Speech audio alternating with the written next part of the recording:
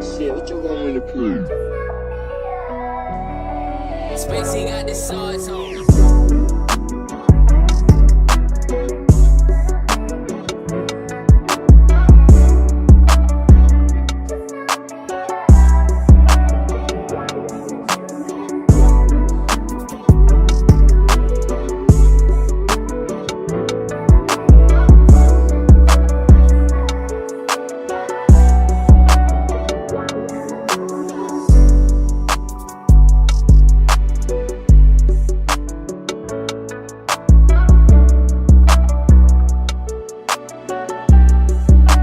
Spacey got the sauce on.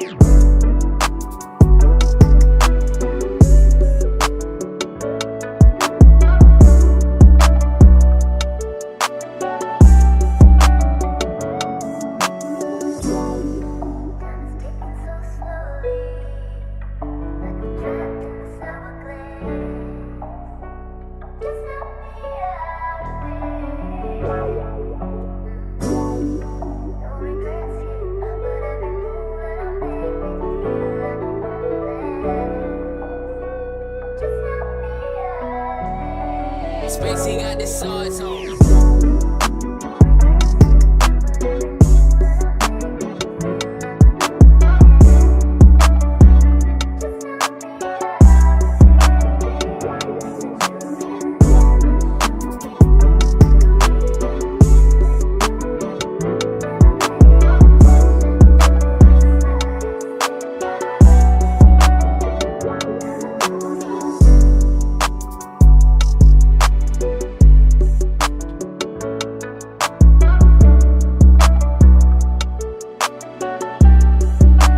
Spacey got the sauce on.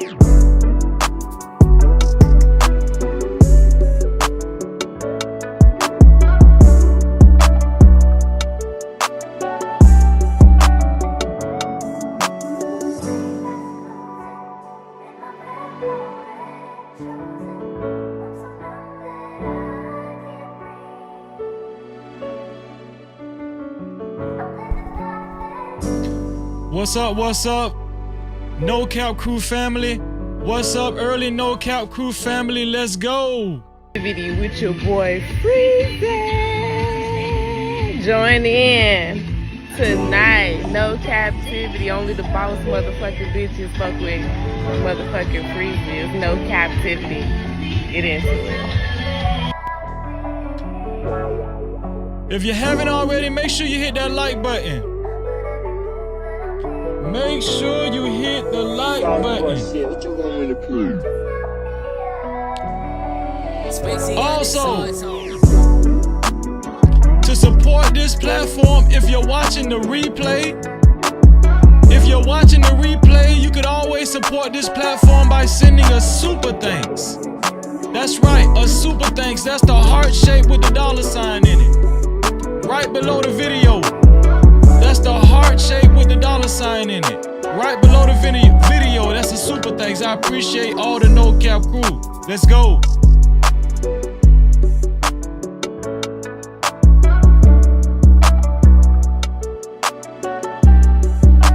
Spacey got the sauce on.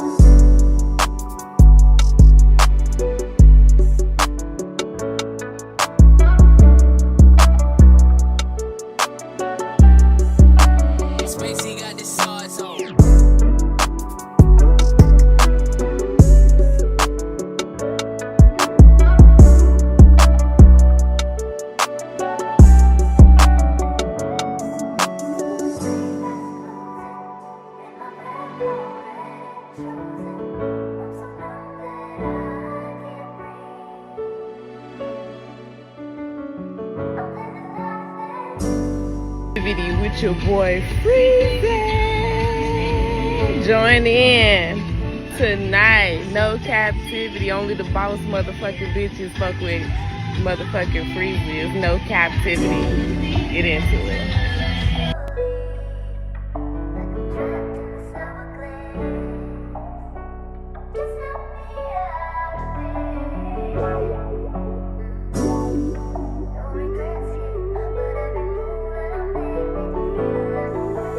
Sauce boy shit, what you want me to prove?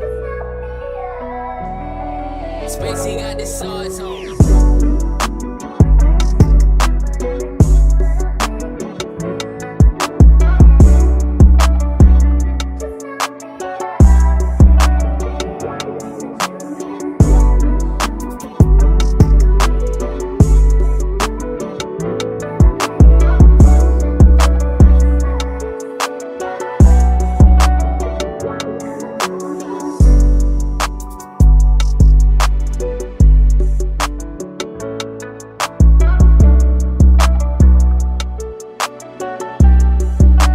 Spacey got the sauce on.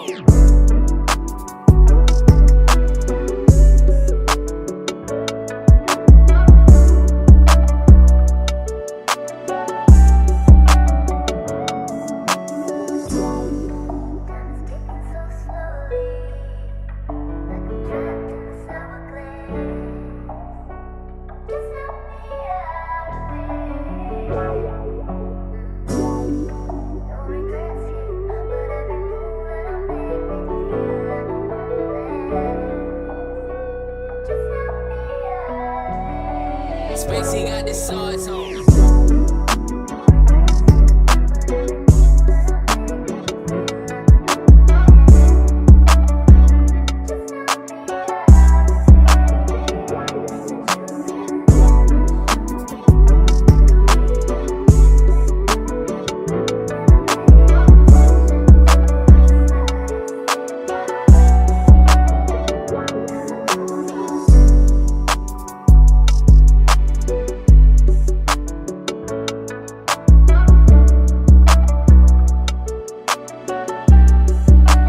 Spacey got the sauce on.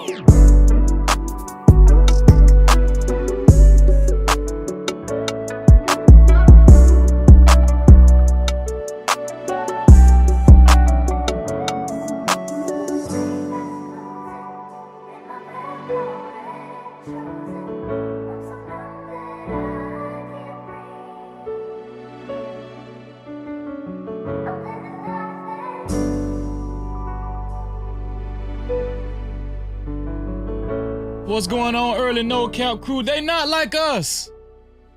They not like us, man. We gonna get into it. DJ Vlad done went crazy. Florida police done went crazy. Why don't black men get respect from their women anymore? It's a lot to cover tonight. Make sure you hit that like button. Sauce boy shit, what you want me to prove? To support this channel, if you're watching the replay, you could always send us super thanks. That's the heart shape with the $sign in it.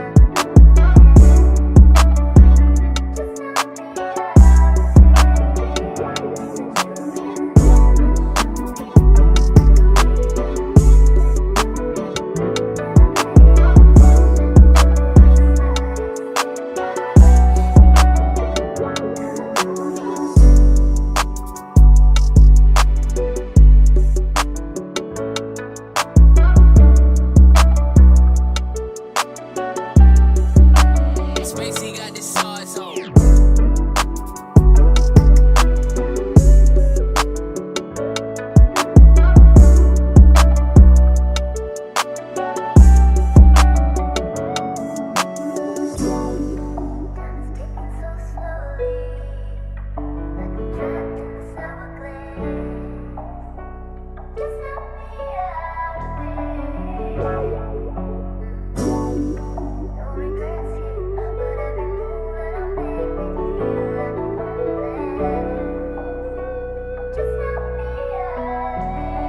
Spacey got the sauce on.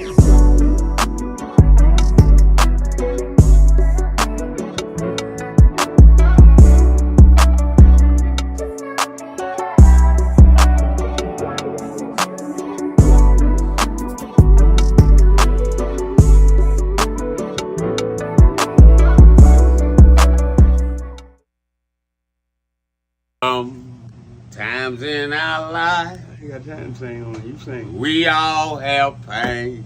So then you gonna sing it. We all have sorrow. Then I look at Wayne and I know that he will be ugly tomorrow. Lean on me when you're my cousin and I'll be your friend. I help you carry on, for it won't be long till I'm gonna need my cousin to care.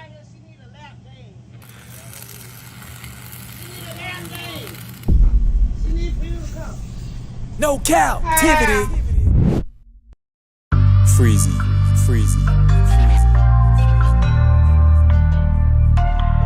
What up? You are officially locked in to No Captivity with Freezy, where we tackle issues that sometimes have us trapped in this thing that we call life. But if you know me, you know my motto. To free yourself, you must heal yourself. And if you're rock with your dog, please hit that like and subscribe button hard right now. And also comment and share this video. That is if you're rock with your boy Freezy. No Cap-tivity. What's going on, No Cap crew? What's going on, family? What's going on with y'all? Love W, I seen your chat. I seen your comment. You said, how can you join? Where's the link to join? On the iPhone.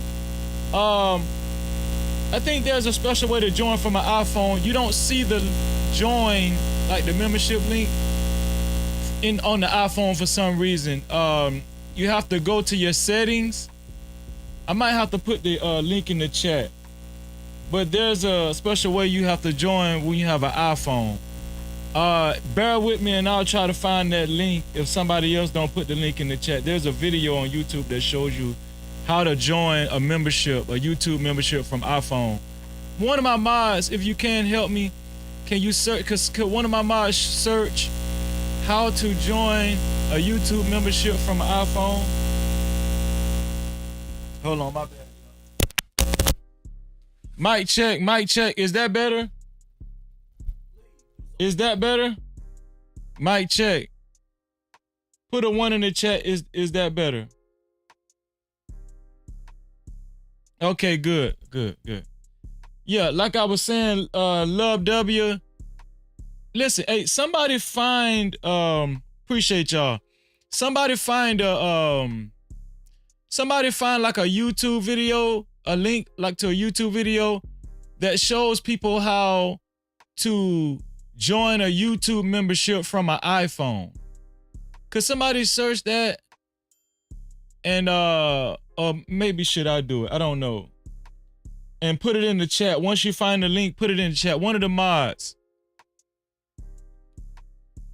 if you got some spare time, one of the mods, find a link where you can join a YouTube membership from an iPhone.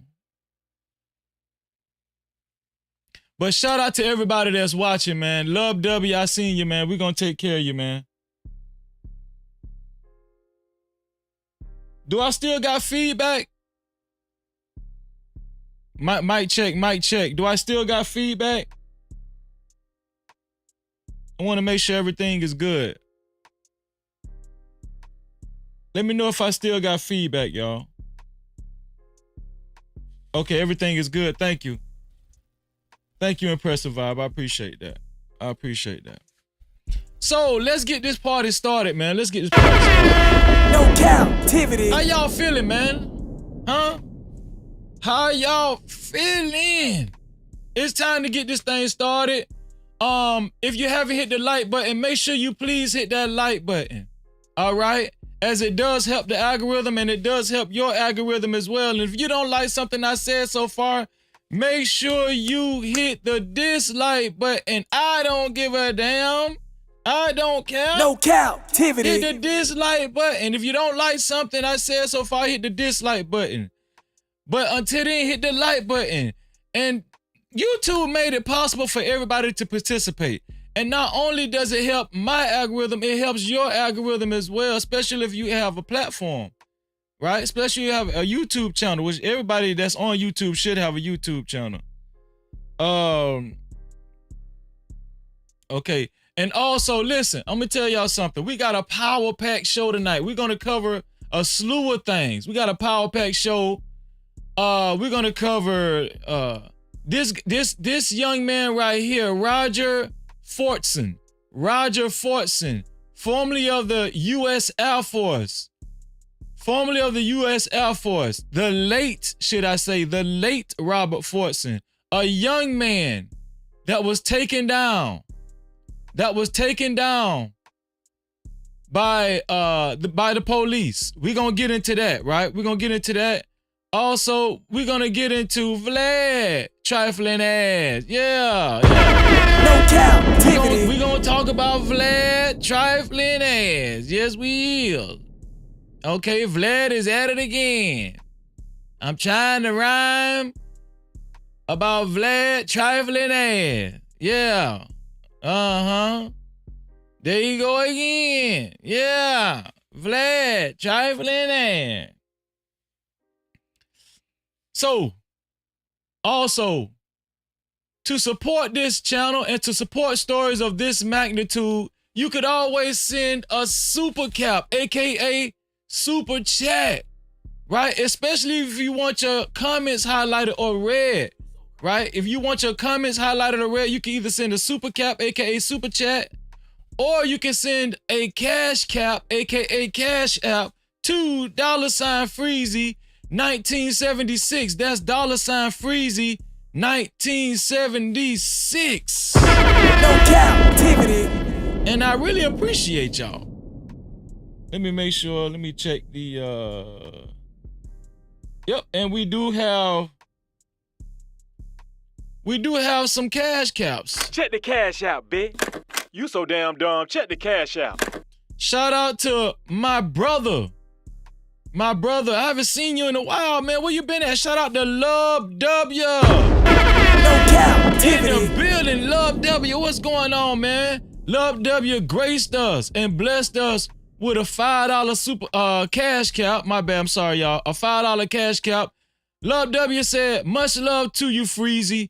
Hey. No Cap-tivity. Love W in this thing, y'all. Love W is in the building. Also, we have another one. We do have another Check one. the cash out, bitch. You so damn dumb. Check the cash out. Love W is back at it again with another cash cap. Love W with a total of $10 on the cash cap side. Love W said, no cap crew fire, and they keep it 100. No Cap-tivity. Shout out to Love W, man, keeping the light jumping. Thank you, Love W. I appreciate that. Let me see. So, did anybody put a link in the chat about the iPhone and the join membership? Before I do the roll call. Oh, Slimmy, you did it? Oh, appreciate that, Slimmy. Thank you, Slimmy. I appreciate that, bro. Let me see. Yep. So, okay. Yeah. Slimmy did it, man. I appreciate that. So, Love W, Slimmy put a link in the chat.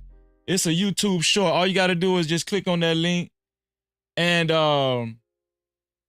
you'll see how to join the membership, bro. I appreciate you. Love W. Listen, it's about time for the roll call. Let's go ahead and get this roll call out the way. Y'all know we got to represent. Let me see. Here we go.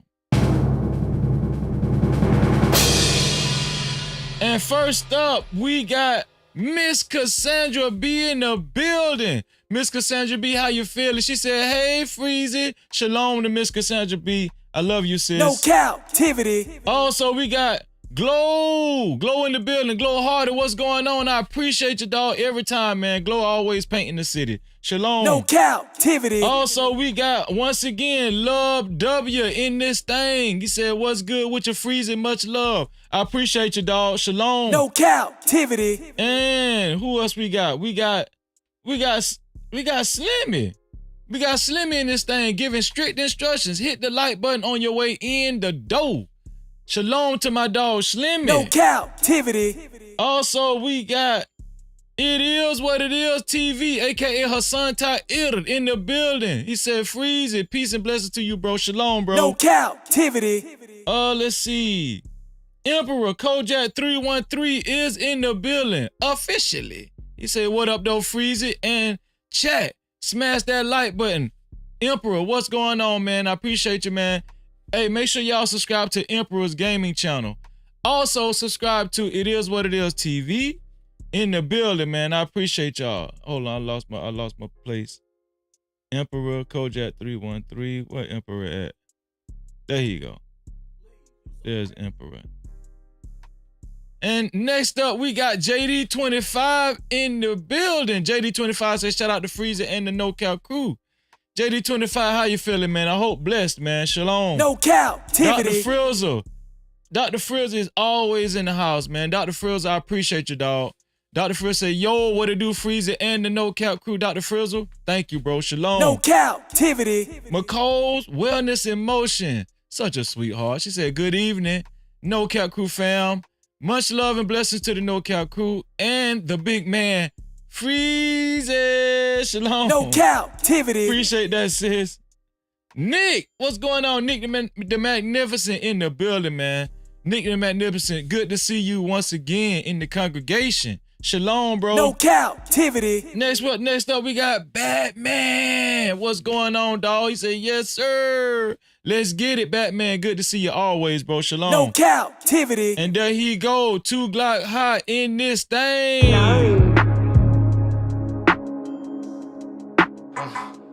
JV4. 2 Glock hot in the building. How you feeling, bro? My real brother. In this thing, in real life. Shout out to 2 Glock hot, bro. Love you, bro. Shalom. Let's get it. No captivity. Let's see. Prime, what's going on? Prime, what's going on, man? Shalom, Ak. I appreciate you being here. Prime, you do graphics, man. I was watching from the clouds on It Is What It Is TV channel today. I was watching from the clouds. I was doing some things and watching at the same time. I heard somebody mention you do graphics, man. Hey, man, that's some good stuff, man. I appreciate you, bro. I'm gonna have to lock in with you. Shalom, bro. No captivity. And there she go, my beautiful sister. Impressive vibe, always painting the city, the No Cap city. Impressive vibes, how you feeling? She just always represent for the No Cap crew. Impressive vibes is a sweetheart, man. You gotta love Impressive vibes, man. Shalom, Impressive vibes. No captivity. Did I say what's up to Slimmy? Slimmy, what's going on with you, man? And I appreciate you putting that link in the chat. I appreciate you putting that link in the chat, Slimmy. I appreciate that, dog. Shalom. No captivity. Let's see. Don't want to miss nobody. Don't want to miss nobody. Who else came through the door? Let's see. And there he go. Bob, what's up, Bob? He's Uncle Rob in the house. What up, bro? Man, just chilling, Rob, man. Bob, man, good to see you, dog. Good to see you, dog. It's always good to see my brother. Bob, man, it's good to see you, man. I love you, dog. Shalom. No captivity. And there he go. Drip! The Drip Show in the building. Man, I appreciate you looking out for me, bro. He said high feedback. We got it together. We got it together, man. The Drip Show. Make sure y'all go subscribe to The Drip Show, man. The Drip Show, man. I'm talking about serious, hilarious, all in one, man. Shout out to The Drip Show. Shalom, bro. No captivity. And there she go. Miss Travel 1. She say greetings to Freezy and her No Cap chatters in the building. How you doing, Travel 1? You can't get away from this. Shalom. No captivity. TBE Trucking, what's going on, bro? Good to see you, man. Me and TBE go way back. TBE, you remember? You remember, don't you, TBE? Huh? Shalom, TBE. No captivity. In the building. Let's see. Anybody new? Anybody new? might be it. I think that's, we got my boy. We got my dog, man. We got my dog all the way from Kuwait. We got my brother all the way from Kuwait. He say, watching from Bora Bora with my daughter. Y'all stay blessed. Shout out to Christopher Mayberry, aka Boss Man, in this thing, man. Boss Man, how you feeling? Always good to see you. Shalom, bro. No Cap-tivity. Mandrell, aka Drelly, in the building. He say, hey everyone, Drelly, what's going on, bro? Always good to see Drelly. I know I got security in the building, man. And he in them trees with that black suit. Shout out to my dog, Drelly. No Cap-tivity. And that's it. That's it. And make sure y'all do this, man. Again, make sure y'all hit that like button.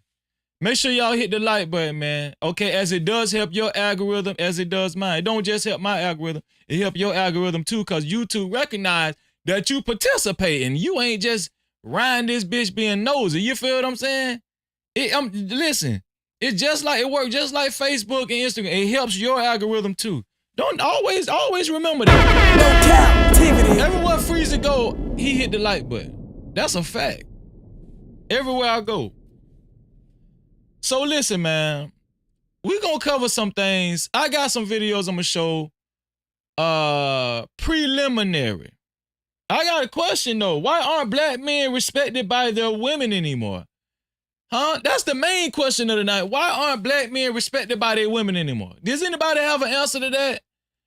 Because it's been a big disparity going on in the black community with black households, relationships, boyfriend, girlfriend, husband and wife. Black men been having a hard time. As a matter of fact, it's kind of getting bad, man. Black women, they're going back to Loving versus Virginia. Okay, they starting to look at white men more and more. I've been seeing a couple of Puerto Ricans and Latinos coming through the cracks every now and then too. No diddy. I'm just here for the thug. I'm just saying, black men, let's get to the bottom of it. Or do you want to get to the bottom of it? You ain't got no choice, because we gonna get to the bottom of it tonight. Yeah, we gonna get to the bottom of this thing. Black men, why don't you have respect from black women no more? Not all black women, because we know there's some black men out there that get respect from their women. And kudos to y'all, okay, because you got your house in order and your relationship in order and your marriage in order. Kudos to you, right? But the large majority are complaining. Why? I want to hear from the black men. I want to hear from the black women on this subject. All races can chime in. It don't matter, all races can chime in. But it is a concern concerning the black community. It's a concern. All right. And if you're another race, tell us about your race and how you're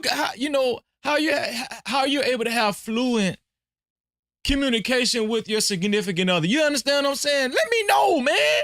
Let me know. No Cap-tivity. Let your boy Freezer know. Okay? Will Vlad be canceled by black culture? Vlad done slipped up and opened his damn mouth once again, ain't he? Vlad done slipped up and opened his damn mouth once again. When is y'all gonna cancel this motherfucker? No Cap-tivity. When are the black people gonna cancel this, man? Y'all can't see it yet. Nobody can see it. This man think he can do whatever. He think he can say whatever he want. Do whatever he want. Because y'all gonna support him because, he possess a large majority of clout that you can get from his channel. Black people are addicted to clout. As long as you can give us some attention, as long as you can give some black people some attention, we don't give a damn. You can say whatever you want to say about us. As long as you put the spotlight on me and you cut on that damn camera and you can guarantee me at least 10 viewers, I'm selling my soul, yeah. No Cap-tivity. That's how we is. That's black people for you, I mean, one of these days we gonna get it together. We gonna get it together one of these days, you know. I'm just saying, you know. Listen, I'm gonna tell y'all something, man. I'm gonna tell y'all something. Who? And does anybody out there still trust politicians? Does anybody out there still trust politicians? I need to hear from my No Cap crew. I'm just up to here. I'm fed up. I'm fed up with politicians. I'm gonna tell y'all something. I participate in my local election. You see that? Hold on, let me see. That says I voted. I voted 2 times. Hold on, I got another one. I got 2. I voted in my local election. Hold on. As a matter of fact, let me put one sticker on so y'all know Freezer ain't just playing around. So y'all know Freezer don't just be talking, cause I'm finna talk shit about these politicians. I'm finna talk shit about these. Hold on. This thing been on here so long, it won't even come off right. Oh Lord. Hold on, y'all. I'm sorry, y'all. This thing, look.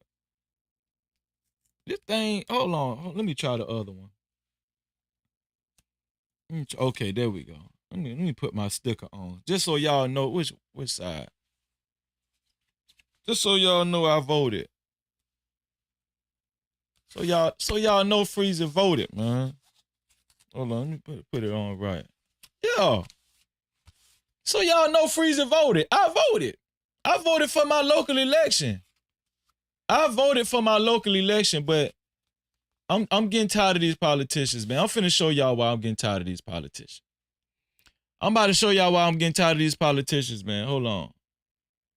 Before we do that, let me make sure it ain't no more cash cows, because I got to make sure I keep checking the cash cows. I don't like to miss those cash cows because I appreciate them. I'm going to come down here to the No Cap room, man, with y'all.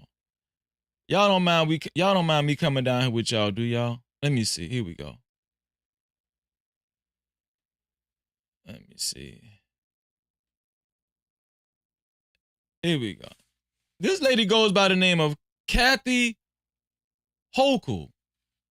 Kathy Hochul. All right. She's a New York governor. Kathy Hochul says, well, I ain't gonna read it. I'm gonna just let her tell. I'm gonna just let her tell y'all. Black people,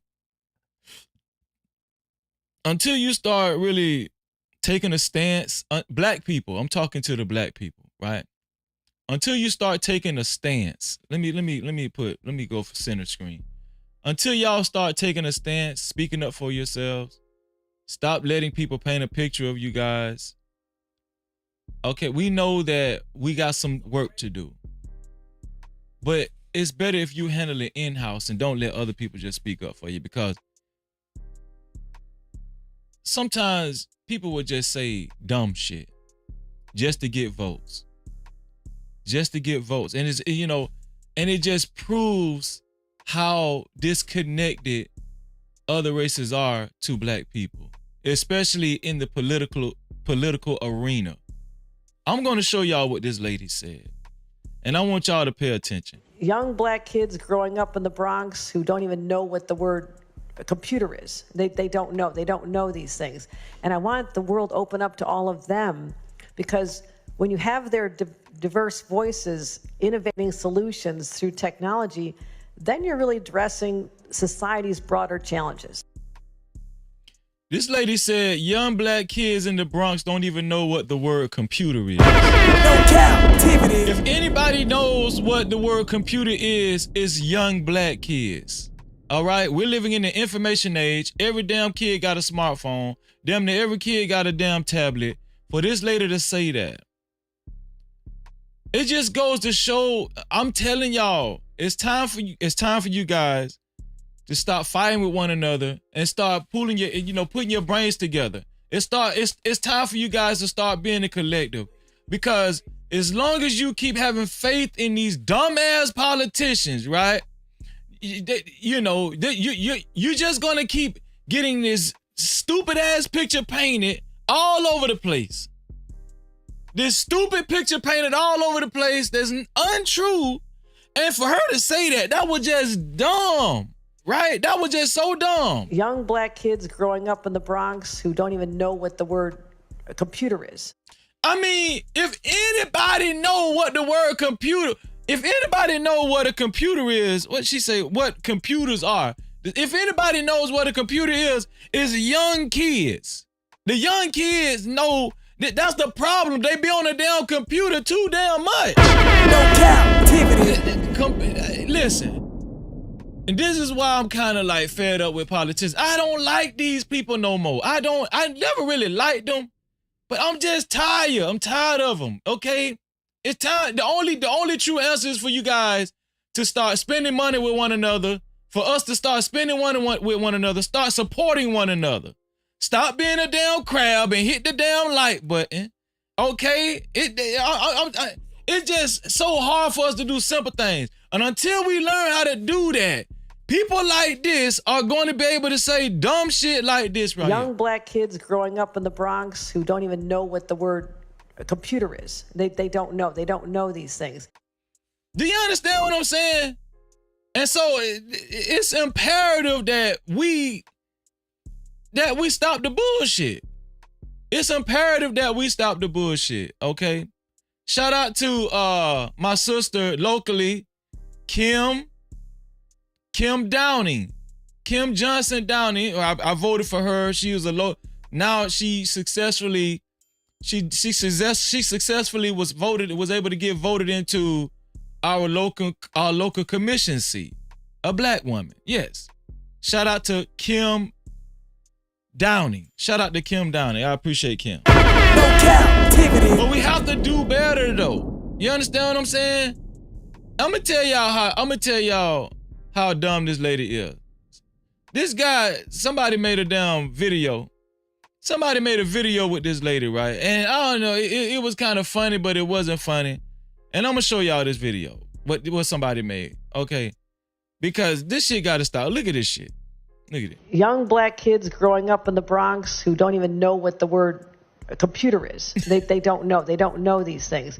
And I want the world to open up to all of them, because when you have their diverse voices. So obviously this was a sarcastic video. Obviously the dude is joking and playing around, you know, because this is what they're trying to, the meaning of this video, this is what they're trying to depict us as. Just some damn some black Neanderthals walking around the city, don't know what the hell a damn computer is. Innovating solutions through technology, then you're really addressing society's broader challenges.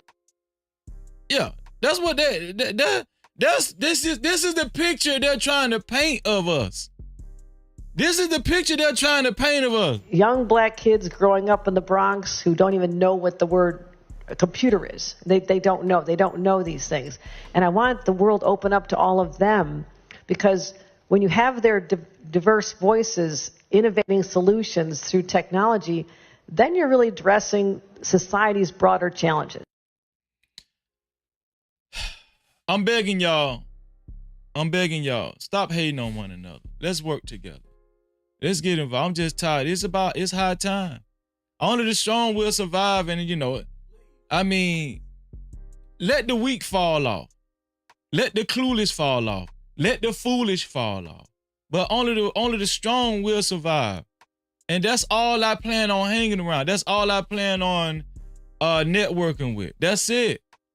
All of the good people. And be yourself. Be yourself. Don't be afraid to be yourself. There's only one you. And try to be your best self. All right? Try to be your best self, man. All right? Black is beautiful. It is. And I don't mind saying that. You understand what I'm saying? I love y'all. And if you're not black in this channel, hopefully you love us too. Hopefully you love us too. Don't feel out of place. Don't worry about if you feel out of place. Black people feel out of place in society every goddamn day. Don't worry about that. We all together over here. We all together. We got the same plight, hopefully. The same plight. And if you're ashamed and you don't like when people say the word black and you be like, oh, he talking about black people again and you're black, get the hell on. Get the hell on. I don't give a damn. Shit.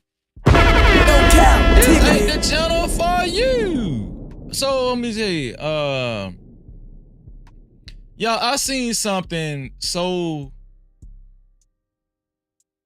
so disturbing. This was bad. And it's just going to show the selfishness in society today, especially with us. It's going to show the selfishness. I mean, I don't know. This might hit an all-time high on the selfish Richter scale, but I do have a question to ask y'all. Once I show this video, I want to ask y'all, who would you blame? Would you blame the mother? Who is more to blame? I mean, no, I'm not going to say who is more to blame. I'm going to say, is the father just as much to blame as the mother? I don't know. Or, you know what? I don't want to speed too much. I don't want to get ahead of myself. I'm going to just show the video and then we'll go after this. But this video, it was very sad, and I want you guys to brace yourself. Shout out to Emperor. I think Emperor put the fair use in the chat. Emperor, I think he did. Let me start Emperor's fair use. I'm going to show this video, all right? And it's kind of emotional. It's kind of unbelievable when I seen it, all right? This girl, I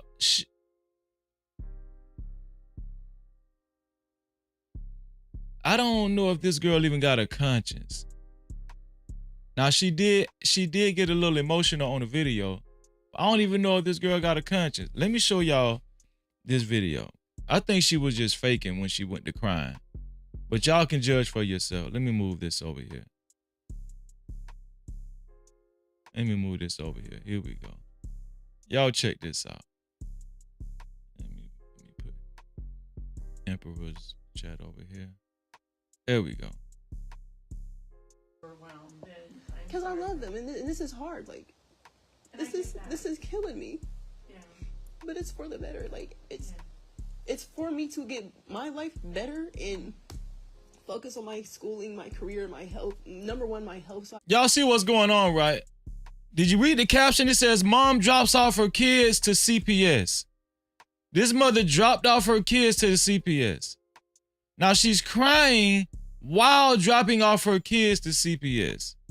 Now I'm pretty sure it is probably emotional for her to, you know, to detach herself from her kids, but she's the one doing it. That's what I'm saying, you know. I mean, come on. No Cap-tivity. How sad and depressed can you be when you're the one giving your kids away? Now I want you guys to keep paying attention. I want you guys to listen and hear why she's doing what she's doing. I'll fucking die because I can't do shit for them if I'm dead. Yeah. I can't stop stressing if I don't have help, you know? So it's like, and it's like the dads didn't want to help me. They wanted to see me beat. I done lost everything so many fucking times. But you know what? Like I said, I'm going to come back for them. And as far as the whole... This is why I tell the women, please marry before you carry. This is why I be telling women, you have the power on who you're going to choose to lay down with and when you're going to lay down with them. Okay? The only people that suffer, I tell y'all this all the time, the people that suffer the most are the children. No Cap-tivity. The people that suffer the most are the kids. Now this woman is just giving up her damn kids to CPS, Child Protective Service. She's giving them up because her reasoning is because she wants her life to be better quality. She wants to do better for herself. But shouldn't she have thought about that before she opened up her legs and let a nigga just skeet all off in there and beat the brakes off of her? I'm talking about jump off the damn dresser from the damn ceiling fan and suck some damn dick and did all that and got drunk and had a good old time after she left the club and snorted some goddamn cocaine probably and turned over and let him hit it from the bike. Should she thought about all that? Should she thought about all that? But now she crying, and the only people that's suffering, the only people that's gonna suffer from this is her damn kids. Yeah. No Cap-tivity. That's the only people that's gonna suffer from this bullshit. But she crying, and I'm gonna tell y'all, this is what I get. I'm not gonna even lie. This is what a lot of time. Now this is what I get tired of when it comes to women. When it comes to women, You the one doing the fucked up shit, but this is gaslighting. Nobody does it more than this is gaslighting. Listen, this woman is giving up her kids to CPS and she wants us to feel sorry for her when you know you a creep. Now, I'm going to put a lot of the onus on the father too, because if you're going to, obviously you giving up your kids to CPS because you don't got nobody else to give them to. Obviously the father don't want them. So both of y'all fucked up. But I don't want to see you crying while you giving up your damn kids. Foster whole thing, like, will it be open? Will I still be able to like see them, bring them gifts and stuff? Like, what they'll do is they'll set up visitation for you, usually here at the agency or a designation place, whatever the court orders, and you'll be able to see them weekly. Okay, that's even better that I can still see them. Oh yeah, you'll get to see them, and I can still provide for them, right? Correct. You Birthdays, can bring them gifts, and have all that. Because like, it's only so much I can do. I mean, I just finished my last medical class today, so it's like I just have to study for my What school did you go to? I'm in 2 different colleges right now. Okay. One is through OSU for my national. And let me tell y'all something. It's not like these kids are babies, all right? They're toddlers. These kids are toddlers. They're old enough to know what's going on. This is very cruel. At every sense of the word, this is cruel as F-U-C-K. I'm trying to stop cussing. No Cap-tivity. This is cruel as hell. I'm telling y'all. And then it just makes me madder that she's crying while you're giving up your damn kids. I promise you, I'm going to come get them back. I promise you, I'm going to come get my kids. You ain't going to come get them kids back. I'm going to tell you what she going to go do. She going to go suck some more dick. She going to go fuck another nigga. And she might get pregnant again. I'm just saying. No Cap-tivity. Irresponsibility. No accountability. No accountability. And I tell y'all all the time, the people that suffer the most is the kids. The people that suffer the most is the kids. Nobody care about the kids. No, all these arguments we have in these spaces, hardly anybody talk about the kids. We always talk about how the women ain't listening to us, and the women always talk about how the men don't, and they're not leaders anymore. Let's talk about the kids.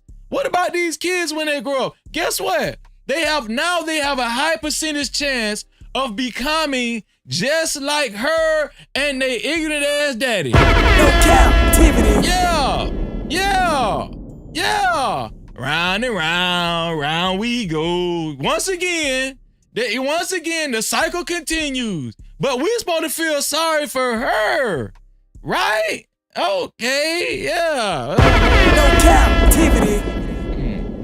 My national medical assistant license. Okay, but if you want to chill back here, I just gotta go interview the kids that talk to me. I know the little ones won't be able to. And if you ask Alex, it'll be everything from dinosaurs to Siren Head. But you'll see what I'm talking about. They're intelligent. Yeah, they seem like good kids. They are into because they like because you know I told you we watch documentaries and stuff, so they are into a lot of Greek mythology, in like Indian myths and then not only that, this is the killer. She posted this shit. She put this shit on TikTok. She used her kids to go viral to make a damn post on social media. What's wrong with y'all? What's wrong with y'all? I'm at the car. Why is Freezy?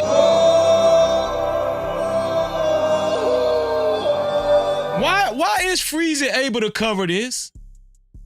Why is Freezy able to cover this? You know why? Because she posted this. She posted this while she was in the office at CPS while she was dropping off her damn kids. Yeah. Super chat. Shout out to my sister Sugar Bomb.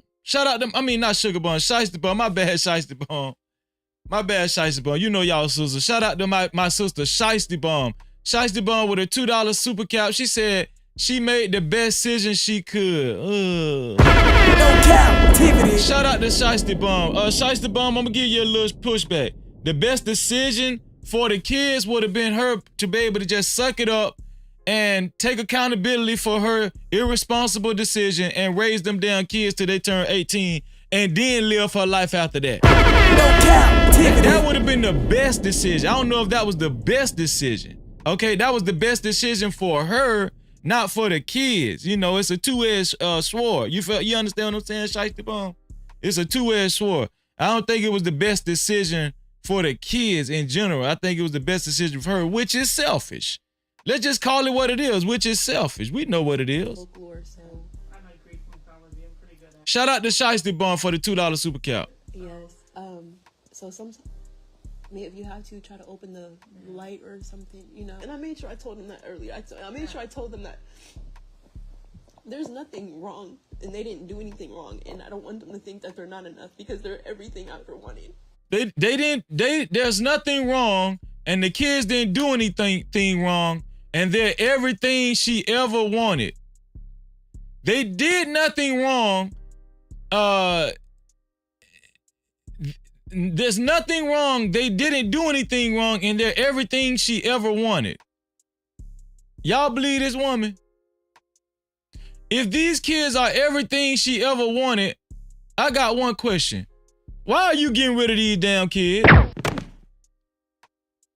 If they everything you ever wanted in your life, why are you getting rid of these damn kids? I just need to know that right there. Real talk. We're here for the thug.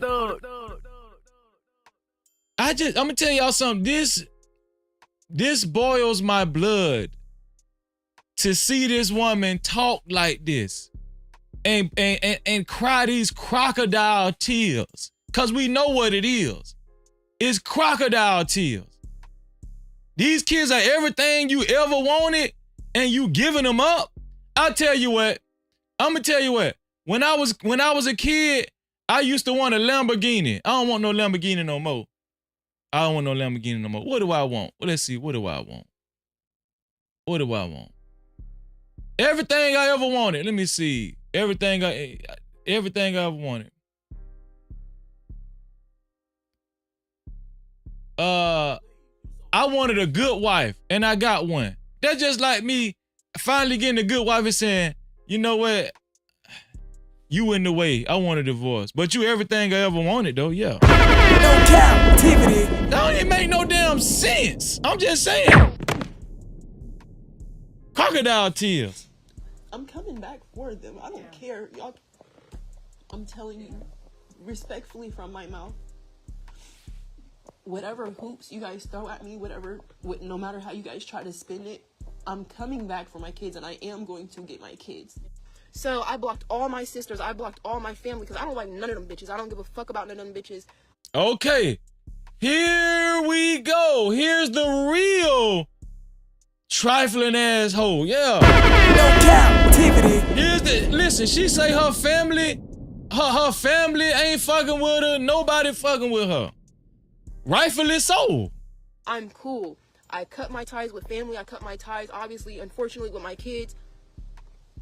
I cut my ties with family. I cut my ties, unfortunately, with my kids. I don't have a boyfriend, but the nigga I was fucking, that nigga, I cut my ties with him. I don't have a boyfriend, but the nigga I was fucking, I cut my ties with him. What? If the dads didn't fucking care, why the fuck do I gotta care? If the dads didn't care, why the hell do I gotta care? No Cap-tivity. That's why you shouldn't have opened your goddamn legs. That's women. I'm talking to all the women out there. I'm talking to all the women out there. Did you hear what she just said? If the baby daddy didn't want the kids, why should I want them? You should have thought about that before you open your legs. Women control sex. Women, you don't have to lay down with these guys. You can choose your mate. And guess what? The best case scenario is for this guy to be your husband already. It ain't rocket science. No Cap-tivity. It's not rocket science.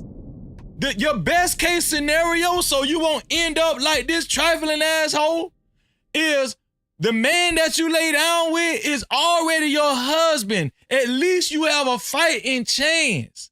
It's not rocket science. No captivity. It's not rocket science, but women make it so hard, and then you go and do some dumb shit like this.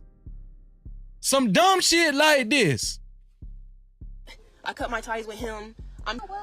If the dads didn't fucking care, why the fuck do I gotta care?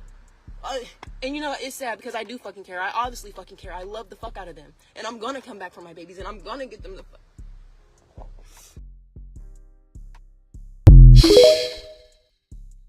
Listen, I'm gonna tell y'all something.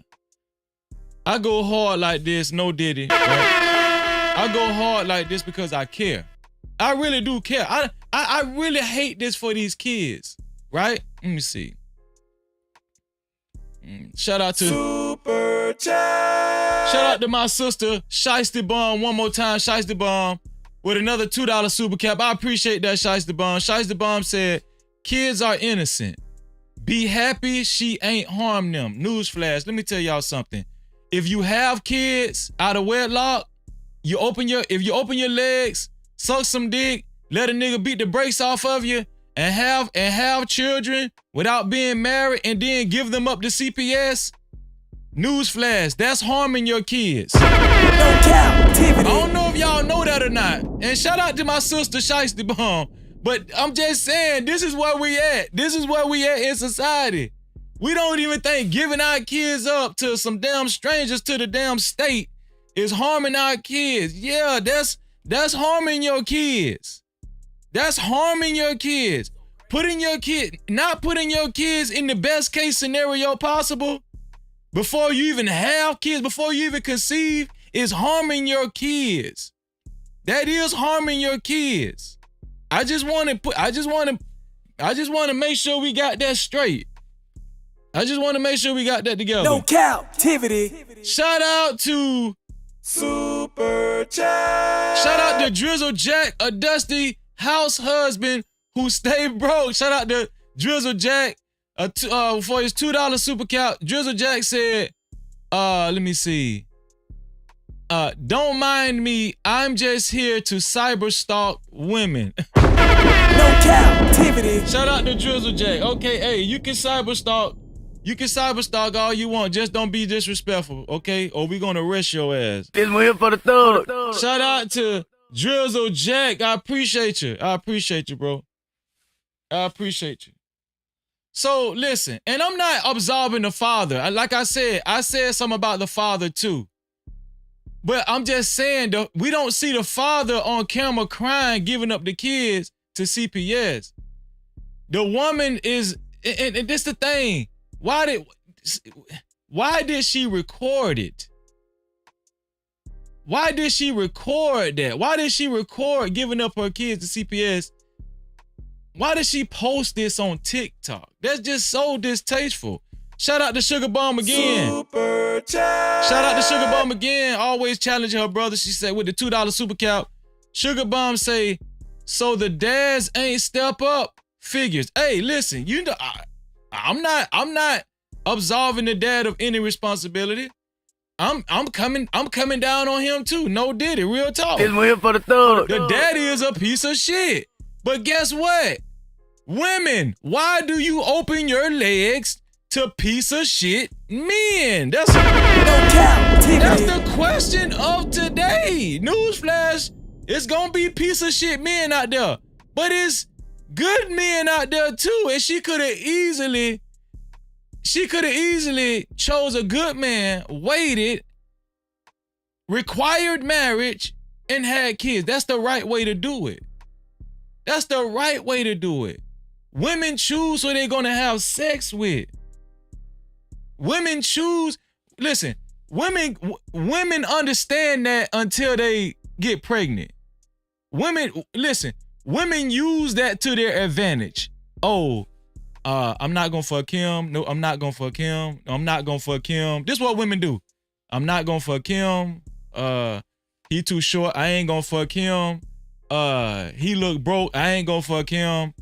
His Air Force Ones is dusty. I ain't gonna fuck him. Let me see. He overweight. He too fat. I ain't gonna fuck him. Oh, he ugly. I ain't gonna fuck him.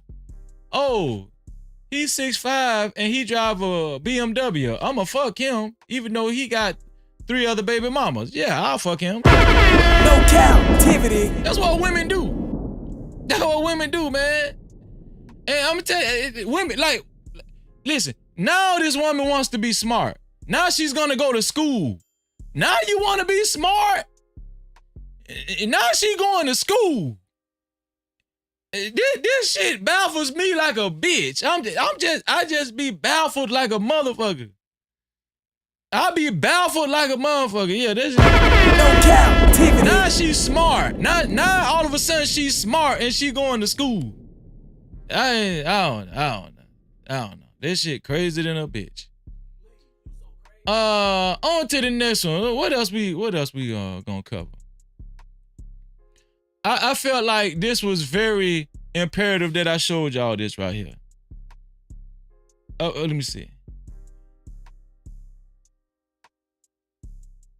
Shiesty Bomb said, of course the deadbeat dads ain't gonna get their kids from CPS. Of course the deadbeat. Let me highlight Sugar Bomb's comment. This is one thing me and Sugar Bomb agree with right here. Sugar Bomb, you absolutely right. I'm not Sugar Bomb, Shiesty Bomb. I don't know why I keep calling you Sugar Bomb, Shiesty Bomb. I'm sorry. Shiesty Bomb, you absolutely right. You're absolutely right, Shiesty Bomb. Of course the deadbeat dads, of course they're deadbeat dads and ain't gonna get their kids from CPS. That's what I've been saying the whole time. But guess who she fucked? Shiesty Bomb. Guess who this lady fucked? The same deadbeat dad that wouldn't get his kids from CPS. That's who she laid down with. That's exactly what I'm trying to tell y'all. Don't lay down with these kind of guys. That's what I'm just trying to. No captivity. Is Freezer saying something wrong? Shout out to Shiesty Bomb. I'm gonna stop calling you Sugar Bomb. I'm so used to seeing Sugar Bomb was be over here. I'm sorry. I know y'all cousins and stuff. I'm sorry. I got to show y'all this right here.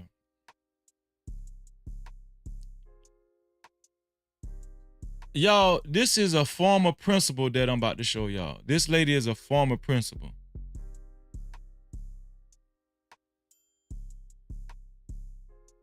This lady is a former, and Slimmy made a great point. Slimmy said, we don't know if she even told them she was taking them to CPS. Slimmy, that's a great point. We don't know if she told the father that she was taking the kids to CPS. So I do want to be fair on that. Slimmy, you're absolutely right. I want to acknowledge that before I'm too hard on the dad, right? Before I'm too hard on the dad, we don't know if she told the father she was taking the kids to CPS. So Slimmy, you made a great point, Slimmy. As a matter of fact, let me highlight Slimmy's point. See, this is why I got the No Cap crew, because they hold me accountable as well. Listen, I don't mind because I need y'all help. Let's get this together. We don't know if she told the father that she took the kids to CPS. We don't know. We don't know. Maybe she was salty because, obviously she said her and her boyfriend aren't together anymore. They aren't together anymore. So we don't know how this shit went down. We don't even know how this shit went down. No captivity. Slimmy said, Slimmy, have you been doing some research on this? Because it seemed like you know a lot more. How you doing, Anika? How you doing? I seen Lucky in here too earlier. Let me see.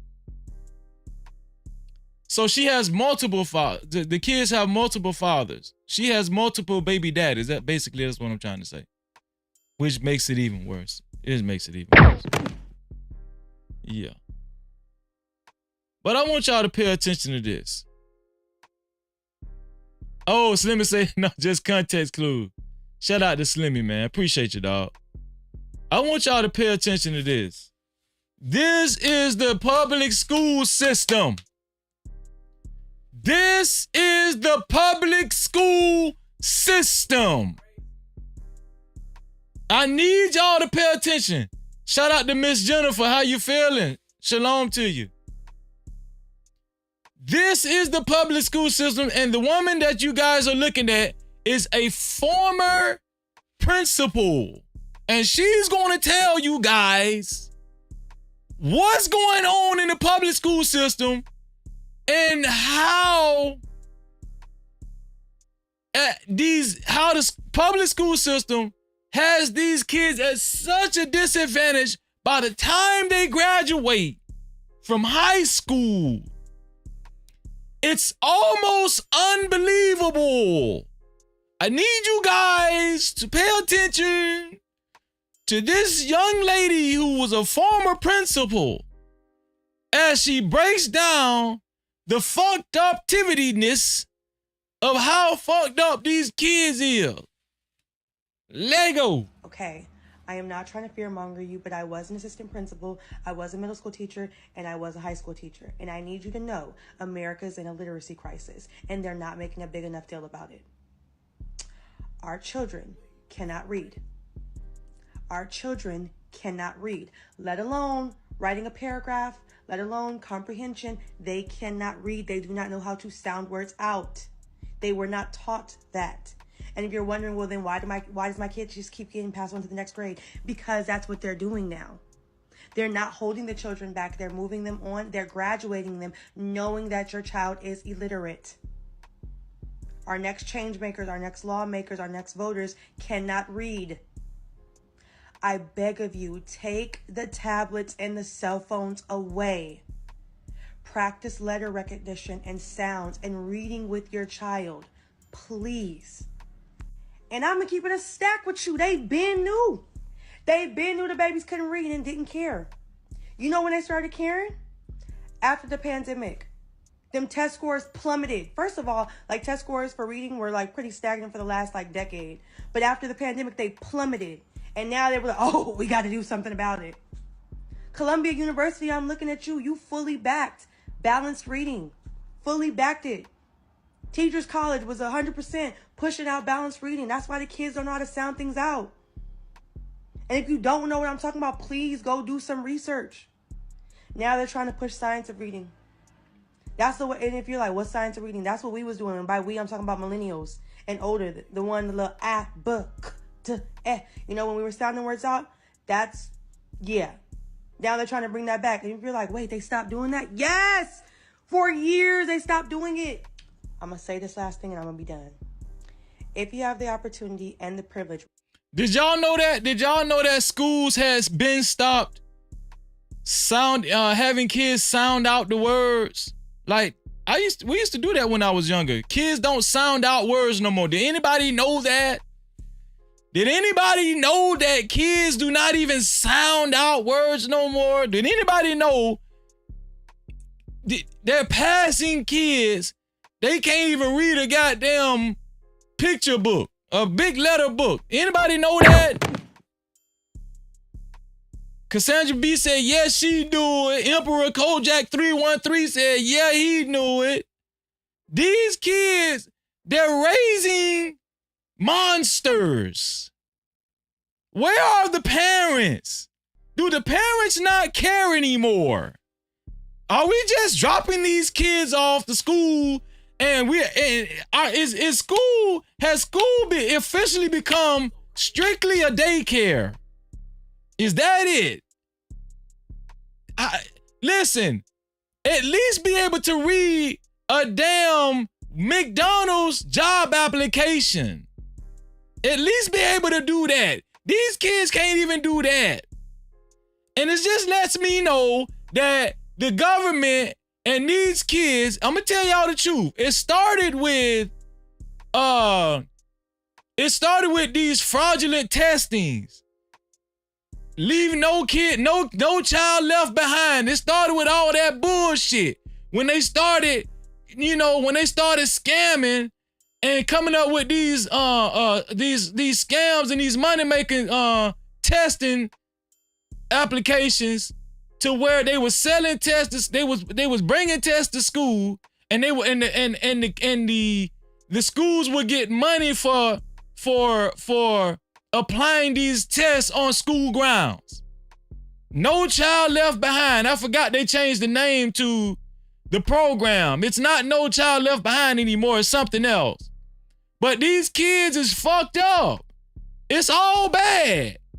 And some of y'all kids in these same schools, it's come to the point where you need to start homeschooling your kids. And I know it's better, it's easier said than done, but here's a former principal telling y'all how these kids are not learning to read. When the last time y'all picked up a book and read it with your child in the living room? When was the last time? Shiesty Bum, I agree with you. The parents are a big part to blame. This is crazy. Miss Bella said, Freezer, they doing math online. Got rid of all the textbooks. Makes a big impact when learning. Not every kid can learn from a screen. I agree. But the schools are not doing their due diligence. This is crazy. This is crazy. The school, let me tell y'all something. Schools do not care about your newsflash. Schools are not going to care about your kids more than you are. I don't know if y'all know that or not, but schools are not going to care about your kids more than you are. This is a fact. Right? Because like taking off from work is a privilege. You need to start, and by you, I'm talking to parents and guardians, start going to these PTSA meetings and these district meetings. They are passing so many policies and they're banking on the fact that parents and families are not going to show up. You need to know what. You know why they banking on the fact that parents aren't going to show up? Because they don't show up. That's why. I'm at the go.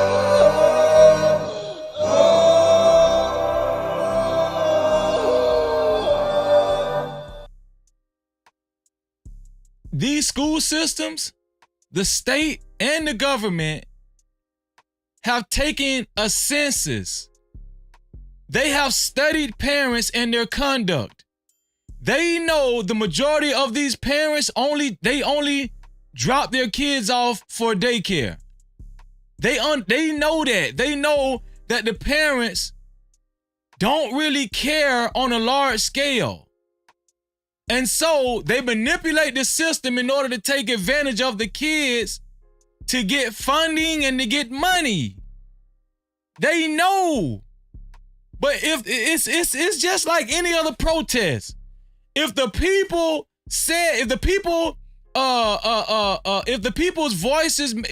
made their voice heard, if the parents made their presence felt, the state and the government and the school system would not take advantage of these kids the way they do. But this is just evidence, sheer evidence that parents don't care no more. The parents don't care no more. Listen, the parents are the Gen Xers and the millennials. Those are the parents now. The millennials were the first ones to really adopt YouTube and MySpace and all. Well, no. Gen Xers adopted MySpace. The MySpace started with Gen Xers, and then the millennials, they ran the race with Facebook and Instagram and the rest of that bullshit. Gen Z got TikTok on lock. Okay? That's what it's all about. Nobody cares about their kids. And guess what? In order to shut their kids up, it used to be we'll put them in front of the TV and then let them watch cartoons. No. You know how y'all shut y'all kids up now? Give them a smartphone. That's how you do it. That's how you shut your kids up. That's how you get your kids out of your hair. Give them a smartphone. And then in the morning, you don't waste no time shipping their ass off to school to prison pipeline. No Cap-tivity. Yo. Those policies are and how they're affecting. Shout out to Gail at Night in the building. Children, particularly black and brown children, they know families can't or won't show up. You need to be more involved with your students' schooling. You need to know what those policies are and how they're affecting your children, particularly black and brown children. they're affecting your children, particularly black and brown children, particularly black and brown children. They know families can't or won't show up. They're affecting your children, particularly black and brown children. They know families can't or won't show up. You need to be more involved with your students. Ain't that a damn shame? You niggas won't show up for your goddamn kids. Boss man, shout out to you, man. I seen you. He said he emailed his kids' teachers before he left, went back. Shout out to boss man, man. I appreciate you, bro. No Cap-tivity. We need more fathers like you, bro. I appreciate you. It's some good fathers out there. Some good fathers out there.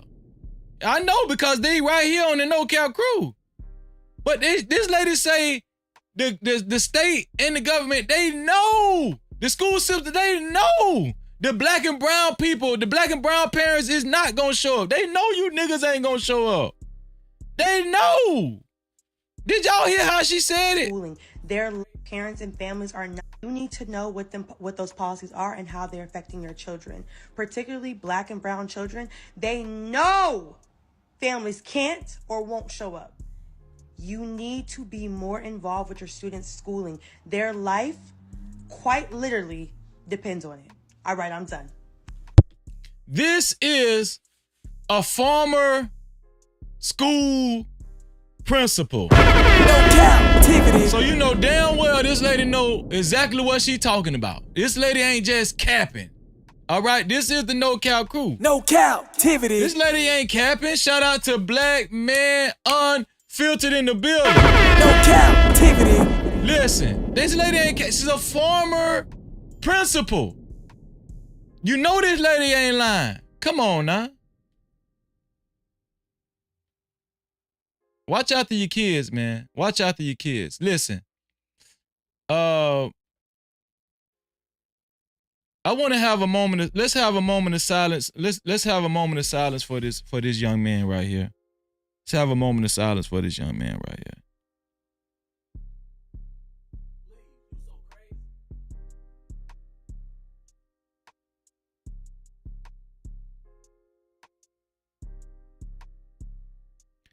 This young man goes by the name of Roger Fortson. Roger Fortson. Do y'all remember Breonna Taylor?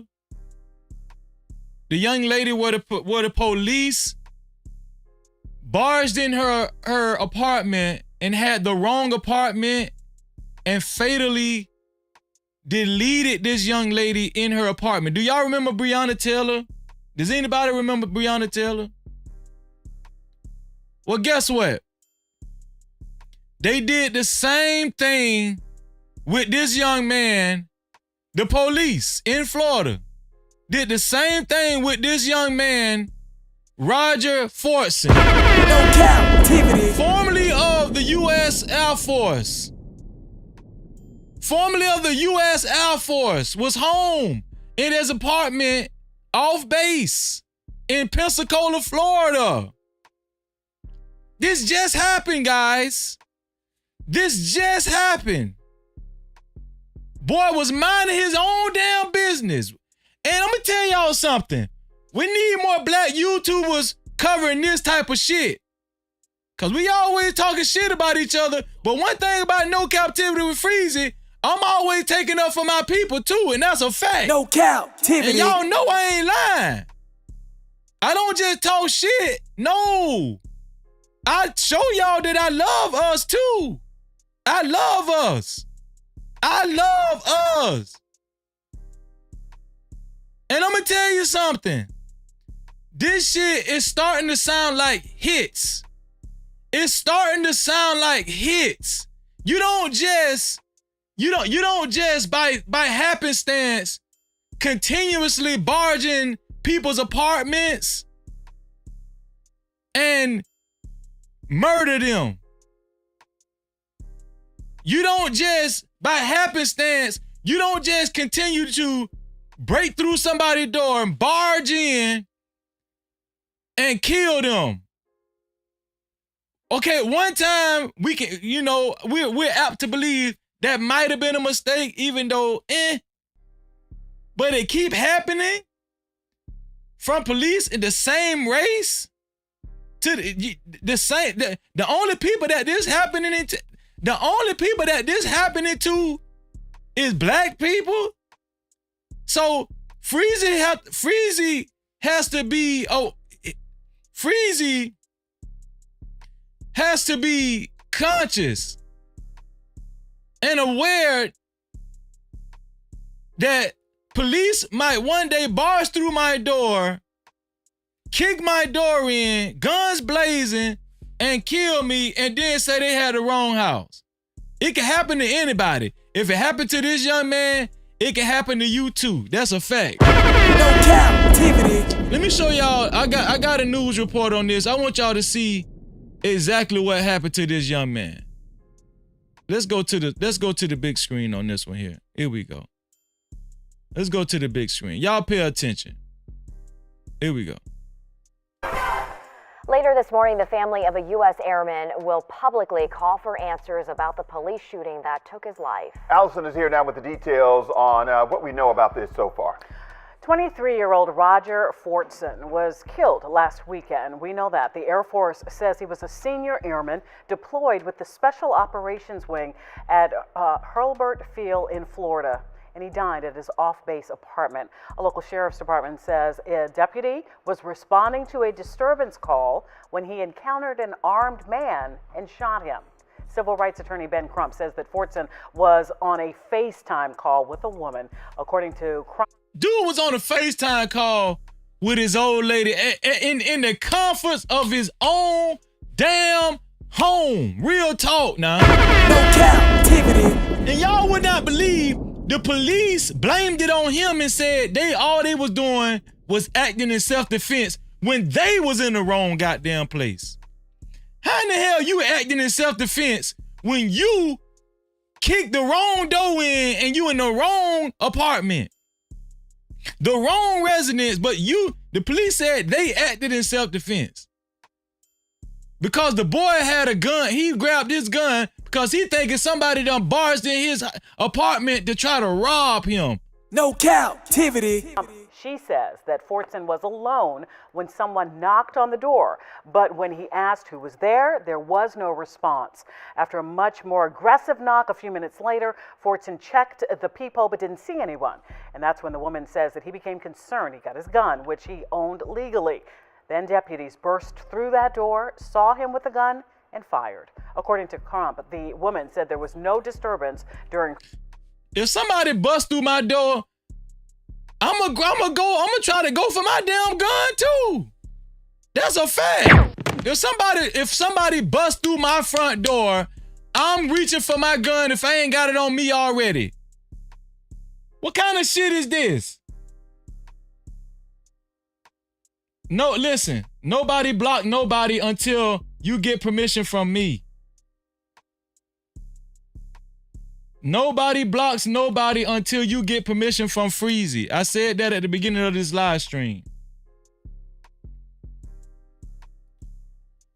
What kind of shit is this? So they saying, oh, he grabbed his gun. Yeah, he grabbed his gun because somebody bust through his damn front door in the privacy of his own home. What kind of shit is that? Super chat. Shout out to Black Man Unfiltered for the $5 super cap. Bro, I appreciate you and I love you. He said my brother showing some love. Shout out to Black Man Unfiltered. Make sure y'all go subscribe to my brother's channel, BMU, aka Black Man Unfiltered. No Cap-tivity. Shout out to Black Man Unfiltered. Also, super chat. Shice the Bomb with a $2 super cash. She said, Freezy, why Lil Glow want to block me? Glow not gonna block you. He's not gonna block you. He knows not to block you. Glow, you haven't blocked her. You haven't blocked her yet, have you? Don't block anybody until you get permission from Freezy. Until you get permission from me, don't nobody block nobody. I appreciate that, Glow. Thank you. Shout out to Sugar Bomb again for the $2 super cap. Got that light jumping. No Cap-tivity. Let's keep watching, y'all. Her call with Fortson, and she believes deputies went to the wrong apartment. The lawyer, Ben Crump, issued a statement. In part, it says, quote, "We are calling for transparency in the investigation into Roger's death and the immediate release of body cam video to the family. His family and the public deserve to know what occurred," end quote. Now, the deputy who shot Airman Fortson has been placed on administrative leave. The Florida Department of Law Enforcement and the local state attorney's office will investigate this shooting. Y'all, let me tell y'all something. Salute to Roger Fortson and his family, right? Salute to Roger Fortson and his family. This is his family right here. In mourning of their son, their brother, their cousin, Roger Fortson. The police busted in his home unwarrantedly and murdered this kid. And then said they acted in self-defense because this kid had his gun. Of course he had his gun because you barged in this man private place without permission. You wrongfully barged into this man's home and senselessly murdered this boy. A decorated U.S. Air Force soldier. This is how he lost his life. All he was doing was FaceTime with his girlfriend. And next thing you know, somebody barged in, which was the police, and they killed him. Yeah, that's what they did. And now the police is saying, hey, we was acting in self-defense because he had a gun. Of course he had a gun in his home when somebody bust down his damn door.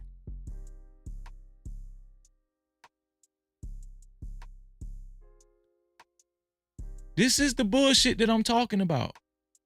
We always talk about the thugs, right? We always for the thugs. We always talk about the thugs and the gangsters killing each other. No, let's talk about this. Let's talk about this. This is the second time somebody's home was barged in by mistake and it just so by police and killed and murdered, and they just so happen to be black. Are these people leaving the KKK and joining the police forces across the nation by the droves? Is that what's going on? No Cap-tivity. It's starting to sound like playing like hits. It just don't sound right to me. How in the hell you keep barging in somebody's home mistakenly, and you are a trained officer, and you're a trained officer, but you keep busting in people's home, killing them, and they just so happen to be black? Why we don't talk about this? Huh? No Cap-tivity. I want to give a special shout out to Roger Fortson and his entire family. I hope that justice prevails. I hope whoever pulled the trigger and all the other officers that was involved, I hope justice is served, and I hope they get what's coming to them.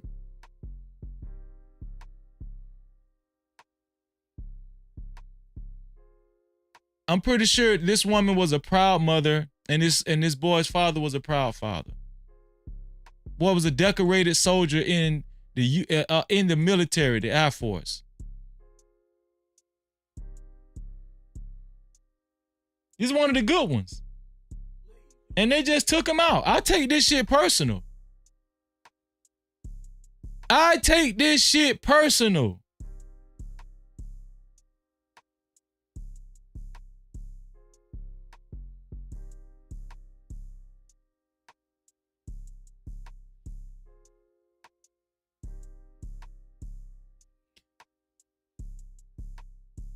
Mia says, Roger, meaning Roger, he opened the door, he had his gun in his hand, pointed down. So he wasn't even pointed at the officer.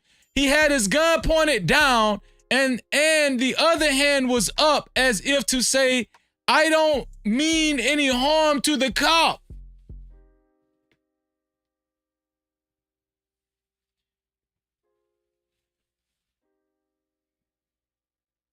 I don't mean any harm to the cop. Cop shot within 3 motherfucking seconds. No Cap-tivity.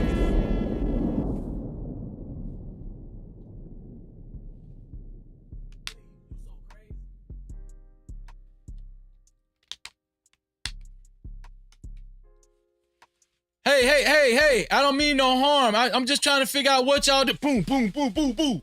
Boom, boom, boom, boom.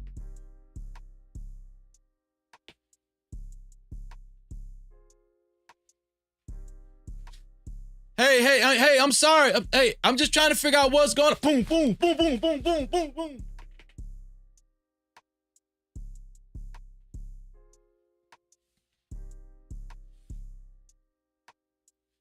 It can happen to anyone. I'm telling you, listen, man. This shit is just not by happenstance no more. These are hits. These are hits. That's what this is. Shout out to his family. Shout out to Roger Fortson and his entire family. And we give much love coming from the No Cap crew. Real talk, man. No Cap-tivity. And we're gonna follow this case and see it through. Hopefully Ben Crump can get a W out of this one. Y'all know what time it is, man. It's time to talk about this clown right here. So Vlad, right? Y'all know we've been talking about Kendrick Lamar and Drake and how they been beefing and stuff.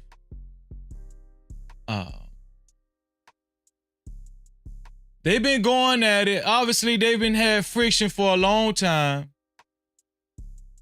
And they've been creating diss records back and forth. Might be the most diss records created in one beef, in one hip-hop, one rap beef in history. DJ Vlad, aka VladTv, chimed in on the matter. And he gave his opinion on it. Now, DJ Vlad has been accused of being a culture vulture for a long time. DJ Vlad has made a lot of money off of black culture for a long time. And I'm going to give DJ Vlad a little credit. He hustled for it, okay? Even though he had a lot of help from black hip-hop artists, and it couldn't have been possible without them. But Vlad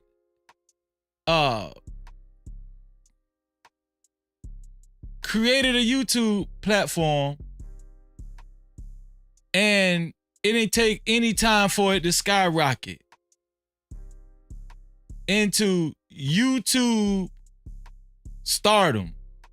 Now, Vlad been giving his opinion on several black topics and black figures throughout the last 10 years.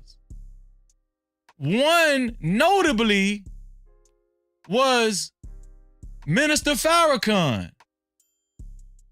He said some disparaging things about Minister Farrakhan, and he got a lot of pushback and a lot of criticism because of it.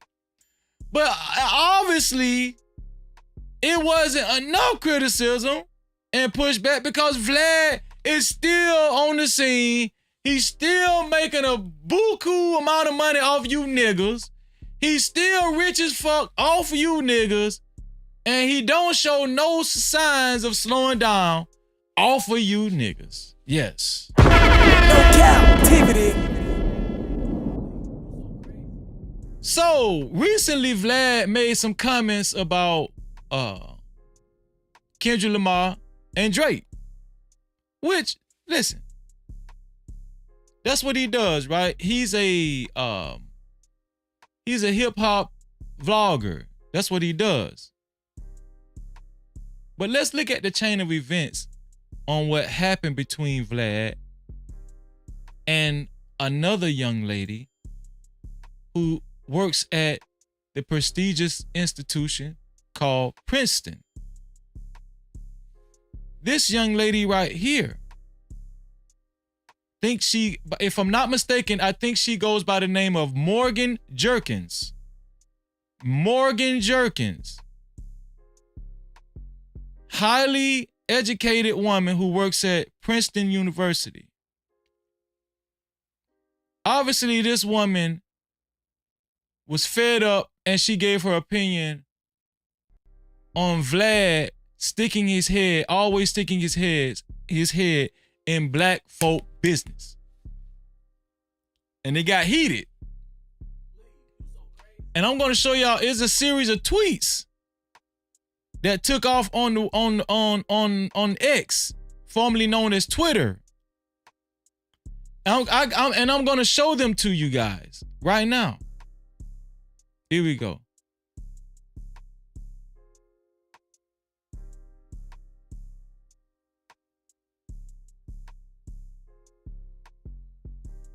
So this is the first tweet.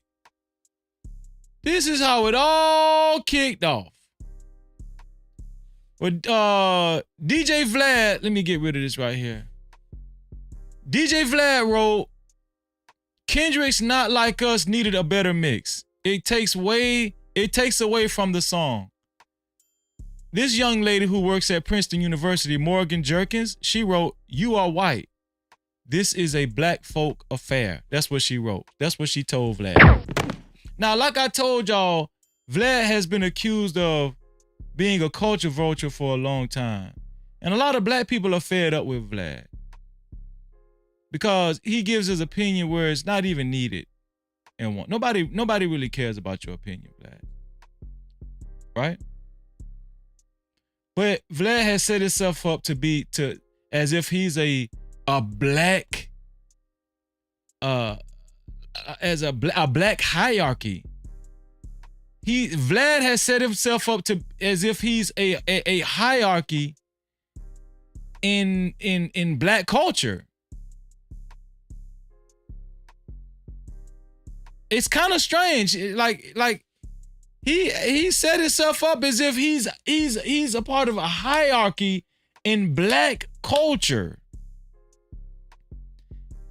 As if he has a big say-so on what goes on with black culture.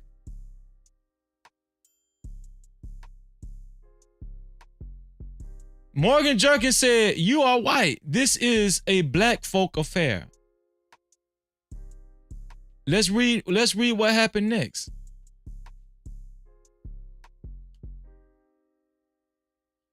Okay, here's the next one. This is what happened next, y'all. So, DJ Vlad said, wait, so a professor at Princeton is telling me that a white person shouldn't be allowed to voice their opinion about hip hop? Now, I will agree. Anybody can voice their opinion about hip hop. It's to the point now where it's the largest genre of music known to the world at this present time. So I understand what he's saying. And then he goes on to say, is that how you interact with your students? So he goes on to take personal attacks. She says, what I'm saying is that you put your opinion in a discussion that's not needed. This conversation is and should center black people, not you. So she's fed up with Vlad. Obviously she's seen Vlad throughout the years and the comments that, now this is not the first time Vlad has made disturbing comments about black people. Not saying that the comments that he made about Kendrick Lamar was disturbing. He was saying that Kendrick Lamar needed a better mix on the song. But Vlad has a bad track record at sticking his nose where it's not needed and making very egregious opinions and comments on highly prominent black figures. And he gets away with it. And he still makes a killing and a shitload of money off black people. And we give it to him. I'm gonna tell y'all one thing. We'll give our money to another race before we give it to each other, won't we? That's just a fact. No Cap-tivity. And guess who know that, Vlad? This is what happened next. Vlad said, don't try to change your words now. I'll be reaching out to Princeton. And he tagged Princeton. No Cap-tivity. About this on Monday. Now, here's where the criticism came in at. What started as a conversation between Vlad and this young lady, Morgan Jerkins, a professor at Princeton University, he tagged this lady and involved her employer. He tagged her job, hoping to get this woman fired. This is, listen, I need you guys to know Vlad is Jewish. He's a Jewish man. He's Jewish. He's a small hat. He's a small hat. And we all know the egregious things that these small hats have been doing lately. We talking about the trafficking. We talking about the underground tunnels where they're filtering kids through, right? They feel like they can do any damn thing. Even present themselves as a hierarchy in black culture. Done tagged this woman's job.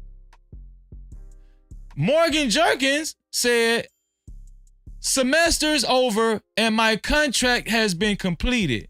But thanks for trying to bully me out of a job for censoring black people because you got your feelings hurt. Very retaliatory, huh? Very retaliatory, huh? Nice tactic. So she know what Vlad was trying to do. She know Vlad was trying to get her fired. But she said, luckily, she finished her contract and it's been completed. See, I'm gonna call it out. I'm gonna call it out whether any other platform does. Listen, I'm gonna call it out. Vlad was being a straight up bitch. No Cap-tivity. And a whole ass cracker for doing this shit. Let's keep going. DJ Vlad wrote, it's called a permanent record. Every university has one. I went to Berkeley myself. So here it is. Vlad is telling her it don't matter if you completed your contract. I know I was trying to get your ass fired. But guess what? It don't matter that you finished your contract because guess what? There's such thing as a permanent record. And this is and I'm gonna put this on your fucking record. How? I don't know. That was some stupid ass shit Vlad just said. But anyway, I digress. Vlad goes on to say, people spew ignorant and bigoted comments at you publicly and then act like they're getting bullied when they get a response. So, how was what she said bigoted and ignorant? Why do white people like to play the race card when it conveniences them? When you done made millions of dollars off of black people? No Cap-tivity. Why do they do that? Why do they do that? When you done made millions of dollars off of black people, now you get to play the race card? Mr. Jewish man, Mr. Small Hat? Now you're a victim? When you tried to get this lady fired? He goes on to say, typical victim mentality. Go ahead and take that Princeton. He tagged Princeton again. If Vlad ain't being a whole Karen out here, real talk. Come on now, come on, man. I'm at the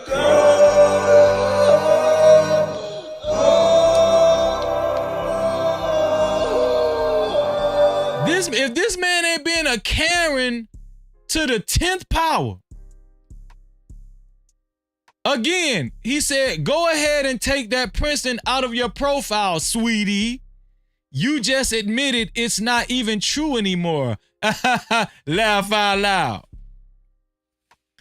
She goes on to say, Morgan Jerkins goes on to say, sweetheart, before I was a professor at Princeton, I graduated from Princeton, you little bitch. No Cap-tivity. Oh yeah. Oh yeah, she's sticking her chest out. Oh yeah, she's standing on business. She's standing on straight business. She say, sweetheart, before I was a professor at Princeton, I graduated from Princeton. You bitch. Laugh out loud. She didn't say bitch. I know. I'm just adding words into, you know. I'm doing this for you, Morgan. Laugh out loud. So what is you really saying? Oh, she got a little ghetto then. So what is you really saying? Huh? What is you really saying, dog? What is you really saying, no? Huh? I graduated from Princeton. You ignorant ass dummy. Before I even got it, before they even hired me, I graduated from there. You can't do shit to me. That's what she telling Vlad. Vlad tried to get this woman fired, y'all. Real talk. Hold on, let's go on. Let's go on, man. What's the next one? Vlad ain't shit. Vlad goes on to say, good luck being a professor at Princeton again. So Vlad is telling this woman, yeah, okay, you graduated and you completed your contract, but good luck on being a professor at Princeton again. Guarantee you won't be a professor at Princeton no more. So he goes on to further threaten this woman. And y'all just gonna keep supporting Vlad. Y'all just gonna keep making it possible for Vlad to make millions of dollars. Black people gonna continue to coon for crackers like this. Black people gonna continue to just keep being scared and be crackheads for clout. I'm gonna make that's some merch. Crackhead for clout. Crackhead for clout. Y'all like that. And it goes on to read, I doubt the university supports their faculty telling non-black students to shut the fuck up about anything hip-hop related because of their skin color. No, Vlad, she telling you to shut the fuck up because you've already had a history and you've gone on record to smear some of our most prominent figures in Black history. Our most prominent figures in Black history. Bet that up, Prime. Bet that up. Yeah, that's why she said that. Because you have an ugly history at tainting and smearing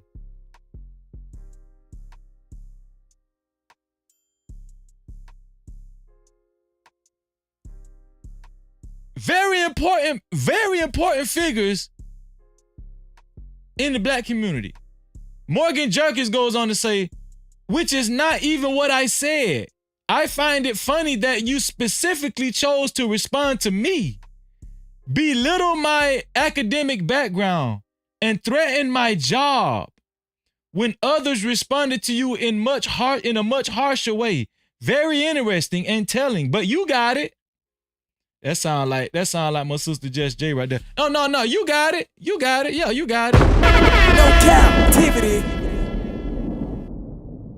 So what this young lady is saying is, I'm not the only person that criticized you for dipping your small hat nose in black business, exploiting black people, mocking black. There are people that have said way harsher things than me, but you want to try to get me fired? You want to tag Princeton and try to get me fired because you think your white privilege reaches that far? Because your white privilege, you think your white privilege reached that far? Hell to the no. Then Vlad says, it's exactly what you said. You're just backtracking now. I never belittled your academic background. Just the opposite, actually. No, what do you mean you didn't belittle? You tagged Princeton University. You tried to get this woman fired, Vlad.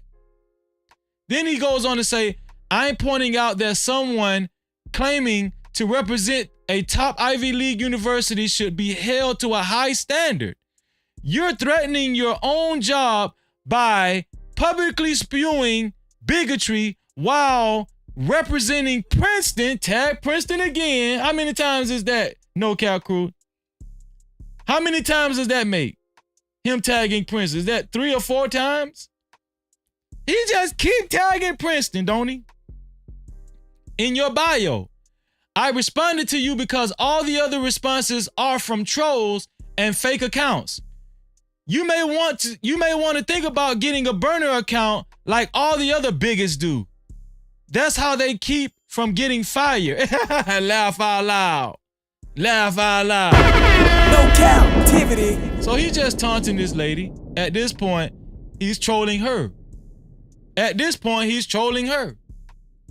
Yeah, but y'all just gonna keep supporting Vlad, making him damn near the largest hip-hop vlog on YouTube.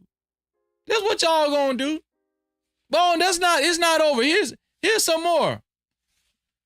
DJ Vlad, since it's Monday, he's doubling down. Since it's Monday, let me clear. Oh, so he's having second thoughts. Let's see what he wrote, y'all. Since it's Monday, maybe Vlad done thought about what he said, huh? Since it's Monday, let me clear the air and state that I never had any intention of filing a complaint to Princeton, to former Professor Morgan Jerkins, saying that white people aren't allowed to comment on Kendrick Lamar's music. Let me tell y'all something. Do y'all know why Vlad is backing out of this? Do y'all know why Vlad is moonwalking this shit back? Do y'all know why Vlad is backpedaling this now? Because black people did what black people should have done a long time ago, which is mount up and defend this woman. That's why Vlad is doing that. No Cap-tivity. There are power in numbers. And shout out to this young lady, Morgan Jerkins. Shout out to this lady, Morgan Jerkins, for speaking her mind and not backing down and not letting this dude scare her. Use this scare tactic by tagging Princeton multiple times. Trying to get this person fired from her job. He said she trolled me and I trolled back. At the end of the day, she didn't troll you, bro. She was telling you exactly how she felt. He goes on to say, at the end of the day, it created an interesting discussion about race relations in America. I will be discussing it further in my future interviews. Yeah, okay, yeah, all right.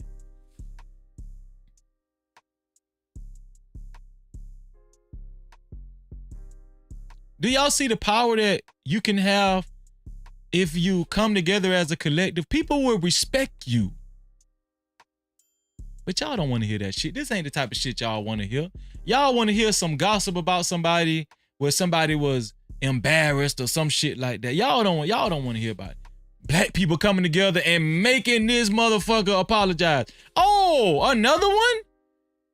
Vlad said after considerable reflection, I would like to apologize to. Oh, this time he tagged Morgan Jerkins. Oh yeah. No Cap-tivity. This time he tagged Morgan Jerkins and not Princeton University. Let me read this over. After considerable reflection, I would like to apologize to @Morgan Jerkins for tagging her job in my replies during our Twitter exchange last weekend. You know why he wrote this one? Because that last backtrack tweet that I just showed y'all, people criticized that one too. Yeah. No Cap-tivity. No, bro, that ain't good enough. You trying to be low-key slick with it. He realized, okay, these niggas ain't going for that. Let me go ahead and give a sincere apology. So this is what he called a sincere apology. You know why he decided to somewhat give a sincere apology? Because I'm gonna tell you what they care about more than their ego, especially the small hats, especially Jewish people. They care about their money. I'm at the go. They care about their money.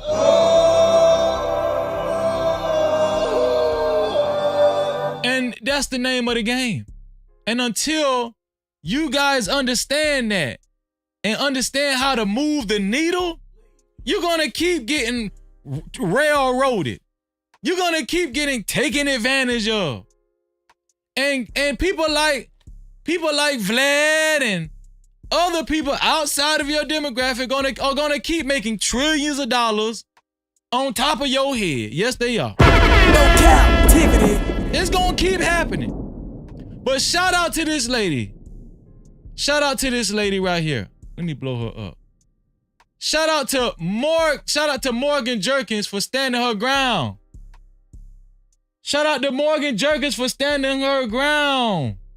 Yes, I appreciate that, Morgan Jerkins. Thank you for standing your ground and not backing down. And let me tell y'all something. I read a lot of comments. A lot of black men went to bat for this woman.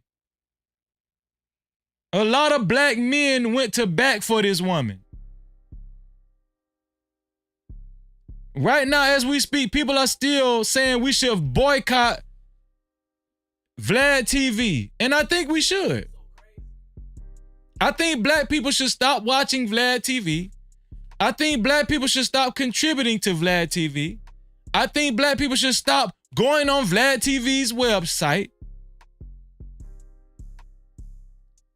I think black people should stop taking VladTv serious. I think black celebrities should stop going on VladTv's platform. There are other platforms that you could go on, like Say Cheese, The Art of Dialogue. There are excellent platforms that you can go on besides VladTv, and that's a fact. This one here for the thug. I think black people should stop entertaining VladTv altogether. He's made enough money. It's over with. Let the cracker go. It's over with.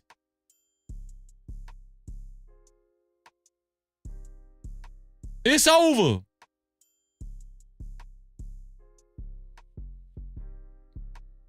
Shout out to Morgan Jerkins. No Cap-tivity.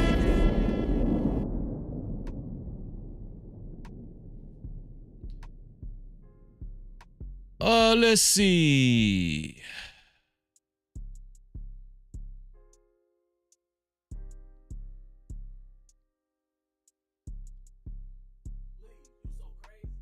Well, guess what? Somebody else has something to say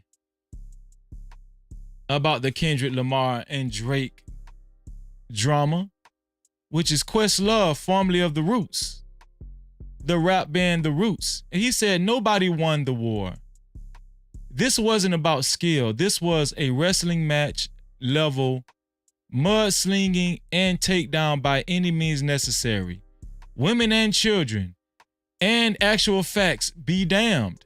Same audience wanting blood will soon put up RIP, RIP, will soon put up RIP posts like they weren't part of the problem. Hip hop is truly dead. No Cap-tivity. This is coming from Questlove. He's saying, Questlove is saying, if I can take a stab at it, Questlove is saying the beef that we just witnessed,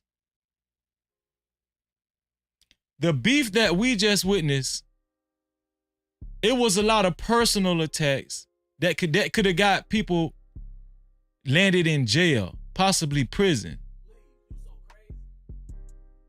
Kids were involved, right? He was saying it, they were involving kids and families. Questlove didn't like that. And I'm gonna tell y'all the truth. I agree with Questlove. And I know this is not a popular opinion, what I'm about to say. And I forgot to say this. Shout out to Slimmy for becoming a member, man. A No Capper today. Shout out to Slimmy. Slimmy, I forgot to acknowledge you earlier, man. Shout out to you, Slimmy. Thank you, bro. Shout out to you, Slimmy. We ain't wasting no time. Shout out to the Real Bravado Network. Super chat. Shout out to the Real Bravado Network. With a $5 super cat, Real RBN said, Vlad is the absolute definition of a culture vulture. No Cap-tivity. That's a fact, RBN. And we need to stop supporting this clown. We need to stop supporting VladTv. Shout out to RBN, man, for helping us keep the lights on. Thank you, RBN. Let's see.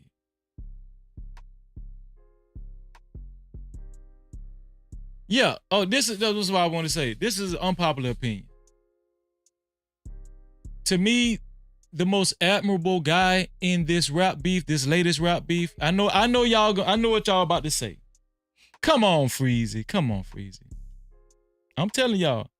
Guess who I think was the most admirable hip hop artist in this latest rap beef? And y'all ain't even gonna guess it. Let me see if y'all can guess it. Guess who I feel like is the most admirable person in this whole rap beef? And it's not Kendrick Lamar. Nope, Expressive Vibe. It's not Kendrick Lamar. And it's not Drake. There you go. There you go, Impressive Vibe. There you go. It's J. Cole. Shout out to J. Cole. No Cap-tivity. A lot of people say J. Cole bowed out. I'm gonna tell y'all something. I like J. Cole even more because it showed his maturity. And I honestly feel like J. Cole had a fighting chance at destroying everybody. That record that he denounced, it was leading the pack. But he did not, he just didn't want to play a part in it. And it just shows him as a black man, his maturity and his growth. And I thought that was an excellent example to put forth towards the youth, man.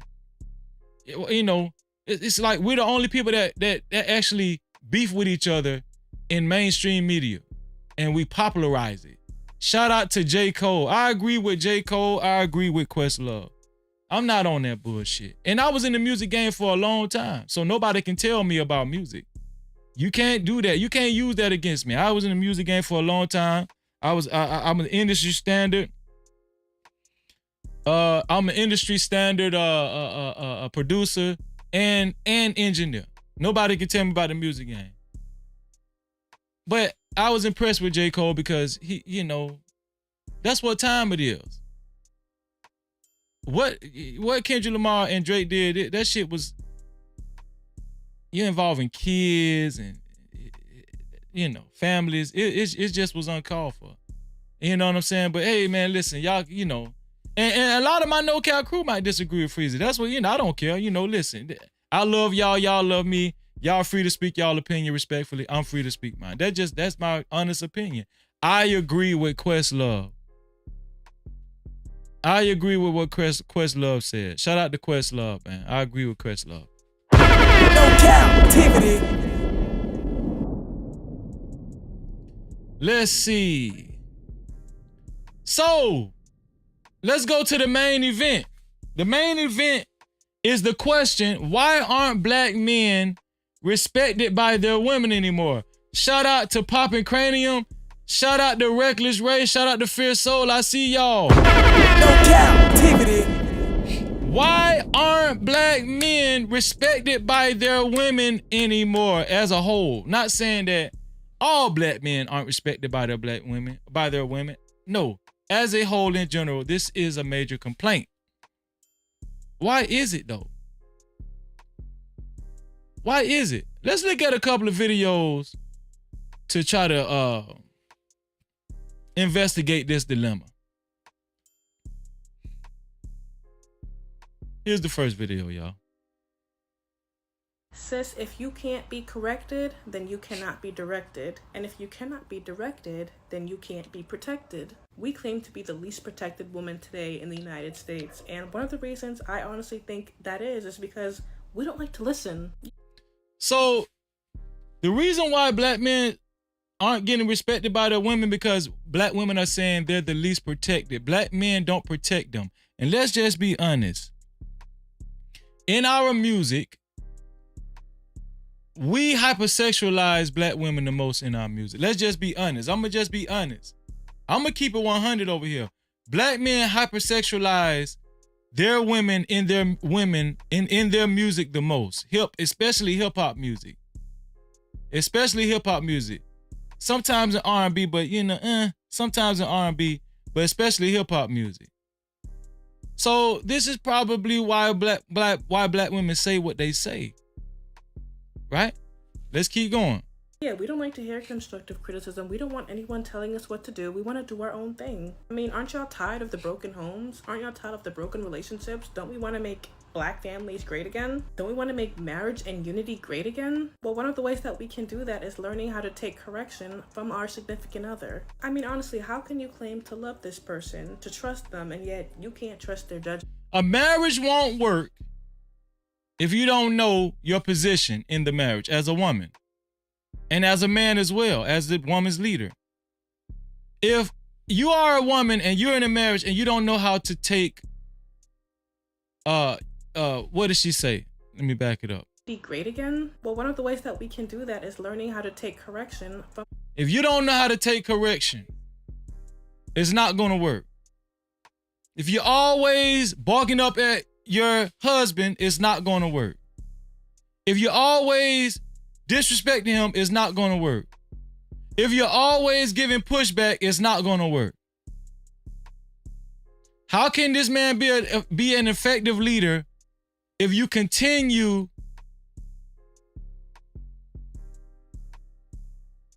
to create tension between you two and not effectively communicate with your husband and let him know you are willing to follow his leadership? Shout out to Fanny P in the building. No Cap-tivity. Our significant other. I mean, honestly, how can you claim to love this person, to trust them, and yet you can't trust their judgment? You can't trust that this person has your best interest at heart. Are you going to agree with every decision? No. Are you going to understand every decision? No. But you know, at the end of the day, you can safely trust in him. You know that he will not lead you astray. Sometimes we do need to shut up.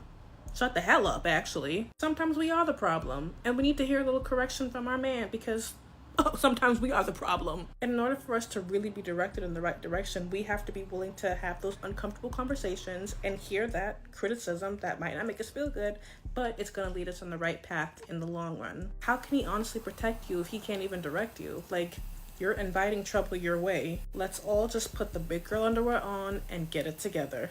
I like that. How can he protect you if he can't even direct you? No Cap-tivity. I like that. That's bars right there. I like that right there. How can he protect you if he can't even direct you? If he can't direct you, you guys are going to be lost. All right? Especially you. You're going to be lost. Especially with your emotional ass. You know who I'm talking to. Come on now, let's be for real. And she's making a point. And a lot of women would be lying if you don't admit that this woman is making a point. This is a huge dynamic in a large portion of marriages and black relationships in general. We know this to be true. And if we can't tell the truth and we can't get to the bottom of things, never will we be able to tackle the true issues that cause a bunch of these broken households. If we can't just tell the truth. We know a lot of y'all hard-headed. We know a lot of y'all know it all. We know that, your last relationship, you was dealing with a simp, and he bought you damn near whatever you wanted and took you to dinner whatever you wanted. But now you got a dude that's gonna put his foot down, and you just ain't used to that. And you ain't got to deal with that because it's another man that wants you. And it's another man that's going to suffer you for who you is. And you ain't got to deal with nothing. And I'm going to tell you like this. Shit, I ain't got to deal with you. Shoot. I got plenty of guys in my inbox. I can tell you that right now. Who you talking to? Who? I know you ain't talking to me. You tried it. You tried it.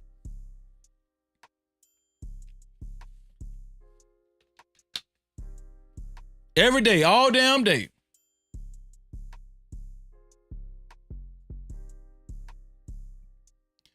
Well, here's another woman with another take. She was talking to Nick Cannon on his podcast. And, we're going to keep it fair and balanced. I want y'all to listen, men and women of the No Cap crew, I want y'all to listen to this next woman and hear what she had to say about the problem that men have with women. Here we go. But what you're overcompensating for is exactly what you think you have.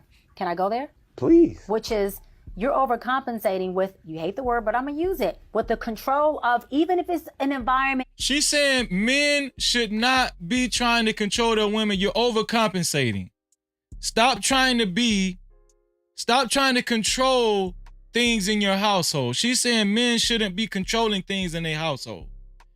When you try to do that, you're overcompensating. That's what she's saying. Not the woman. I don't care if you're controlling a damn plant, Nick, okay? The control over a bird, a land, a plant, a human, I don't care what it is you overcompensating for the lack of control you have within yourself. Because if you have the control within yourself, then fleeing would not be an issue. Emotional intelligence would be high and ego would be low, and the conversation would go different. So who you're really looking to conquer is you. Who you're really looking to control and govern is you. And so you're overcompensating because you ain't did it with yourself. But once you gain that within yourself, I promise you'll see the need to control anything dissipate. Because as you walk in and you command, everything, the table will move to align with you. You won't have to sit at the head. That's what self-governing does. That's what self-control does. It dissipates the need to project that onto other people. Basically what she's saying is you need to let your woman be who she is. She's saying if you have a hard-headed woman, maybe you just need to let her live and let her be who she is and just control everything around her and let her roam free. Let her be the disrespectful woman she is. Let her be who she is. Don't try to control a woman. That's what she's saying. Let a woman be a woman. Let a woman be who she is. And you'll see that magically shit just moves directly the way you need it to. When you're not having to do this. Because usually it's not about how we move and control things that needs to be done. It's about how can we sit in it while the plan is in my way. Nick is right here. I got an obstacle here. How do I maneuver this instead of having to move it? See, a person who was really a person of a... Yeah, don't touch her. Don't move her. Don't try to make her understand anything. Don't try to get the woman to understand anything. Let her be her. If she got an attitude problem, let her be her. You just do what you need to do. Go to work, pay the bills, bring the money home, bring home the bacon. Don't try to tell her, what she's doing wrong. Don't try to tell her what you don't like. Don't tell her how she's making you feel. Just go to work, bring home that paycheck, keep food on the table, make sure you pay the house note, keep a roof over her head, and she'll be okay. Yeah, that's what she said. No captivity. Ability, a person of high intellect, of high functioning says, I don't need nothing to be moved. Because I know how to, I could thrive right here when nothing's moved. Hold on. I can get by and get to this room without having to move the plant. Don't worry about it, Nick. I got this. But if I say move this and move that and get this done, not saying you're saying that in that tone, and I go into control mode, really I have no control. Because control is me. How do I move when nothing moves? How do I show up when you're not showing up? How do I show up in life when life is lifing? I control me. I deal with my emotions. I feel my way. She said no man can control her. She control herself. I control me. No man is the head of me. No captivity. That's why black men aren't being respected by their women. This is what she's saying, because you niggas too busy trying to control women. You niggas is too busy trying to tell women what to do. You shouldn't be trying to tell no woman what to do. Let this woman be who she is. Let her have a nasty attitude, however she is. Whoever she is, let her be. All you need to do is go to work and pay them goddamn bills. That's what she's saying. I could thrive right here when nothing's moved. Hold on. I can get by and get to this room without having to move the plant. Don't worry about it, Nick. I got this. But if I say move this and move that and get this done, not saying you're saying that in that tone, and I go into control mode, really I have no control. Because control is me. How do I move when nothing moves? How do I show up when you're not showing up? How do I show up in life when life is lifing? I control me. I deal with my emotions. I feel my way through this. I don't have to project that onto anybody. And then now I'm making little me's everywhere, because anyone I suck in that plugs into me, they get me and they become me, because we can teach what we. I get. See, she's saying, no, you need to get your woman. The problem is, you think your woman got a bad attitude. No, you don't get her. You need to control yourself. Stop trying to tell her what her problem is. You need to control yourself. You need to just be the man, go make the money and bring the money home. Get up early in the morning, go work, do what you need to do and bring the money home. Stop trying to tell her what to do. That's why women don't respect you niggas. That's what she's saying. You need to do you and let your woman do her. You need to do you and you need to let your woman do her. And everything will all come together. And you'll be one happy family. Happy wife, happy life. Yeah. No captivity. We create who we are. That's all I'm saying. That's all she's saying. That's all she's saying, y'all.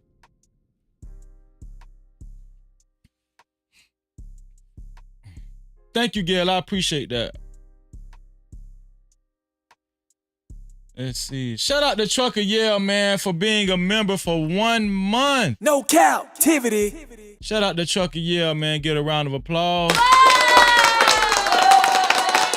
Trucker Yale celebrates 1 month of membership. He said, Freezy, dangerous thunder rat, shaking my damn head. No captivity.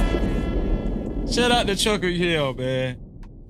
What do y'all think, man? Why aren't black men getting respect from their women anymore? I'm going to open the panel. I just want to talk about it. But it's a lot of black men out here struggling in their relationships. A lot of black men have been married and have experienced divorce already, right?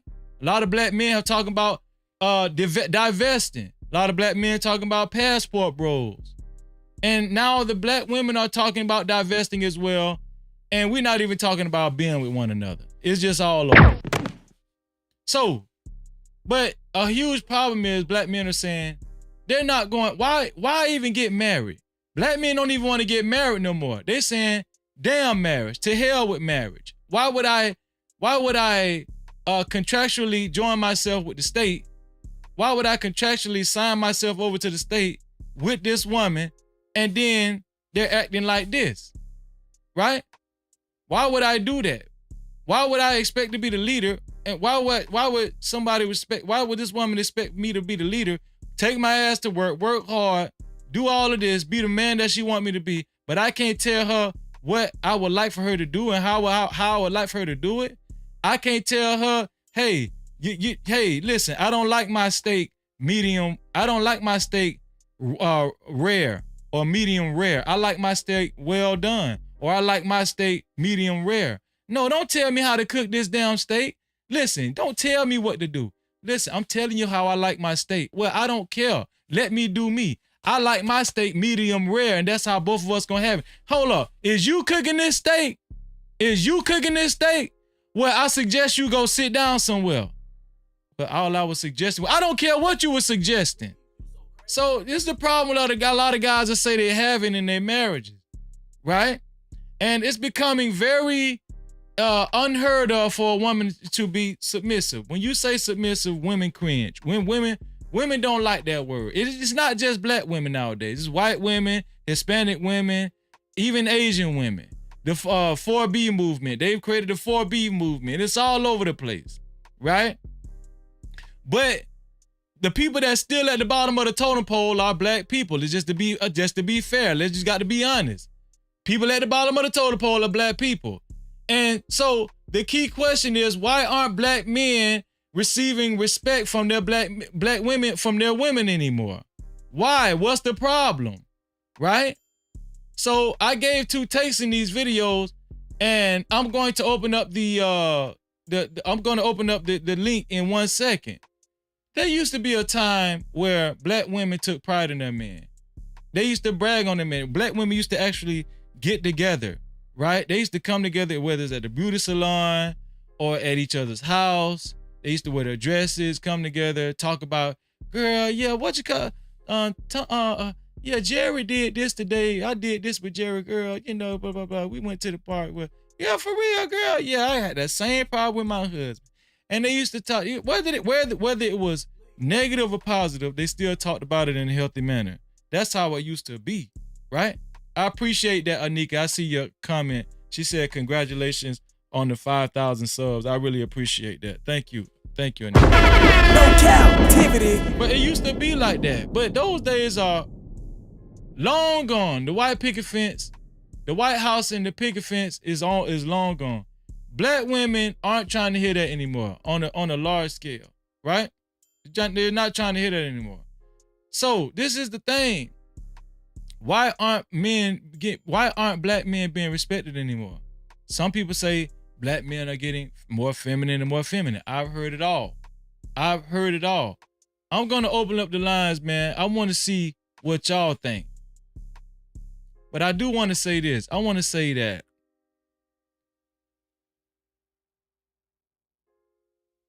I don't think that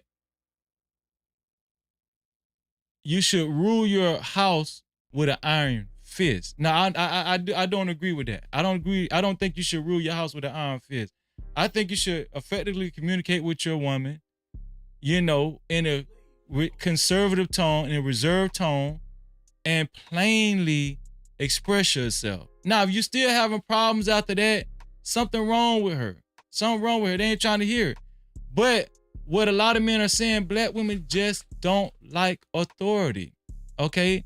The only authority figure that they will allow over their life is their daddy. That's if they had one in their life, right? That's the only authoritative figure that they will allow in their life. Once they get married, no, you my partner. You're not my authority figure, you my partner. You're not the last say so, you're my partner. Right? Every other race have gotten it right except for black race. This is why we're at the bottom of the totem pole, right? This is why even it has affected us economically.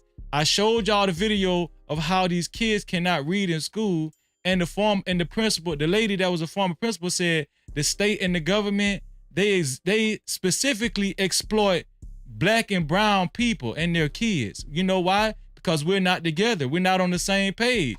You know what I'm saying? Nobody understands their position. That's why we can't stay together. We're too busy hating each other and disregarding the kids. We don't give a damn about them kids. As a matter of fact, in YouTube land, what I hear all the time is fuck them damn kids. That's what we say all the time. Fuck them damn kids. They done started putting that shit on the t-shirt, which is a damn shame. No Cap-tivity. I hear that shit all the time now. Fuck them damn kids. I hear that all the time.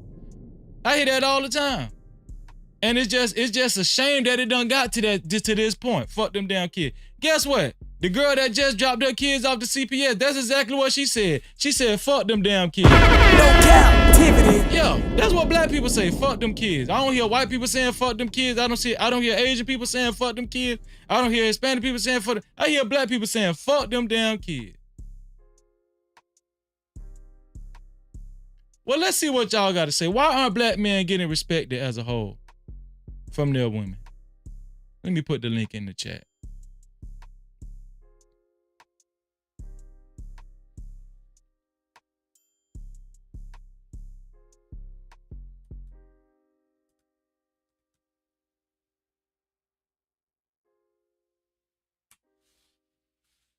There's the link in the chat. And I pinned it to the top.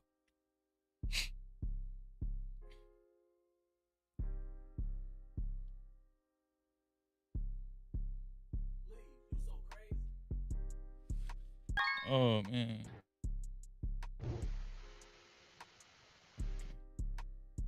Trucker, yeah, how you doing, bro? What's poppin'? Can you hear me? Yeah, man. You came through quick, then. Shout out to Trucker, yeah, y'all, in the building. No Cap-tivity. Oh yeah, I had to come through on this one. Trucker, yeah, why aren't black men respected by their women anymore? There used to be a time where the black man was a figure of authority in their household. Now,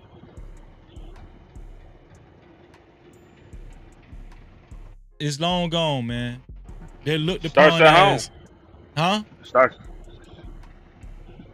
It starts at home. We're not respected as black men. We're respected as property. What do you think is the biggest? What do you think is the biggest reason on why that is? Who's more at fault for this dynamic? For black men not being respected by their black women? The person now, the one that's teaching them this, because it ain't just coming from mama, it's coming from grandmama too. No Cap-tivity. Go ahead and explain yourself. So you have some women that are, you talked about, you know, how back in the day, it wasn't even that too far back, but there was a time where great grandmother used to talk about her husband so good, right? Mm-hmm. That it basically immortalized him in that home. You know what I'm saying? Mm-hmm. So even though he passed on, you know, grandma still took care of the home and everything, and still loved him, you know, even after the death, and everybody respected him. Fast forward, 2024, you got grown ass children as grandparents at 35.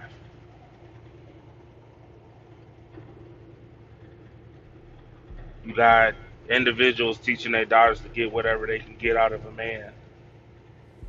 You know what I'm saying? Yep. You got individuals who's literally teaching their child, their kids,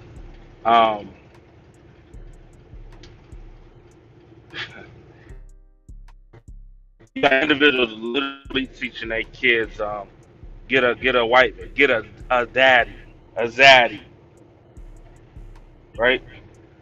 And I had a mother like this, so I'm just giving you some of the rules of stipulations, right?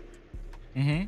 So, yeah, it's programmed, dog. It's something that women do, and they do it with, you know, not with their words but with their actions too. So, I mean, what do you expect? Do you think black men even care anymore like they used to? Black men care just now. They just what part are you talking about? Like, as far as getting as wanting respect from their women, as far as wanting respect from their women, do they care as much now as they used to? Do they care just as much now as they used to? Same thing. Black men is fed up. It's the How you important? noticing a lot of shit is starting to happen now. Okay. Like what? There was a time where women used to get protected on subways. They're not getting protected there. There was a time where dudes used to approach women just to give them a simple compliment. They're not even doing that. You get what I'm saying? Mm-hmm. So it's a lot of different scenarios. Like there was a time where a dude can see a woman get smacked up 30 yards away. Now dudes are driving by him. So You know what I'm saying? do you think that's do you think black men have good reason to be that way now? Or do you think we still should suck it up and say, hey, these are our women, we're gonna protect them? What do you think? I think black men should protect women, not little girls, not the ones that ain't gonna appreciate you putting your life on the line for them, and then go back and fuck it with that dude the next day or the next week. So you're saying protect the ones that you feel like deserve it? That's what you're saying? Yep, that's where I'm at now. Like I couldn't. I'm gonna be honest with you. I couldn't. I look at it like this: if I'm gonna put my life on the line for a woman, at least appreciate that I put my life on the line for you. I don't gotta know you, right? But if I put my life on the line for you and I get taken out, you know what I'm saying? And then my wives, they look back and they run into the same woman, or the woman comes to the funeral, or whatever. You next thing you know, you kind of see that woman doing the same shit. It's like I just sacrificed myself for no reason. So I'm noticing that even it's not just the men that's thinking like that; it's the women thinking like that too. Like why my husband put his life on the line protecting you, and you doing this bullshit again? Like he could be home right now. Yeah. I don't want to cut you off. Nah, you good. What I'm noticing is a nasty cycle. I do believe that women are in control of sex. They control who they're going to lay down with, right? But then when they choose to lay down with the wrong dude, they ended up falling out. They end up falling out just like the girl I showed in the video. They end up falling out with one another, and then they ended up most of the time they end up with custody of the child, and the child grows up in a bitter environment. A lot of the time, their child will grow up in a bitter environment, and they'll grow up sometimes even resenting the father, especially if you have little girls. And then the little girl will grow up with the same attitude. And then the cycle just keeps going over and over. And then I'm gonna tell you another thing. Not only that, Truckee, I want you to listen closely to what I'm about to say. A lot of women will get pregnant largely from the wrong dude. A creep dude. Just because he got money, just, you know what I'm saying? Dude might got money, ain't really doing the right things to get the money or whatever, but he got money and he looking like something. He looking like money. He got a nice car, you know what I'm saying? He got the money phone to his, you know, he taking Instagram posts with money phone, and women like that. And so they choose to lay down with this dude because, you know, they get to take pictures of some food at Eddie V's at a seafood restaurant or something like that, and they get all the little perks and amenities and whatnot. Then it don't work out. Then they get bitter. Now they got a couple of kids from the whole situation. Now I'm just giving you the rundown on how this shit go, Trucker, yo. So now you got a child, now you got a couple of kids. Now you still want to date and you don't want to be alone. Even though you got an attitude, even though you're bitter now, you got an attitude. Now you're dating and now you meet another dude. You go to the club, you go to a sports bar, you know, you choose to talk to another dude. You got plenty of guys in your inbox, right? Okay, you done spit these kids out. You know, some of y'all done bounce back. You ain't got no stomach no more. Boom, that's fine. Now you start talking to another dude. Now, what the problem is this other dude, he might be a good dude, what a lot of women do, they try to get it right the second time or the third time, which is too many times. But they try to get it right the second time or the third time and be more choicey on who they actually lay down with or who they choose to marry after they have a baby and all that kind of stuff. This happens a lot. They are more careful it's after they have children. But now they accumulated attitude, they've had bad experience with the first baby daddy, and then you bring that shit over to the second relationship, and now you're expecting this now you're expecting this dude to take your shit, take your nasty attitude, take your disrespect, not just as a single woman, but with kids. With kids now. Right? And so this woman that I showed in the video, the woman is saying, no, you should let this woman, did you see the video I just showed?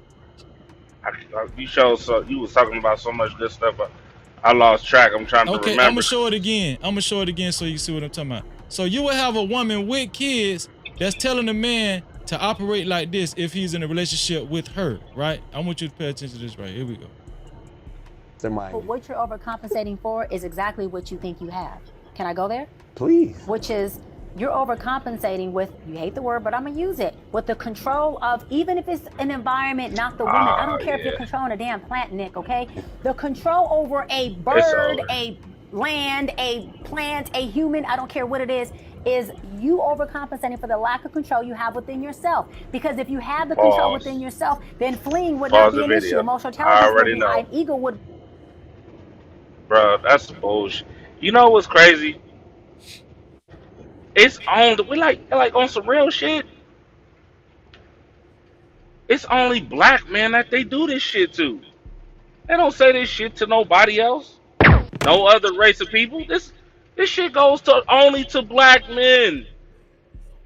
Not even realizing, yo, when a dude actually say something to you, hey, I don't like how you dressing right now. You know what I'm saying? I represent you, you represent me. I ain't trying to control you. I'm just telling you, like, I'm trying to protect you. I'm trying to look out for you, and you so think they it's don't control. talk like that. So they don't talk like that to their boss at work. Man, hell no, they don't talk like that to their, you know. No Cap-tivity. Man, hell no, they don't talk like that to their boss at work. They don't even. It's only to black men. And the crazy part is, it happens to black men even at work. So it's like, come on, man. I don't understand it. I really don't. I see that shit too much. How long is this going to keep happening? How long is this going to, are black women content with this with the nature of how things are going, with with the nature of black relationships, black marriages? Are black women content with being boss chicks? Are black women content with Nicki Minaj, Sexy Red,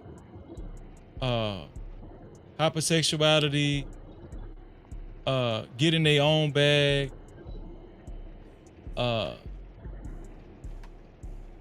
viewing their significant other as a partner and not their leader, calling black men, I don't know. Do you think black women will ever come to a breaking point and start understanding, hey, we're not going to keep getting far like this if we want successful families?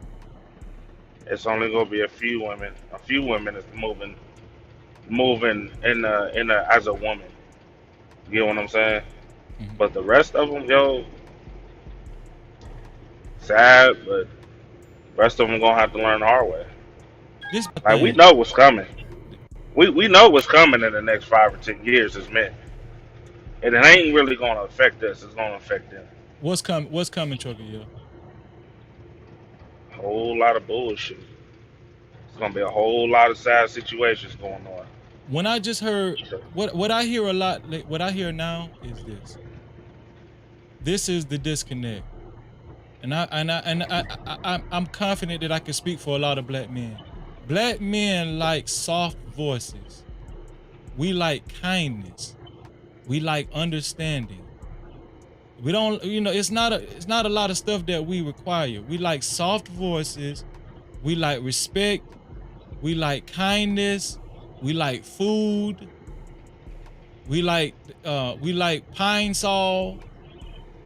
We like bleach. You shit to smell like bleach and pine sol in the bathroom. You know, we just like shit like that. We like our steaks cooked a certain way. Could you cook it like this? Could you cook my steak like that or whatever? We just like cooperation. We like cooperation. And I think black women have gotten to the point where, hey, I make my own. I think the biggest culprit is money. Hey, I make my own money and I don't have to cooperate with you. I don't have to talk. I don't have to adhere to what. I don't have to be soft with you. And you think it's money? I think it's more than that. I don't even think it's money. I'm gonna be honest with you. Hold on, before you say what you gotta say, I want you to tell me right after this. Super chat. Shout out to TB for his $5 super cap. He said, appreciate you, Freezy. No matter which way life is going, keep putting one foot in front of the other. Love to the chat and keep going. No Cap-tivity. Man, I thank you, bro. We going to the top, TB. I appreciate you. And I also want to acknowledge Love W too, man. Love W wrote a great chat. She said, Freezy, you done come a long way. Show production is great, and you do great behind the lens. Thank you, Love W. No Cap-tivity. Okay, you say it's bigger than that trucker yell. Go ahead, hit us. Yeah, it has something to be more than that, dog. I don't. It's like even with money, even when they got the money, they got everything they need. It's just taking out on black men. Like it's even to the point now that some women have even took it to the point now that even when they haven't learned from their mistakes, they take that trauma and pass it on to their own children. So when their children get into a certain situation, you know what I'm saying? Well, the children ain't got no help. How they gonna go to a person that's already broken? You know what I'm saying? Like it's something. It's almost like a disease. The way you talking right now, when you talk about it, and when a lot of men talk about this dilemma, I can hear a lot of frustration in black men's voices. No Cap-tivity. It's almost like tired, like a tired voice. Like, you know, I'm not trying to argue no more. Trucker, I seen you about a week or so ago on Iz's channel, and you was having a back and forth with a young lady. I'm not gonna mention her name. I don't want you to mention her name, but it just seemed like fuck that shit. It just seemed like you wasn't. It seemed like the old trucker yell I know, Fight Club and all that. It seemed like you just tired trucker yells. Like seemed like you don't even put forth a lot of energy no more when it come to back and forth with women on these panels and stuff. Nah,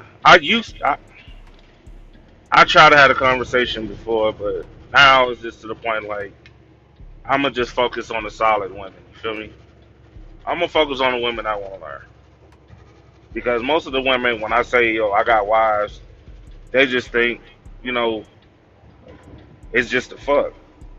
It's just this, that, and third. Even when I see her and say yo, I treat my wives like gold. You know what I'm saying? They priceless. I don't know what I would do. You know what I'm saying? Just because I got one, I got blessed with two. You feel me? And for some reason, it's never a positive thing that I see from women. Oh, he take care of his wives. You know what I'm saying? He take care of his family. It's always some bullshit. So I just try to ignore it. But I got my results. You feel me? But for the dudes, or even like when my son coming up, you know what I'm saying? It's scary out here for them. And yeah, dudes are finally like they just tired, man. They finally just like, you know what? I'm gonna just let the course run. I'm gonna let the situation go on. The only way y'all gonna learn is when shit start crashing. That I think it's already crashing, Truckee. Yes, and that's a dangerous position to be in. That's a dangerous direction that we're headed in. No Cap-tivity. The blade will never die. What's going on with you, bro? Salute, my brother. Shabbat shalom. Shabbat May the shalom, bro. Shabbat be peaceful for you Is and this your hot sauce? family. Is this hot sauce? Yeah, it's hot sauce. You know his name, the blade will Oh, never the die, my blade man. should never die. Yeah. Okay, that's his other name. Okay, okay. My Yeah. bad. Okay, I got one too. What's going on?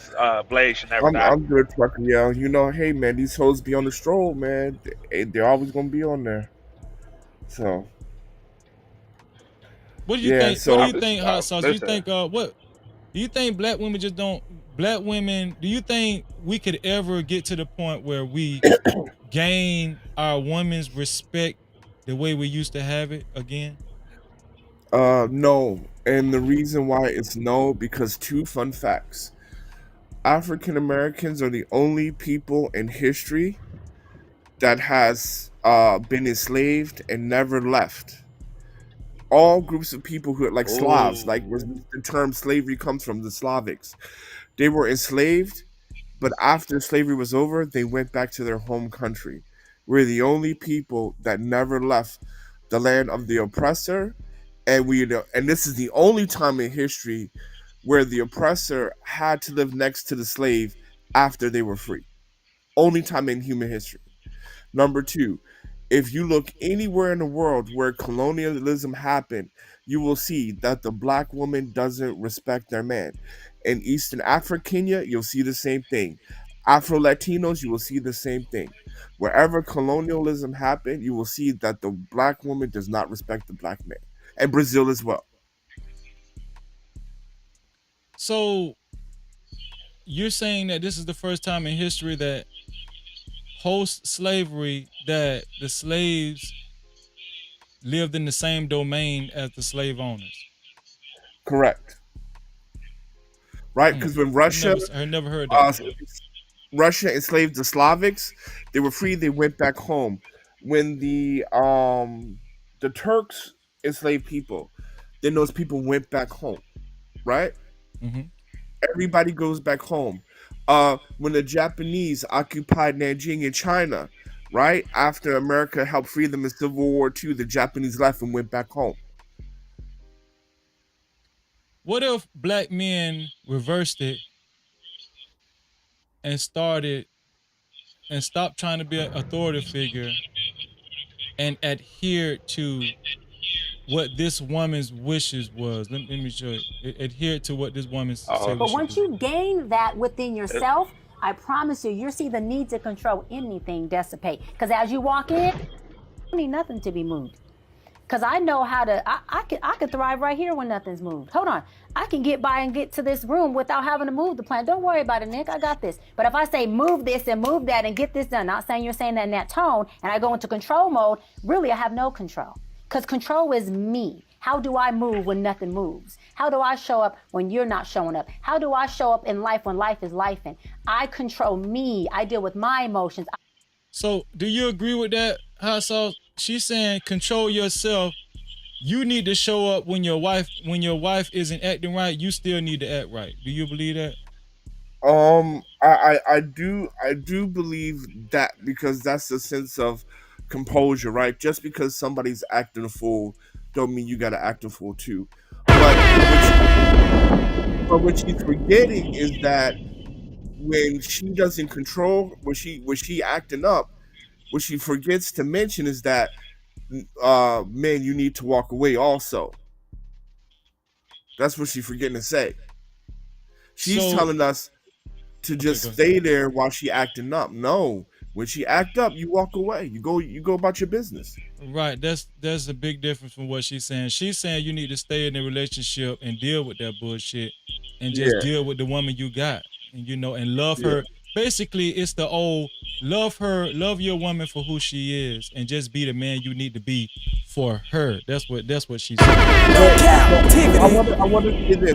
Black women keep asking us to love me at our worst.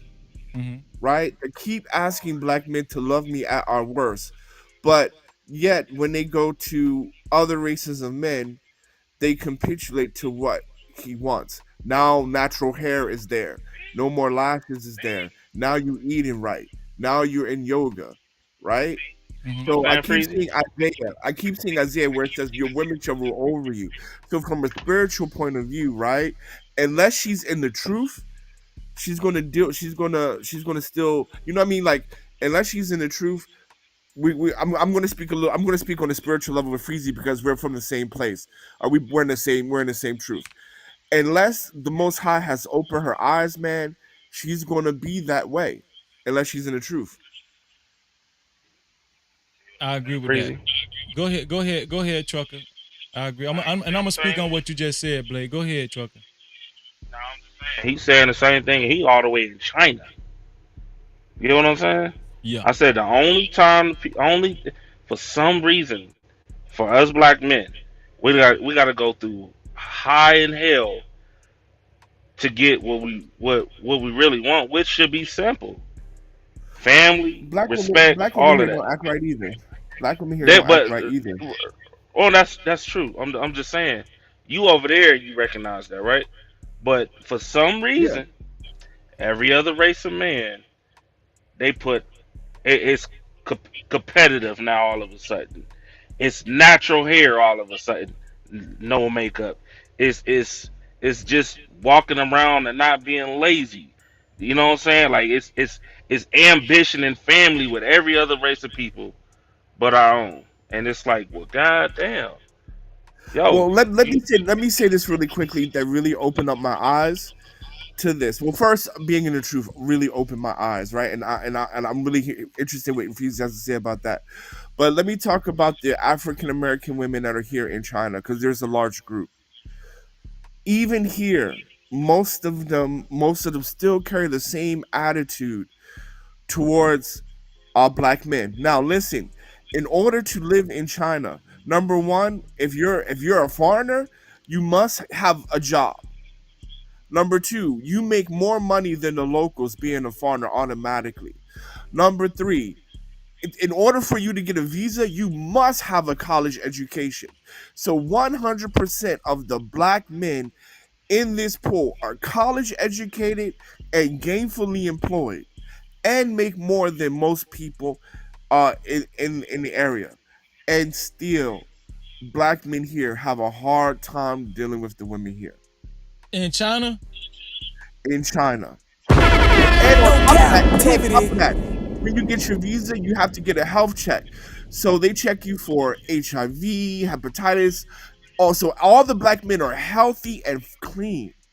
And still, the black women here, all the black men keep saying that it's really hard to deal with the black women here. And most of the black women are single, or some just go for Asian and white men, which is fine. It's cool. No problem with that. But even with a concentrated circle of successful black men, black women still be on that black women sisterhood shit.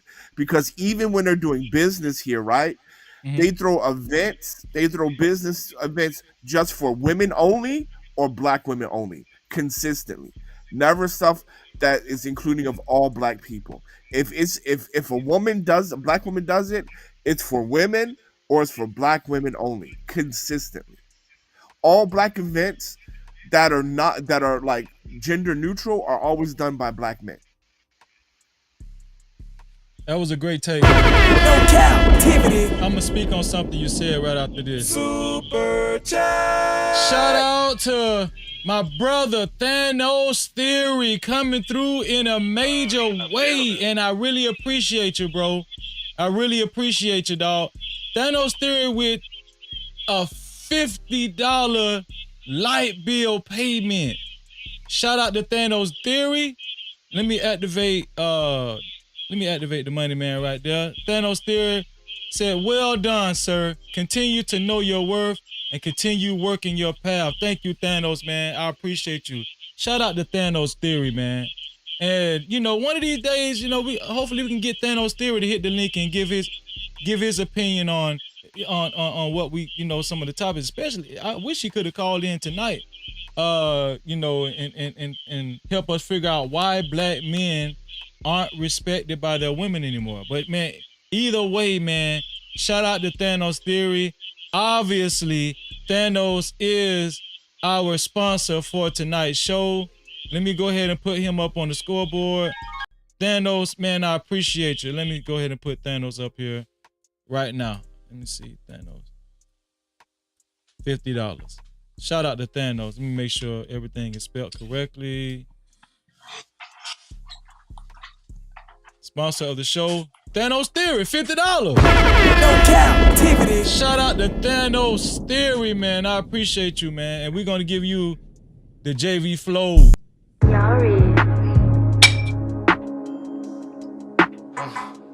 JV flow.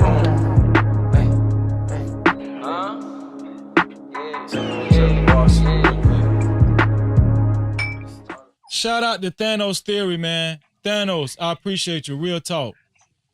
Real talk, bro. I appreciate you, man. Thank you, bro. Thank you. And make sure y'all welcome Thanos Theory. And well, this is not first time Thanos been here, but y'all represent for Thanos for being the sponsor of tonight's show. No Cap-tivity. Represent for Thanos, man. Shout out to the No Cap crew. Shout out to Thanos. But yeah, what I was gonna say, Blade, is this, man. Structure is obviously needed, and that's what actually attracted me to attracted me to the truth, understanding that I was an Israelite. That's what attracted me to being an Israelite, because not only because it's the truth, right? It's not only because it's the truth, but because the order that the instructions that it gives us, and you can't go wrong. You can't go wrong if you follow the instructions of the Bible. You can't go wrong. As a matter of fact, where Thanos at? Let me give Thanos let me make sure.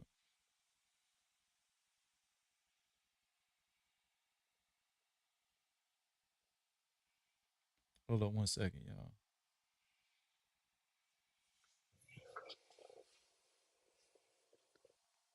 There we go. So yeah, you can't go wrong. You can't go wrong. Like if you follow the instructions of the Bible, you can't go wrong. But I know a lot of women don't believe. A lot of women don't follow the Bible. A lot of women don't. A lot of women are in any strict, don't adhere to a strict religious sector. They don't. Right. A lot of women are they run free. They're very liberated. They're very social media oriented, whether it be Instagram, Facebook. A lot of women are, they believe in the boss chick movement, and black women, right? And they've adopted this rebellious moniker or culture, and it's become a norm. My question is that you said the men should leave. Yeah. Do you think men leaving will make a difference? Yeah, because the reason why, okay, let's look at it. Because one thing Chucker Yo said that I slightly disagree with, because he talks about back in the day when men were revered from, that's never been true. So, and I would like to bring up two abolitionists, Frederick Douglass and Sojourner Truth. Frederick Douglass, right? Whatever he did, whatever he did, it was about the freedom of African Americans from slavery, right? In 1851, Sojourner Truth went to the women's rights rally and gave the famous speech, "Ain't I a Woman?" And when they credit that as the abolitionist speech, but it's not. It's a feminist speech, because what she's talking about is, please allow me to be a woman like the white woman is a woman in America. When we're looking at the abolitionists, female abolitionists, there still were women first, women centric. Even with the Black Panther movement, after Huey P. Newton and I forgot, the Fred Hampton, right, went away, right? It dissolved. Why? Because there became this gender war inside the Panthers. So we've tried. I can say we've tried since 1800s. So again, well, number one, only two ways this is fixed. One, pray and repent and ask for God to open the truth so he can send you a righteous, true Hebrew Israelite woman. Or number two, you have to dust your feet and leave. Because one thing we need to understand is this, and I'm going to speak again on that spiritual level a little bit, because at the end of the day, the Bible is also a history book, right? And it it is telling us what has happened and why things are how they are. We have to remember that Abraham was from Babylon, right? We are Babylonian, and in the Bible it talks about how wicked and how on 10 Babylon was. But that's where Israelites come from. That's our birthplace is Babylon, because that's where Abraham is from, and the Most High pulled him out. But this is who we are as our nature. So if you ain't gonna put God in your life to where He can open your eyes, brother, you gotta walk away, because this ain't never going away.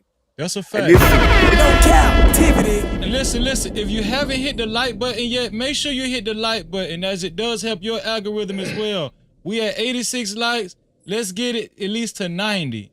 Let's get it to 90. Let's get it. We at 86. Let me see 87 at least. Let's get it to 90. We at 86 likes. Thank you, and thank y'all in advance for hitting the like button. I really appreciate you.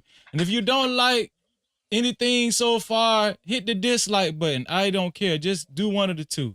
Thank you for the 87th like. I really appreciate that. Thank you. Glow Hardy is in the building. Glow Hardy, what do you got to say on the topic?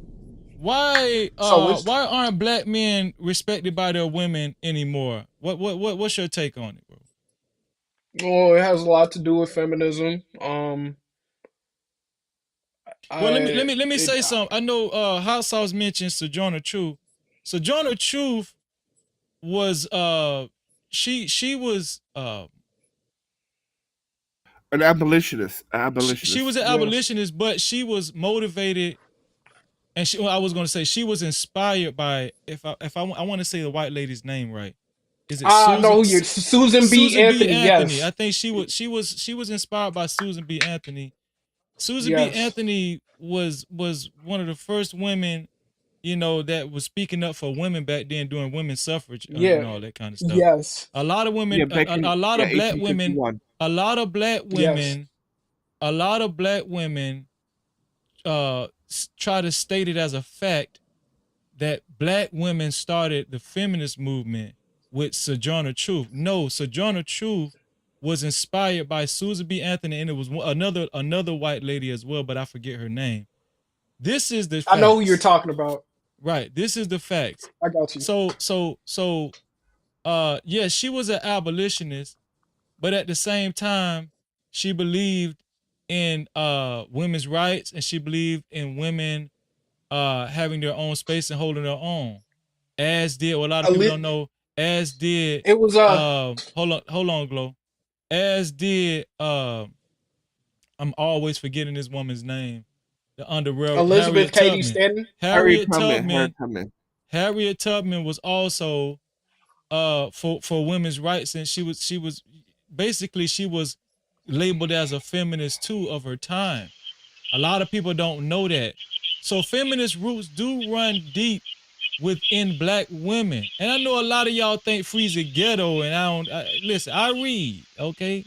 Ghetto niggas can read too, and they can absorb history and information. It's not that hard. All you gotta do is pick Have up a two book. educations than one. What'd you say, Trucker? Taught like you, Freezy. It's always to have two educations instead of one. That's a fact. That's a fact. So we should know this, right? It runs deep and is deeply embedded within black culture and more precisely, black women. Black women should know that. But the only way to have a successful family is if you know your position. Trucker, yeah, do me a favor and just mute up until you get ready to talk. The only way to have a successful family is with black women. But like I stated earlier, what a lot of black women have found themselves in, the dilemma they found themselves in, is they will get raised by their mothers and their grandmothers, a big mom, just like Trucker Yell said, and then grew up with attitudes, the same attitudes that their mother had, their grandma had, big mom, and then they will choose the wrong guy to have kids with.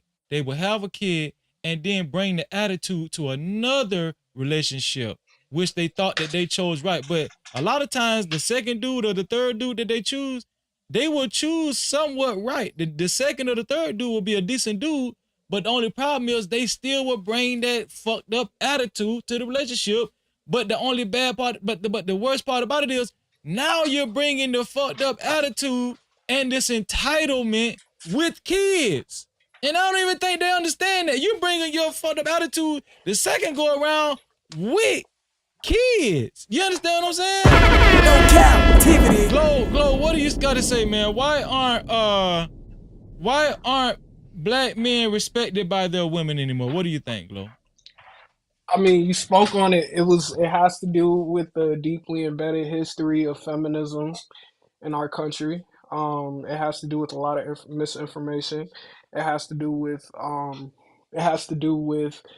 political interests that are beyond our own and don't necessarily not only include black men, but actually is an active effort to exclude black men because black men or men in general of any culture are going to be the reason why that culture thrives. Women just put that culture on the map.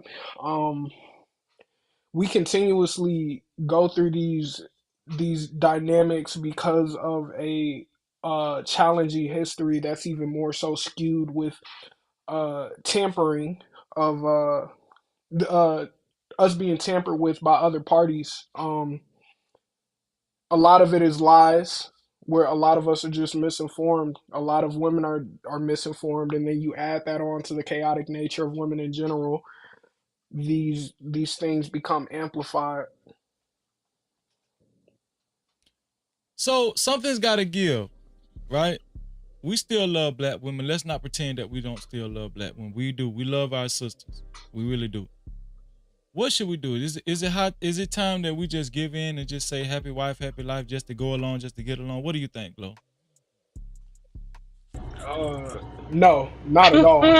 not at all, bro. Not at all, bro. Like I think that it might make things better, man. What do you think? No, it'll make things worse. We will be further enabling bad behavior. I think that the solution is to separate from them for a generation.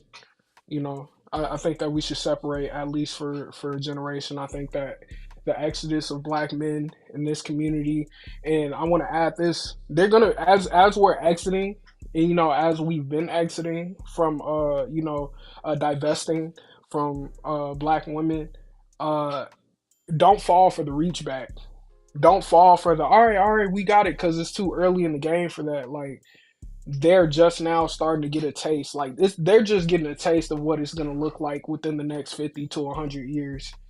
Don't fall for the reach back. Don't fall for the all right, we'll get our act together. You need to give it a lot of time. Like black men should be divesting from their communities.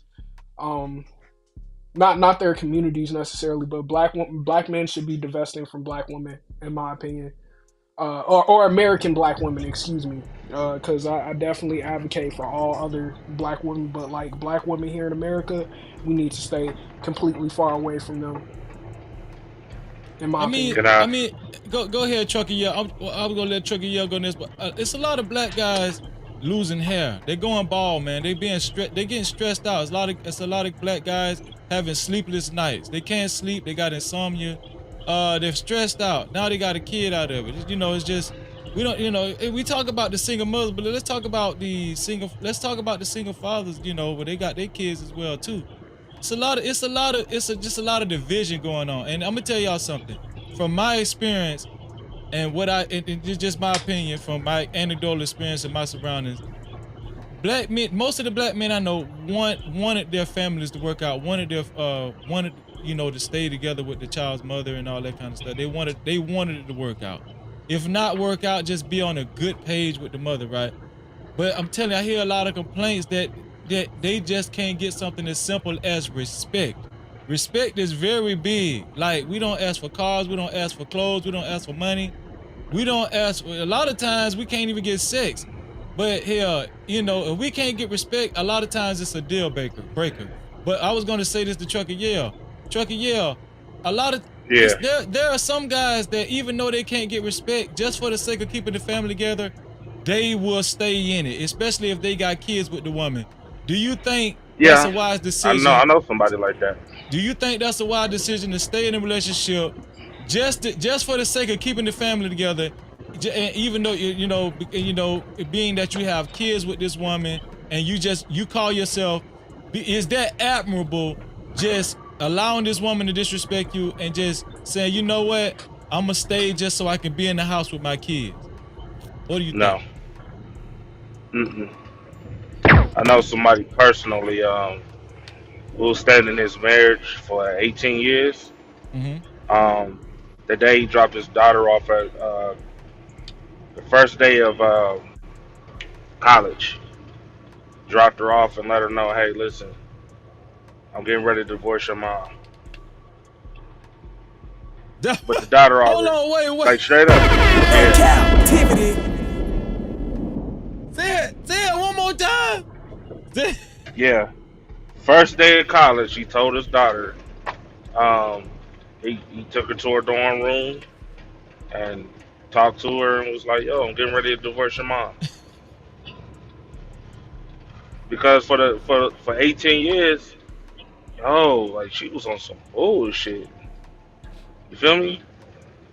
When I say some bullshit, I'm talking about mental and physical. So you know what I'm saying? Like that's 18 years of torture. You feel me? And it's not just him. It's a lot of men that really do that. It's a lot of men that do that. Think about it, Freezy. How many men you know that go to college and then their parents get a divorce? Not long after. That's a fact. I agree with that. So that's that. That's an I don't. interesting outlook that you just gave. Interesting way to look at it that you just gave. I never thought about it that way. A lot of parents divorce after the kids grow up, graduate from high school, leave the home and go to college. And then before you know it, one of the spouses will turn to their significant other and say, we need to have a talk.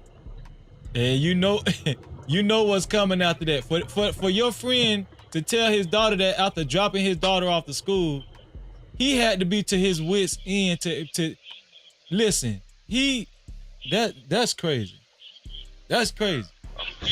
He for 18 years, dog. And this is a big homie. You know what I'm saying? I watched it from the beginning to the end. Um, yeah, dog. It was torture, dog. I'm talking about physical altercations, like putting her hands on him, and he just sitting there taking it, hit with bottles and all that shit.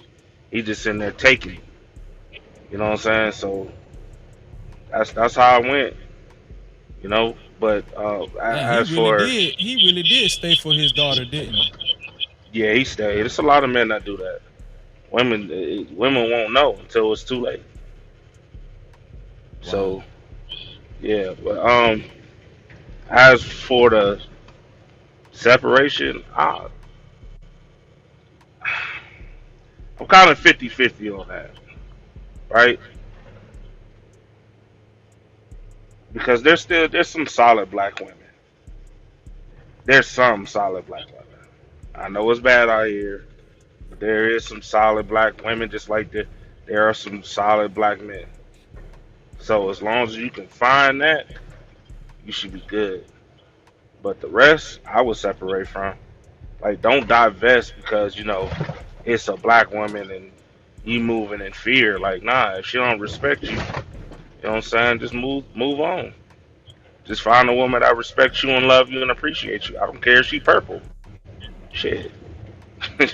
She could be motherfucking green. She got love and respect for you, bro. Snatch that up. Cause that's rare. Especially in our community. So That's what it's gonna take. That's what it's gonna take. Two, I mean, y'all gonna have to stand on business with this one. This is y'all weakness. Y'all gonna have to fucking learn how to be dick disciplined. That means stop fucking with hoes. Stop fucking with hoes. Stop hitting these raggedy ass tricks and they DMs to get some pussy. All that shit gotta stop. Y'all wanna send a message? Send it like that. Just cause you got pussy does not make you valuable. There's plenty of pussy anywhere else. Bring some real. You want me to see you for you, black woman? Come with some real value. Bro, you said some When y'all do that, real shit. And listen, we gotta hold the dudes accountable on this one right here.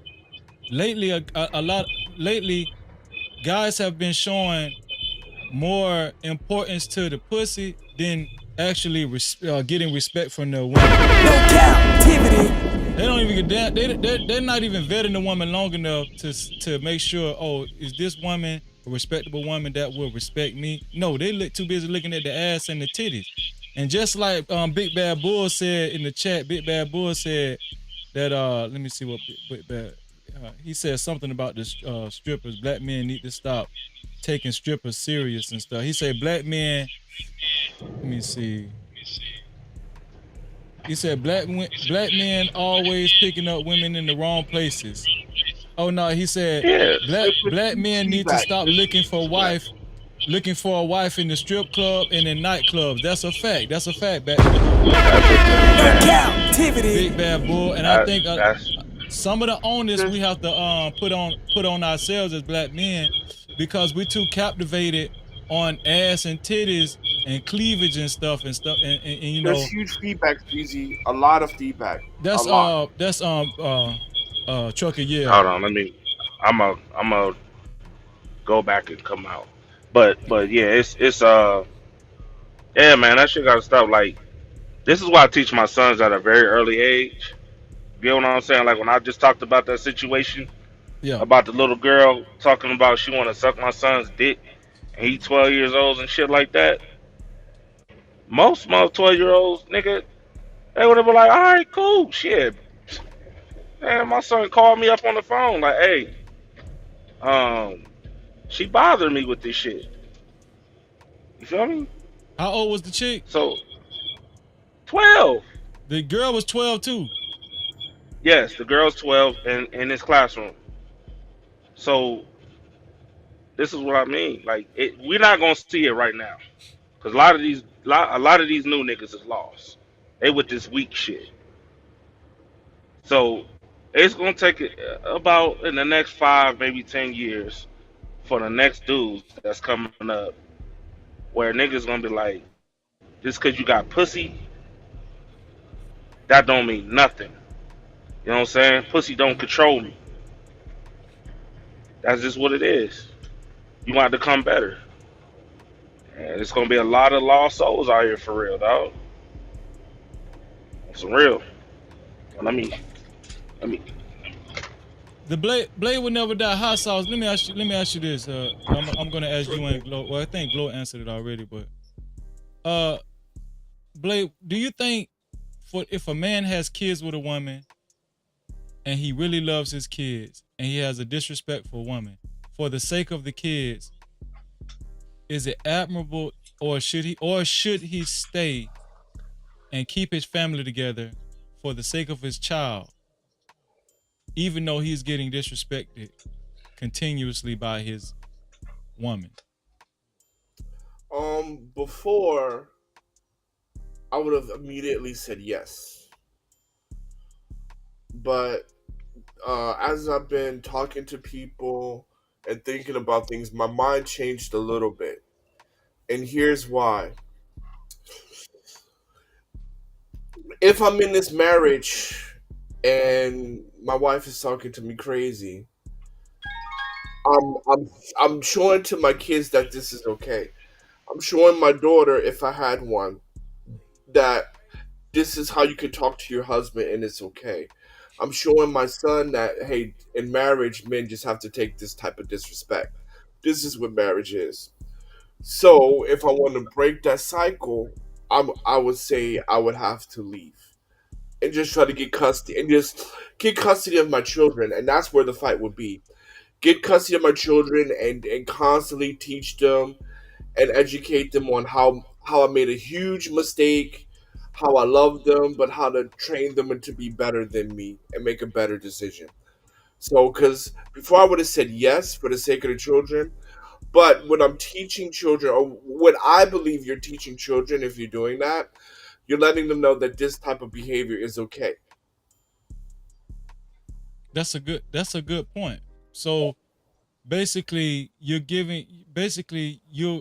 allowing, in essence, you allowing your wife to disrespect you in front of your kids, letting your Mhm. kids, allowing your kids to hear you guys argue and hear their mother raise their voice and say egregious things to their father. They will grow up being, that is almost like a form of conditioning. Is that what you're saying? Yeah, well, because it's not even that. Because in the beginning, I'm arguing back and forth. I'm me showing them like, hey, I'm not taking this shit. But once I get in my mind, okay, after graduation, I'm divorcing her. Now I'll allow her to talk to her any kind of way. Now I'm not responding. She treats me any kind of way. Now I'm not responding. I'm just like, okay, whatever, going on about my business. Now my daughter is going to see, oh, this is how a wife talks to her husband, and her wife needs to run her husband. And my son is going to see, okay, well, when she just disrespects you, you just be quiet and take it. And it's normal for women to disrespect you. Let me ask Glow. Glow, do you think it's admirable for a man to stay in his marriage, especially if he has kids, even though his wife is disrespecting him? Do you think that's admirable of him to stay to keep his household together for the sake of the kids? No, hot sauce is absolutely correct. You're pretty much creating a role model. You're creating a poor role model. You're pretty much teaching your kid to accept disrespect from a woman, just and then it gets even more complicated because the kid is smart enough to recognize that he's probably accepting disrespect because he's trying to keep the family together. Um, it's not, no, he it's not admirable at all. It's admirable to have self-respect. That's a So bar. That's a bar right there. No captivity. It's admirable to have self-respect. So in essence, what you're saying is a man, if a woman is not going to respect you as a man, at the very least, you should respect yourself. Yes. It's admirable to have respect, to have self-respect as a man. And if you make a decision and put your foot down that you're not going to be respected and you choose to leave because you choose to have self Glow, I knew you had it in you, dog. I knew. No captivity. Shout out to Glow, man. Glow gave, Hot Sauce was right. Glow gave some bars just then. It's admirable to have self-respect. Yeah, it's admirable to have self-respect. A lot of men end up walking away from their marriages. They feeling bad, feeling like they might have made a mistake, feeling like they're unsure of themselves or whatnot. But I think what Glow just said shedded light on how a man should feel, especially if he has good intentions. Especially if he has good intentions. Some people will walk away because they have good intentions, not malicious intentions, right? Not only just good intentions for their kids, but good intentions for themselves as well. Glow. He said something really. He said that was very profound. I liked that. I want to Yeah. say this: black women have become very entitled. I will also go as far as to say black women are the most hypersexual women in society today. Now, if you guys disagree with me, go ahead and let me know. But in my humble opinion, I think black women are the most hypersexual women in society today. Uh, the leaders of entertainment are women now. We got Nicki Minaj, right? We got Cardi B. Sexy Red has become an idol to a Bro, lot of women, did you see right? the photo that she put up? No, I didn't see it. It was recently. She was, yeah, she put a photo up at the hospital, say she at the doctor's Oh yeah, yeah, office. yeah, yeah. I seen it. Yeah, Yeah, I seen it. yeah, It's I just was like, ignorant nigga, shit. what? It's ignorant shit. I'm like, what the fuck? But What? that type that type of she put a photo up of her doctor visit with her sitting in the lobby saying she came to the doctor to see why her pussy stank. No Cap-tivity. But that type of behavior is celebrated. It's celebrated by women. Women think that shit is hilarious. They think she deserves, you know, she deserves uh uh notoriety, more extra notoriety for something that's ignorant or something like that, right? So women are, in my opinion, black women have become more entitled because they've gotten an all-time high of sexual attention. And we all know black women confuse sexual attention with healthy attention. But no matter how they can get it, they will get it. If it's sexual attention, so be it. Black women get a lot of attention and most of it is sexual. So when they go out in society and good men try to talk to them in a respectable manner, and it's not in this it's not in a ratchet or ghetto type of manner, right? And they're not looking like they got a lot of money. They're looking pretty conservative, you know, men that's, you know, responsible men that, you know, why he would like a Sexy Red, I don't know. But a lot of these women, even if they don't look like Sexy Red, they've taken on the persona internally of Sexy Red or Cardi B or Nicki Minaj. I heard some men say nowadays you can't even tell the difference between the ratchet chick and the church girl because a lot of times they're dressing the same way. They're showing cleavage, they're showing some thighs, they're showing, you know, whatever. That's a Do fact. you guys think a lot of the problem on why it's hard and difficult for black men to get respect from their women is because black women have become drenched with validation, sexual validation, and entitlement? Do you think this is why they act the way they do? Even if they're married, a married woman, the average married woman, if she has even just a somewhat decent shape, can go to Walmart and get attention from dudes. And let's just be honest, dudes don't give a damn if a woman got a wedding ring on. They still gonna try to holler at this chick. They still gonna try to fuck.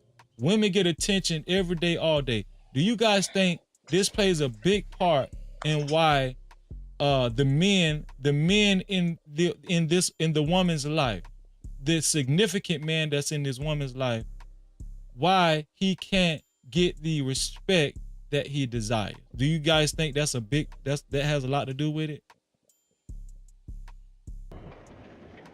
I'll say I can see first. that. I'll say first.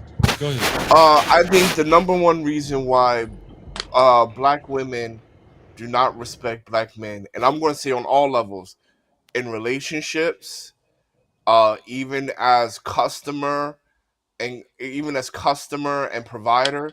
Like when you go to the store, right? If a black woman serving you, you know you're not going to get the same level of respect as a white customer. We know that, right? At the end of the day, black women feel that black men can't give them what they want, right? Black women want status, they want admiration, right? They want white people have done a very good job. Think about it though. Hold on, hot sauce. That's what I just said. In a large scale, on a large scale, black men give black women a lot of validation, but it's sexually. We give them a lot of attention sexually. We play into their hypersexuality a lot. Right. Just like Big Bad Bull say, we always in strip clubs, we go to the nightclubs, we always on Instagram liking their half-naked photos. They get a lot of attention. They do get a lot of attention from us. No, but hear me out. Hear me out. We're not. What black women want is status, right? The only thing that we can offer that black women want is good sex. But the other 20, 25 different needs that she wants and need, we can't give it to her, right? She wants good hair, right? We can't provide her that because when her mom was combing her hair as a little child, she talked about how nappy headed you are and how you don't have good hair, right? Black men produce nappy hair people, right? That white man and Latino man produces good hair, or that non-black man. She wants status of Miss Anne, right? Just like how Sojourner Truth in 1851 wanted what Susan B. Anthony got. Black women today want that, right? She wants that Miss Anne treatment. She wants that white woman status. And to be honest, You think for the audience, you think black women want white women status? That's what you said, Hassan. I'm gonna keep it buck with you. All non-white women want white woman status. That's why Cap-tivity. That's why Asian women date out the most. I feel a female about to call in, but go ahead. That's why Asian women date out the most to white women. That's why Latinos make sure that they don't date too dark skin. That's why in Latin America they're bleaching their skin. That's why in Africa they're bleaching their skin. When it comes down with the things that black women want, most of the shit that they want, they feel they can only get it from a white man or a non-black man. So you're saying that the hair that they wear is symbolism of wanting white status, and black men cannot give them that type of status. That's what you're saying. 1,000%. Cap-tivity.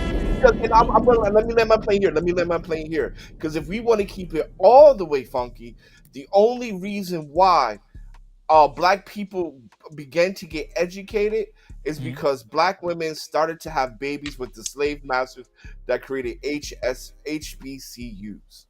And that is facts. Because they were the buffer class.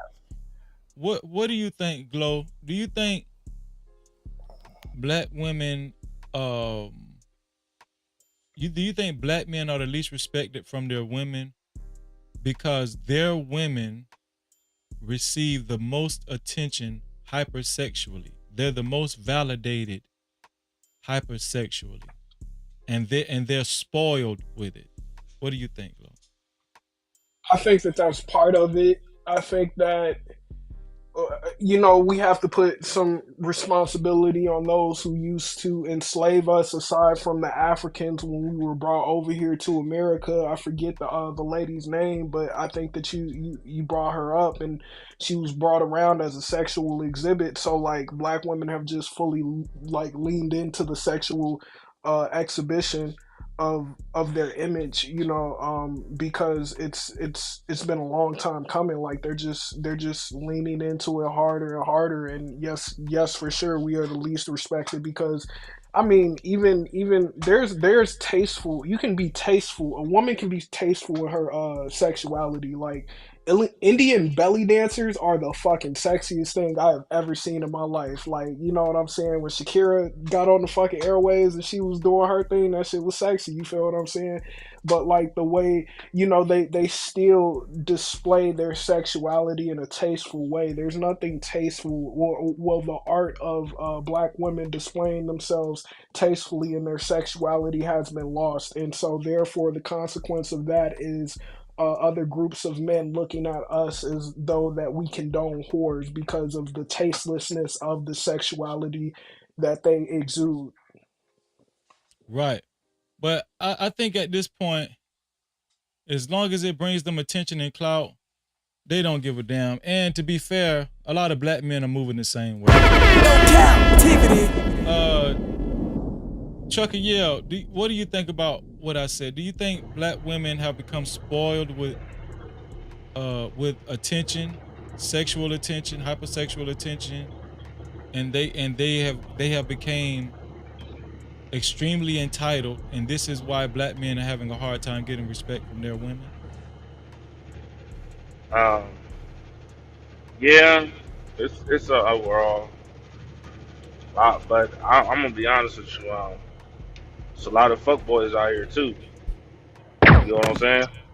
Yeah. So, you know, woman coming home from her job and a nigga in the room painting his nails. You know what I'm saying?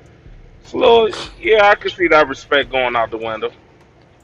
I'm No just keeping it a buck. Cap-tivity. I'm sorry. So black men on the black men side, black men have gotten more feminine. That's what you're saying? Well, yeah, I mean, absolutely. I mean, it's a lot of feminine. It's still some men that still, Make sure y'all stand hit on that like business. button. Make sure y'all hit that like button. Go ahead, Joker. Yeah. It's a lot of men that stand on business, but I be, what I'm saying, the way they pushing this shit out in these streets for real. Niggas is wearing tutus and daughter photos and shit like that, and painting their fingernails and all that other shit. It's like, my nigga, your hands, our hands, bro. Like, y'all don't realize, like, a lot of these women that say these things to y'all, or we want our men to, be all this other bullshit. They not really attracted to that shit. That's why you supposed to move as a man, regardless of what they saying. Because at the end of the day, when you notice when they get these dudes that's happy wife, happy life, man, they be cheating up and down. They be dogging the hell out of them niggas. The kids don't even be theirs. So nah, bro. But for the women's side, it's definitely entitlement. It's definitely a program. It's definitely a disease. Um, man, it's a long list, Reezy. It's a long list. It's more than one thing. Super chat. Shout out to Big Bad Bull for his $5 super cap. Shout out to my brother Big Bad Bull. Big Bad Bull said, "We created the monster of black women we now complain about. So the solution now is to run away from our black women? Get the fuck up out of here with that bullshit." And that came from Big Bad Bull. No Cap-tivity. Big Bad Bull is saying, we created this monster as black men. We created it. And now, after we created it, we want to run from it. I want to respond. Let me go first. Let me go first. I'm gonna let Glow go first because he was first at the trigger, and then I'm gonna let Hot Sauce and then Trucker. Yeah, go ahead, Glow. Yeah, I don't think that we created this. I think that women accepted, like, if we're talking about, I'll speak in the last 50 years, women accepted feminism and government intervention. And because there have been other groups of women that accepted government assistance without necessarily excluding their men from the homes, they still found a way to have their men in the home while having government assistance. I think that I also disagree that there are a lot of men that are sexually promiscuous. I will say that I think in this day and age, there are, like, men are much more younger men are much more sexually liberal. But when we start talking about when we start talking about men from, like, I would say, just a little bit older than me, like 10 I would say like 35 to, like, 35 plus, like, I think that there are a lot of respectable men that chose not to, like we said, this is why we bring up the fact that there is a very small portion of men that are impregnating a large portion of our women, and that goes back into, like, those women's nature. Women, I don't think that I just can't, I can't get with that, man. Like, we didn't create this monster. Like, women need to accept responsibility for their behavior. And the thing is that we keep we keep enabling them, and we keep on shielding them from the effects of their nature, their chaotic nature. And that's exactly why we didn't create this issue. We didn't create this issue. Glow saying we didn't create this issue, Big Bad Boy. That's what Glow said. No Cap-tivity. Go ahead. We got 99 likes. Who's gonna make it the 100th like, man, for your algorithm as well as mine? Do it for your algorithm. You ain't gotta do it for mine, but who's gonna be the 100th like? Thank you in advance. Go ahead, Hassan. Do you agree with Big Bad Bull? Big Bad Bull say, we as black men created the monster of black women we now complain about. So the solution now is to run away from our black women? What do you think? No. I'm gonna rebuttal his points in 3 responses. So first, he claims that we committed the problem. So my first response is that he has a logical problem, right? He's assuming that, number one, that all black men had a role in that. Number two, he is factually incorrect. Black women walked away first. We are late to the party. What Glow said earlier was correct. Through governmental policies, black women walked away. And even when black women had the reins of taking over of freedom fighting for the black race, they turned it into freedom fighting for an agenda for gender, right? The Black Panthers went from freeing black people to uplifting black women, right? You can look this up in history. Last point, all women get sexual attention, but I'm kind of confused as why when black women only get sexual attention, somehow it's the man's fault. Why is it that, so my question would be, why is it that white women get sexual attention from all races of men? Since let's go with the narrative that everybody wants a white woman. White women get sexual attention from all types of men, all races of men. But however, she understands that's not the long-term attention that she wants. She wants marriage. Why is it that she can understand that, the Asian woman can understand that, but black women somehow can't understand that, so it's automatically the nigger's fault? And this is where it comes into the enabling, right?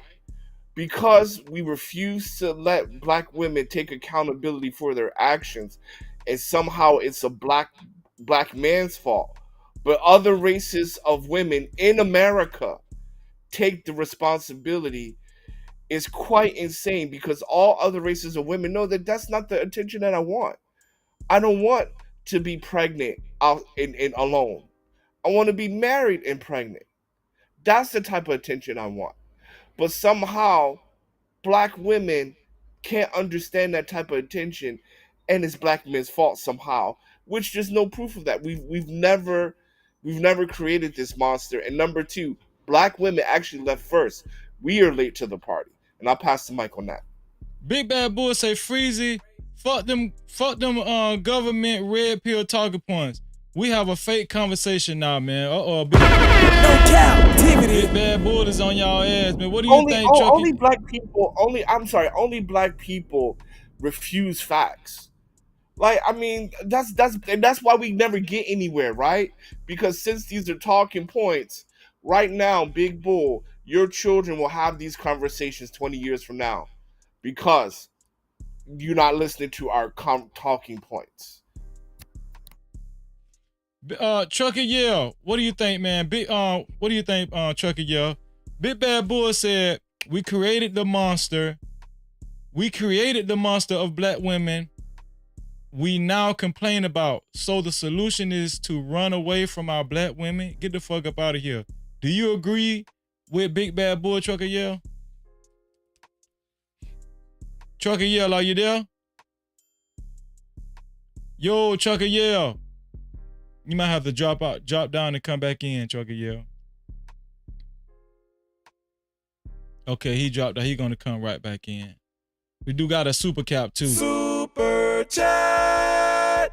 Shout out to Rural Black with his faithful $7.77. Yeah, I hear you, Trucker Yell. He said we didn't create this. We didn't create no. Wait, he said we didn't create this. No scrubs. Can you pay my bills? Welfare getting the man out of the house. Color purple. Black woman hating their blackness. Rural Black, the Crypto Rule podcast say, no, we didn't create that. We didn't create that. No cap. Cap-tivity. Chucky, yeah, what do you think about what Big Bad Bull? Hold on, let me read what Big Bad. Let me read the last super chat. Big Bad Bulls with the $5. Shout out to Big Bad Bull with the $5. Shout out to Rule the Black 2. Rule Black 2. Big Bad Bull said, these same red pill fools insist women fuck by the third date. This is the hypocrisy. Shout out to Big Bad Bull and Rule Black. No Cap-tivity. Go ahead, Chucky. Do you think that black men created this problem, and now we want to run away from it? No, I don't think black men created this problem. But I will say this about it.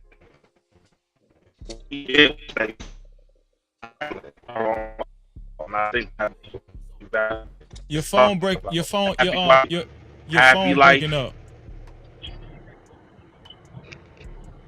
Damn, can you hear me? Okay, hear you now. Wherever you at, stay right there. You clear. Yeah. The happy wife, happy life. Yeah.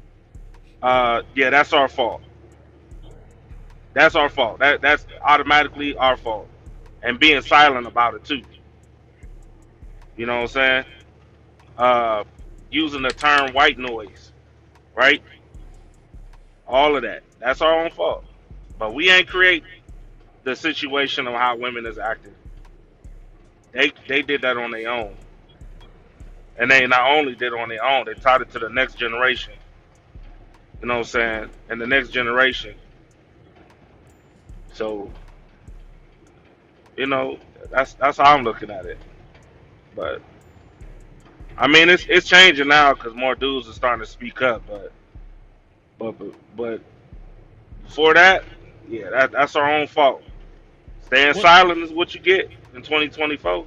Well, let's get take a deeper dive into what Big Bad Bull is saying. Okay, so we know back in the late 80s, early 90s, music started emerging to where we can admit that rappers they started exploiting black women sexually in their music. Like Luke, Two Live Crew, NWA, and and a few others. You guys think this is what Big Bad Bull is talking about? That could be a little bit of it, but I mean, even then, there was other genres of music. You had Talib Kweli, A Tribe Called Quest. You know what I'm saying? Most Def, Common. I Used to Love Her. You get what I'm saying? So right. Again, you had you know what I'm saying? You had some real messaging and some into hip hop. So at the end of the day, they chose it. They Well, chose to support that bullshit. So that's all I'm saying. I want to say this. So the first person to sexualize black women was the white man, where they took I forgot her name, where they took the woman from South Africa and brought her as an exhibit all throughout Europe. Sarah Bartman. You Sarah talking Bartman, about the lady yeah. with the No, crazy body? Sarah No, Bartman is Bartman the one where they found out the antibiotics or something like that? Isn't Sarah she from the Bartman is the one they paraded that had the big butt. She had a huge butt. Okay. Sarah Bartman, yeah, because I know there's another one where they found like the treatment for like blood cells, something like that. Okay, so white men were the first to sexualize her. Now, if we're talking about music and sexualizing in media, then we got to look at the Reconstruction era to the jukebox, right? Where women were singing nasty lyrics during the jukebox term, right? Little That's a Kim fact. always existed. Little Kim always existed. Nicki Minaj always existed. Right now, you can type in jukebox music. I forgot the artist's name. After I talk, I'll look it up. But she's up there talking about all the explicit types of intercourse she wants to do with a man. And jukebox music is before jazz, which is before hip hop. Let me get Kasani in here. Shout out to Kasani for joining us once again. No Cap-tivity. Kasani, how you doing down there? Hi. Hi, Freezy. How are you doing today? I'm doing good. You always sound so pleasant. I appreciate you. Thank you. Would you mind answering the question of tonight? Why aren't black men respected by their women anymore? Why don't you take a stab at it? And I'm happy we got a female's point of view too. I think none of are we answering on the perspective of American black men? Yes. From my point of view, like as I'm not I'm not American. I'm African. I've never been to America, but from the you things listen that to I've Nicki seen, Minaj? definitely I do. There you see. I do. No Cap-tivity. You got a perspective. Trust me, I listen to Nicki Minaj. I listen to Let me hear your bed rock. Okay, I'm sorry. Go ahead. Definitely, like Lil Kim, Tupac, Biggie, all of them. We listen to them here growing up. You understand? You ever twerk But before? I think all of you. I'm sorry? Have you ever twerked before? No. But actually, kinda. Because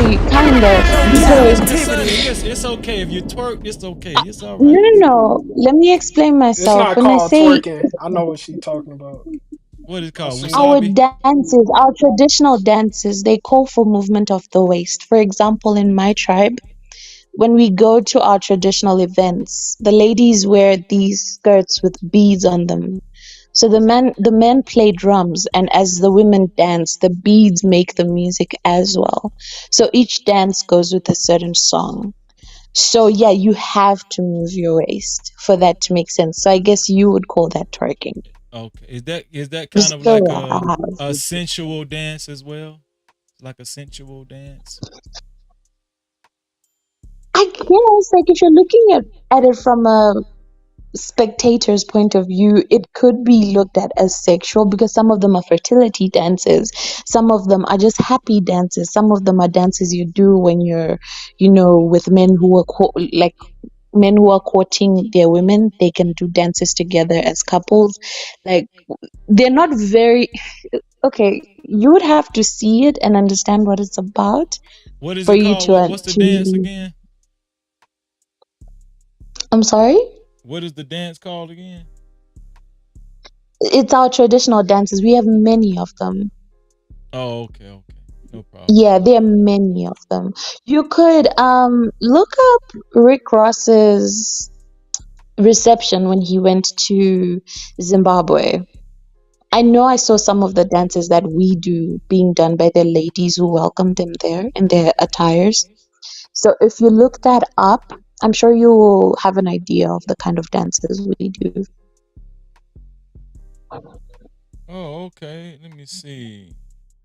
Okay, while I'm looking at why aren't black men in America getting respected by their women, getting respect from their women anymore? What do you think?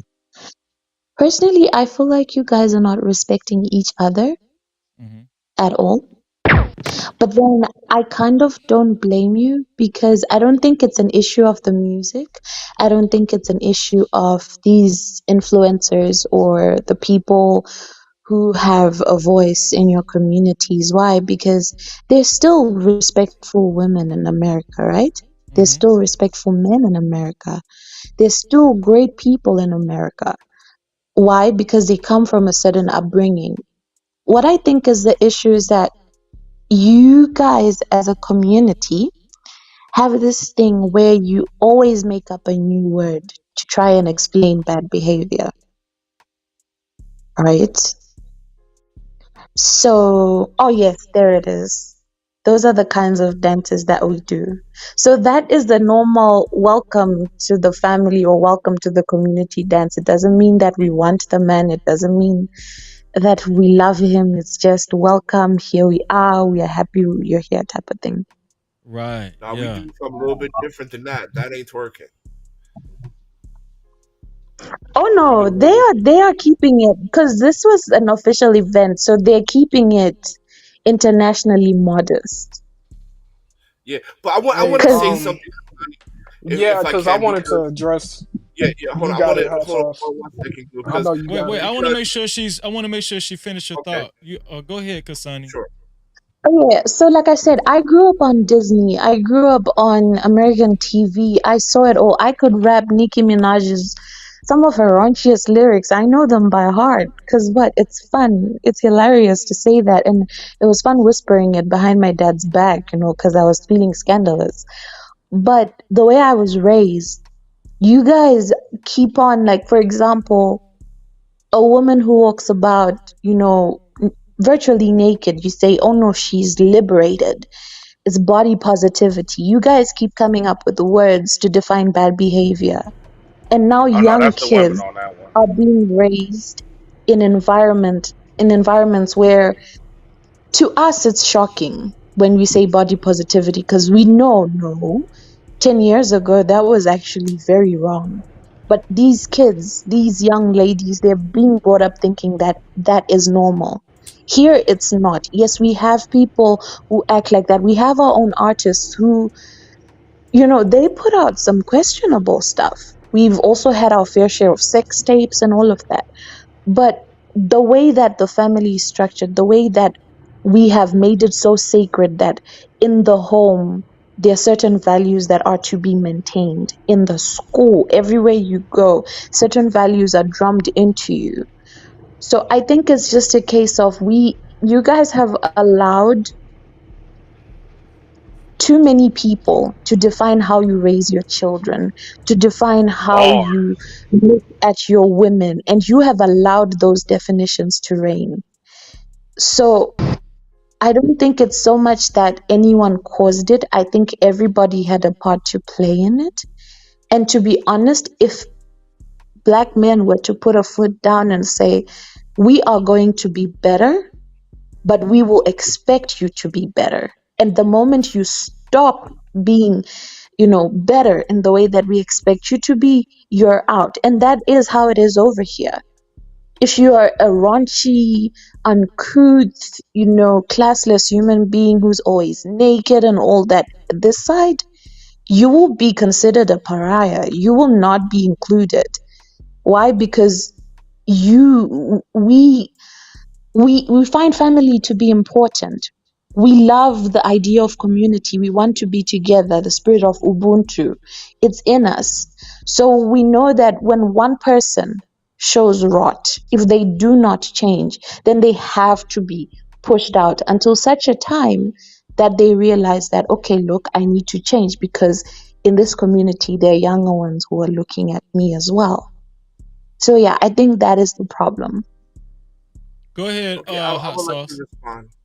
Can I Okay, go? so Can I first, go after hot sauce, please? Like, Sure, no problem. please, for because so first, yeah. Kasani, how are you? Hope everything is well.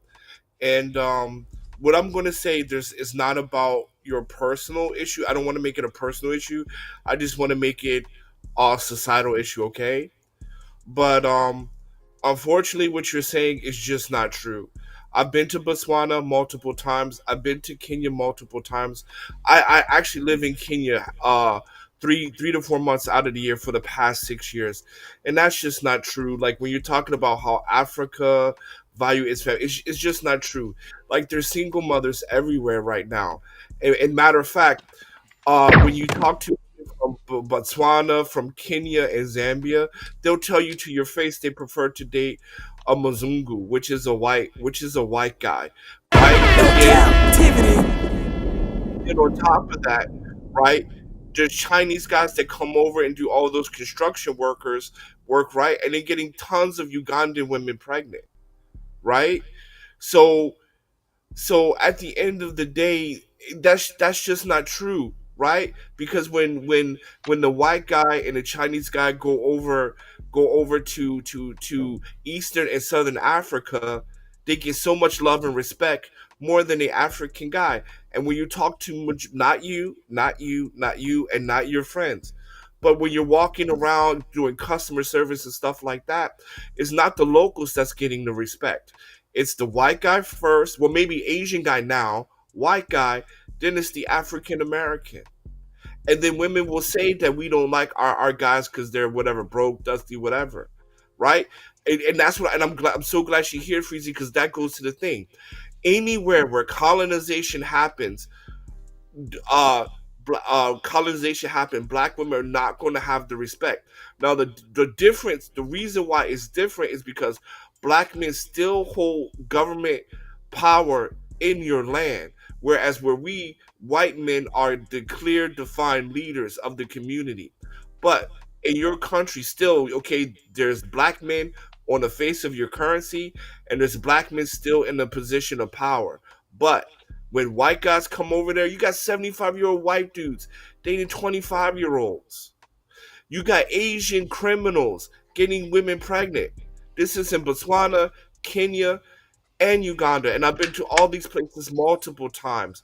So when we talk about respect, have a white guy go anywhere in Eastern Africa, and then see how she treats him versus how she treats the local guy. And I'll pass the mic on that.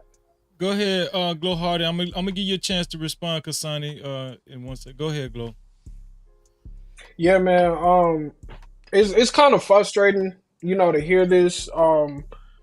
And I'm not mad at you, Kasani, but like this perspective, like it just kind of proves it proves my point, man. Like we need to stop idolizing Africa, because I'm telling you, dude, like the fact that she said, like, she still rounded it back around to it being a black man thing.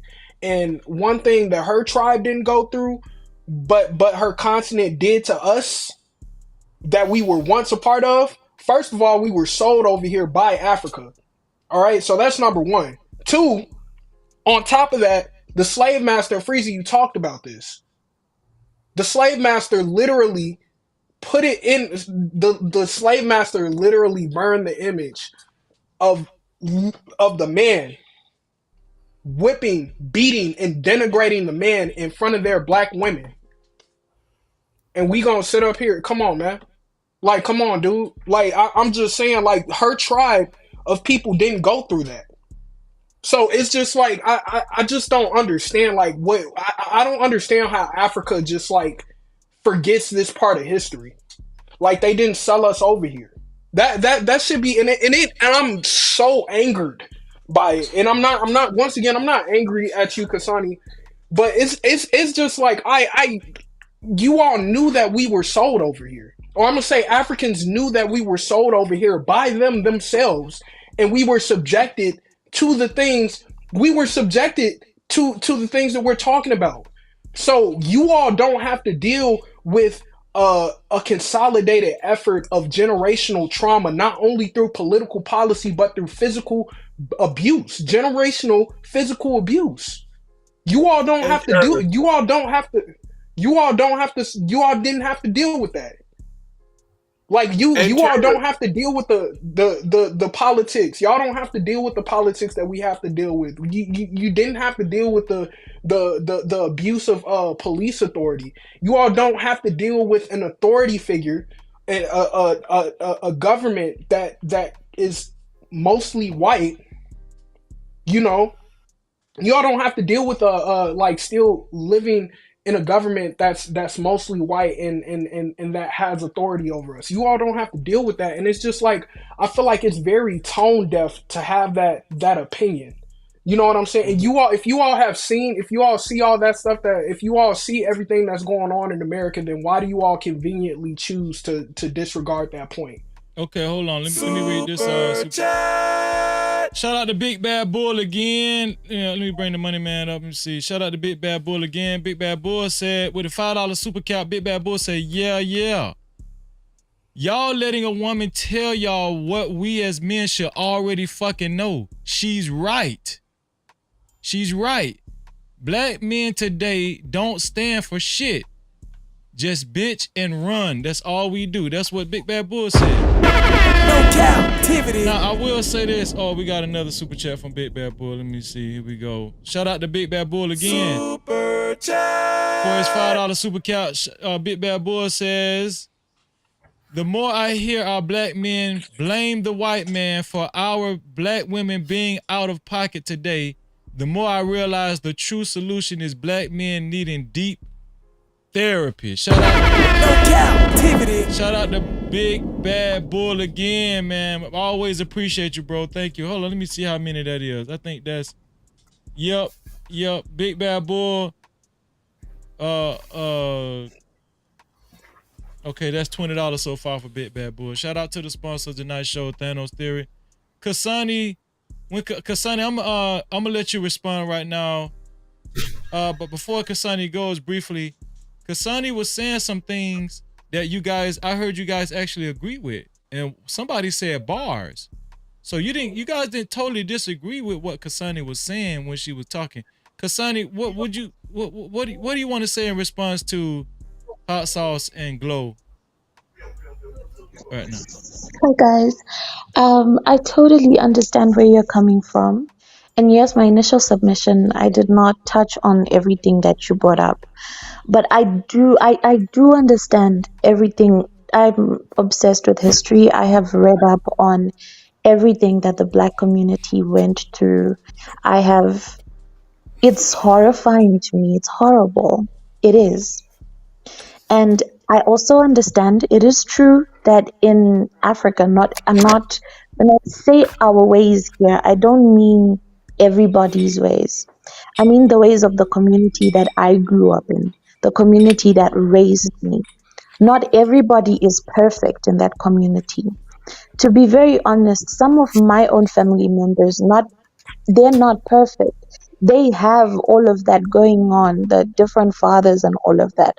I'm not claiming perfection, but I am saying that we have a certain respect for our men, our fathers, our grandfathers, the men in our family, no matter who they are, no matter what's in their wallet, their bank account. We still have that kind of respect because of the way we were raised. And I was just raising a point that could also be looked into, right? And I'm not blaming the black man. I'm not blaming the black woman. I am blaming the leaders, I guess, those who are perceived to be the leaders. I blame them for allowing the community to be so degraded and allowing things to happen. And yes, sure, I would blame the black men to an extent because yes, you were beat down. Yes, you were broken. I do not take away any of that from you. It is true. Yes, you were sold from the shores of this continent. It is horrible. It is true. But that did not change the power that is within you. That did not change that. As a man, Glow and what's the other guy's name? I'm forgetting it. I'm sorry. Glow So and sorry. hot sauce. Yes, Glow and Hot Sauce. It does not change the fact that as you two men stand, you hold nations in your bodies. You hold nations in your beings. And if you were to tap into that power, I'm going to tell you a story about my grandfather. My grandfather was a child from a third wife. He was born crippled, and his mother died, and he was treated terribly. My grandfather told us stories of how from the time he could speak, he had to go and sit under trees and wait for rotting fruit to fall. Then he would pick away the rotten bits and eat the bits that were good to survive. You understand? But then he would always say, the thing that is different with me, the thing that I will teach you and every other grandchild that I have is the power that is within you. As long as there is breath in you, you have the you have the power to change anything that is within your circle. You just need to be able to take it. And I know I'm beginning to sound very motivational speakery, but I promise you it is true. My grandfather grew to change that whole family's life. That family is sitting on a beautiful empire of riches because of a crippled man who refused to accept everything that even those who loved him told him when they told him that you cannot do this. Yes, you live in a community that is very abusive to you black men, and I see it. Black American men, I would honestly say that you guys are going through the most right now. A lot is happening to you. But then, if you look at most of the things that are happening, it's always, oh, he's not a real man. Oh, he's not a real this. Oh, he's not really strong. Oh, he's not really this.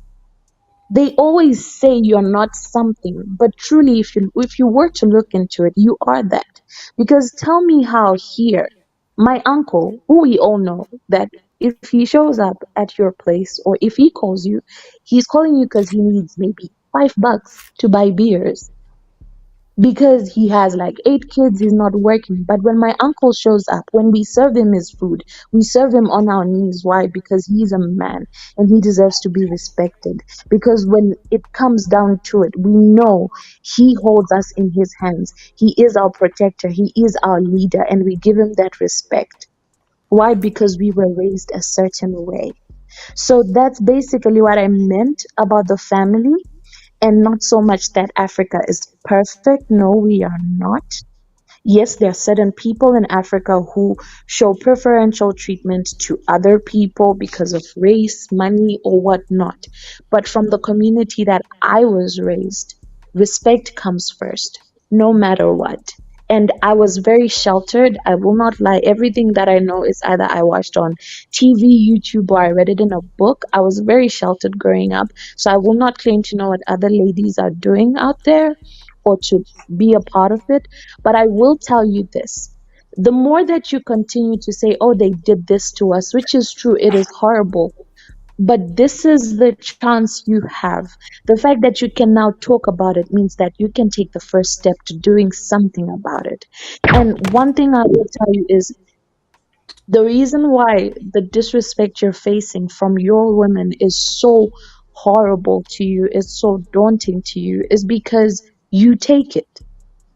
Here, men do not take the disrespect. If a man sees his woman disrespecting him or doing something that he does not agree with, he steps away. And we know that. But your women don't know that.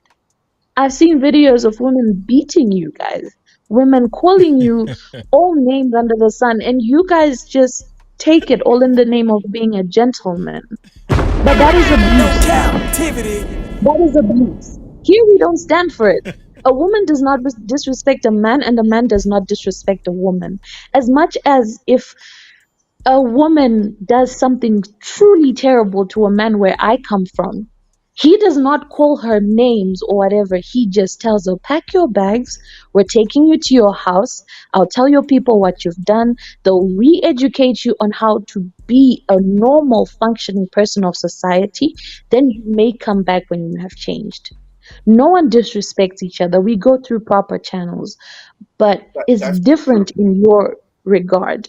So that's what I mean when I say it's different here. We're not perfect. We're still growing. We still have very archaic, very silly things, at least considerably silly things from your point of view that we do. Very abnormal things, even.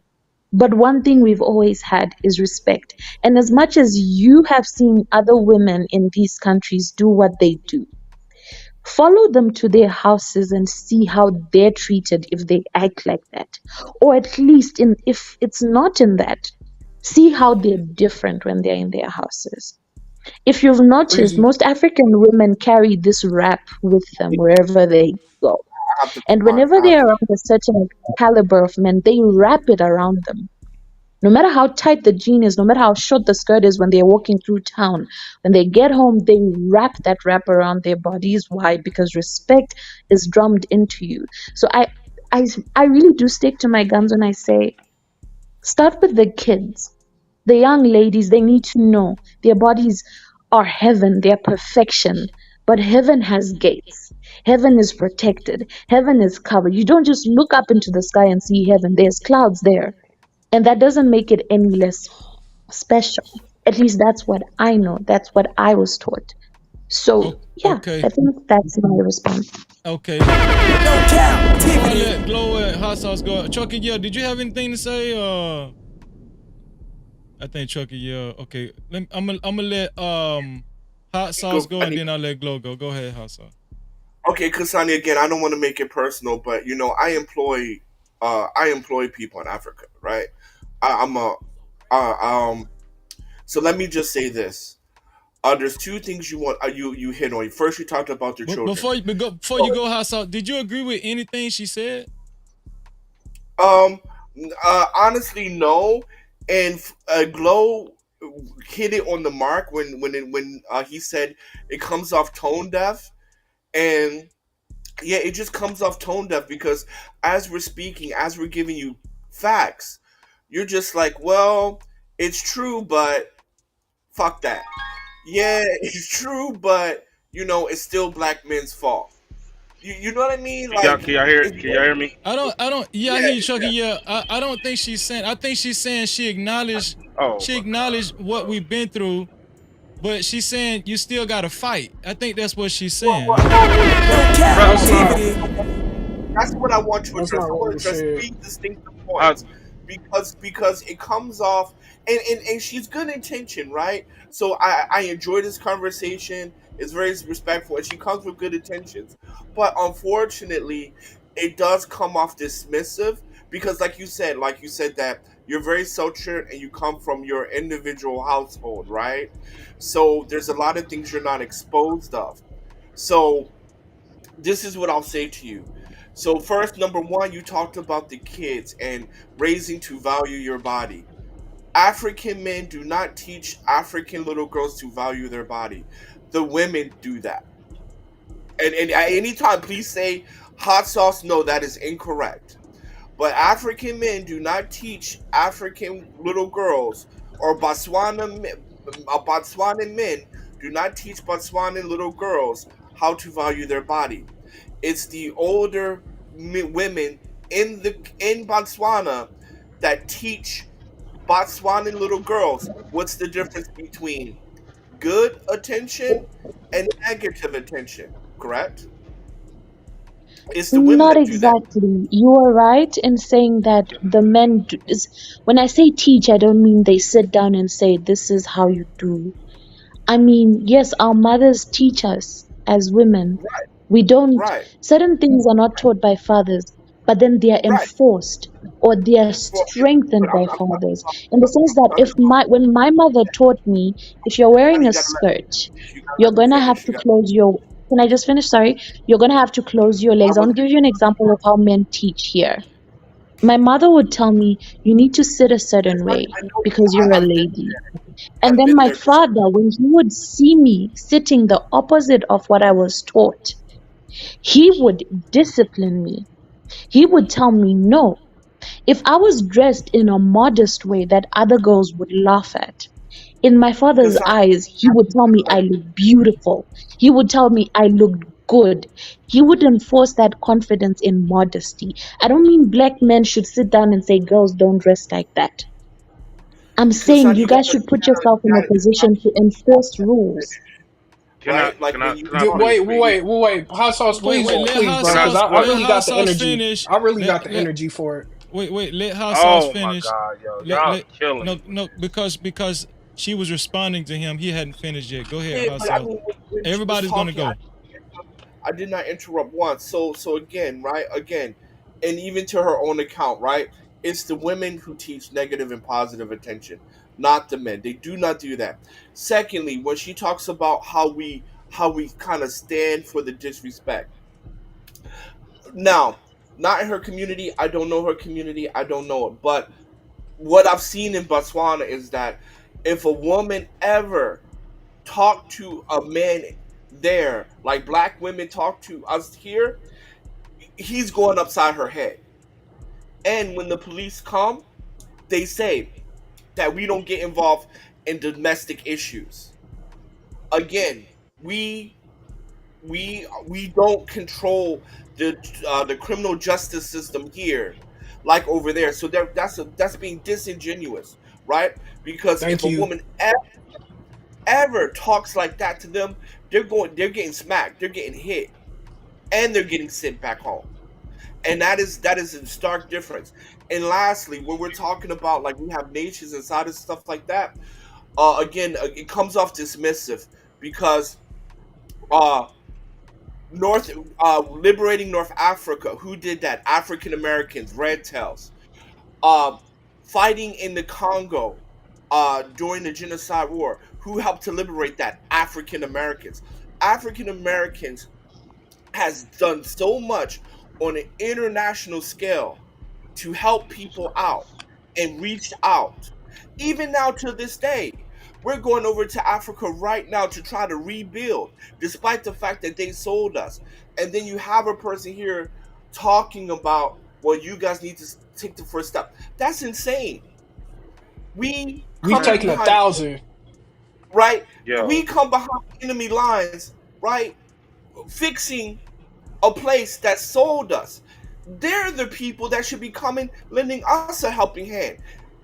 Chinese-born Americans don't fix China. No, China fixed China and backed up Asian Chinese-born Americans. It's backwards, and it's just insane to me. And that's where it comes off as tone deaf, because number one, what she's saying is not the full truth. No offense.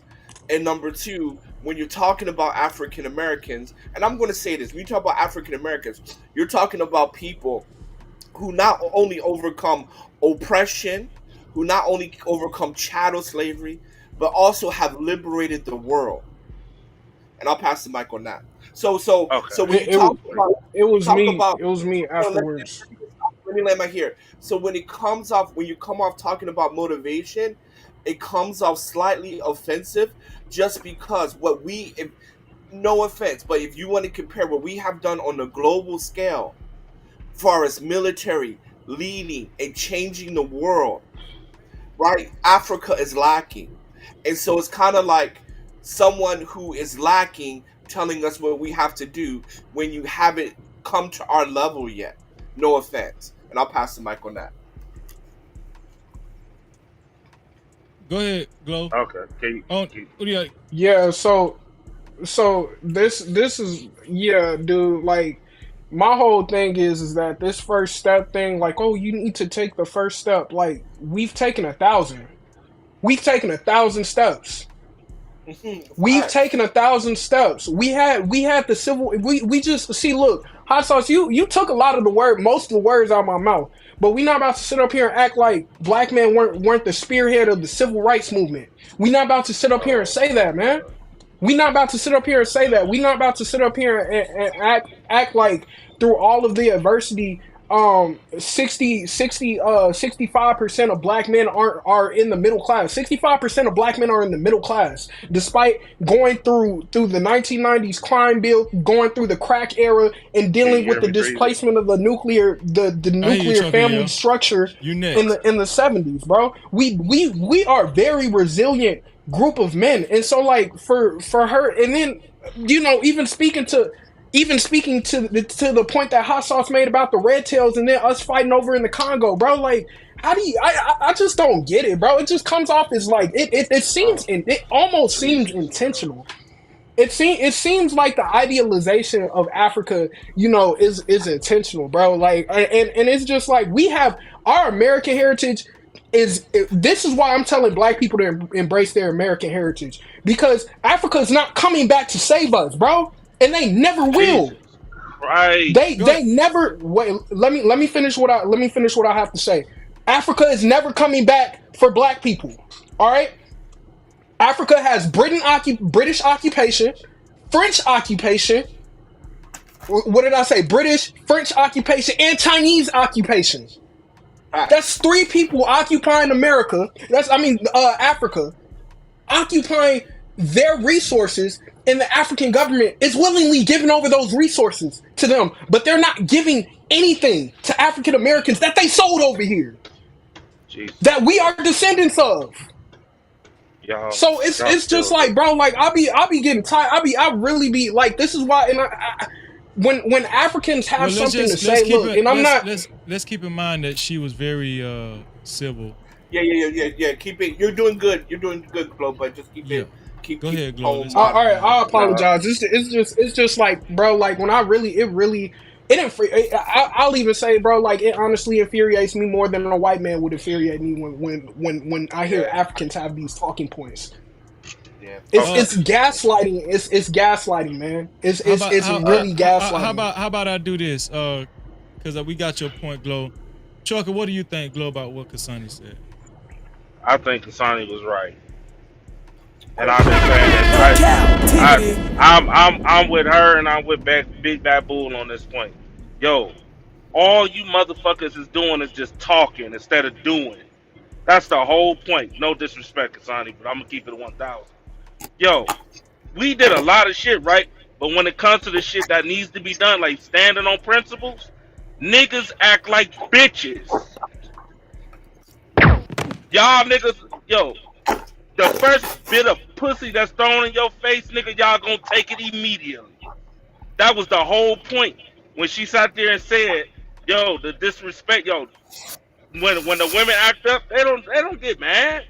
They don't get frustrated. What they do, they go home, pack her shit up, and send her on her and drop her ass off right back at her dad's house. How many niggas you know doing that right now?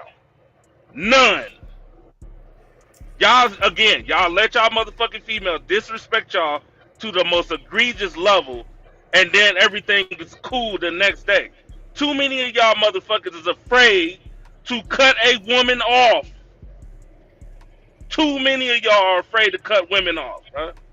Y'all keep preaching this white man shit. That's bullshit. Stop using that dumbass analogy. It's 2024, my nigga. Slavery is over with. You ain't got no excuse. You can't blame it on the boomers. You can't blame it on the millennials. You can't blame it on back in the day. We talking about grown ass individuals right now.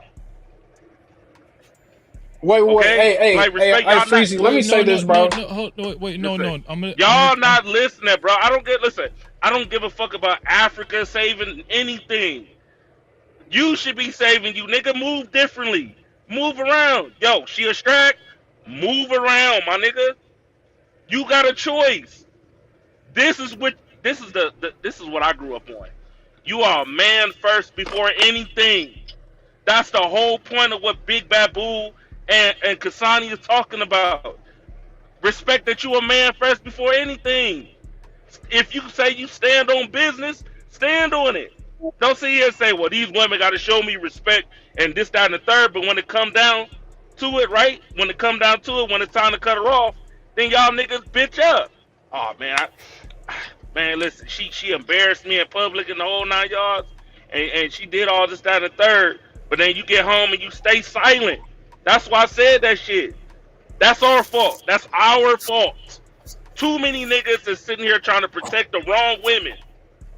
That's our fault. Too many niggas is letting a lot of shit slide for the wrong woman. That's our fault. When shit comes down to what matters, niggas don't know how to move. Y'all accept a lot of bullshit and then y'all chastise the right shit. Y'all don't even respect the motherfuckers that's doing right. That's all I'm saying. Freezy, bro, please let me respond. Please let me respond. Glow, hold your horses. I got you, bro. We've been doing good. Jesus Christ. But so y'all killing me with that, bro. Trucker Yell agrees with Kasani. And I think what I'm gathering is it that Kasani is from Africa? Because initially when she made her points, if I'm not mistaken, everybody was agreeing with her initially. With the fundamentals. No, I wasn't. No. Listen. With the fundamentals of what she was saying. No. As far as how a man should be treated, what she's used to seeing in her culture, how a man should be treated. And I'm gonna say my opinion. I agree with her sentiments on how a man should be treated. She was saying that a man should be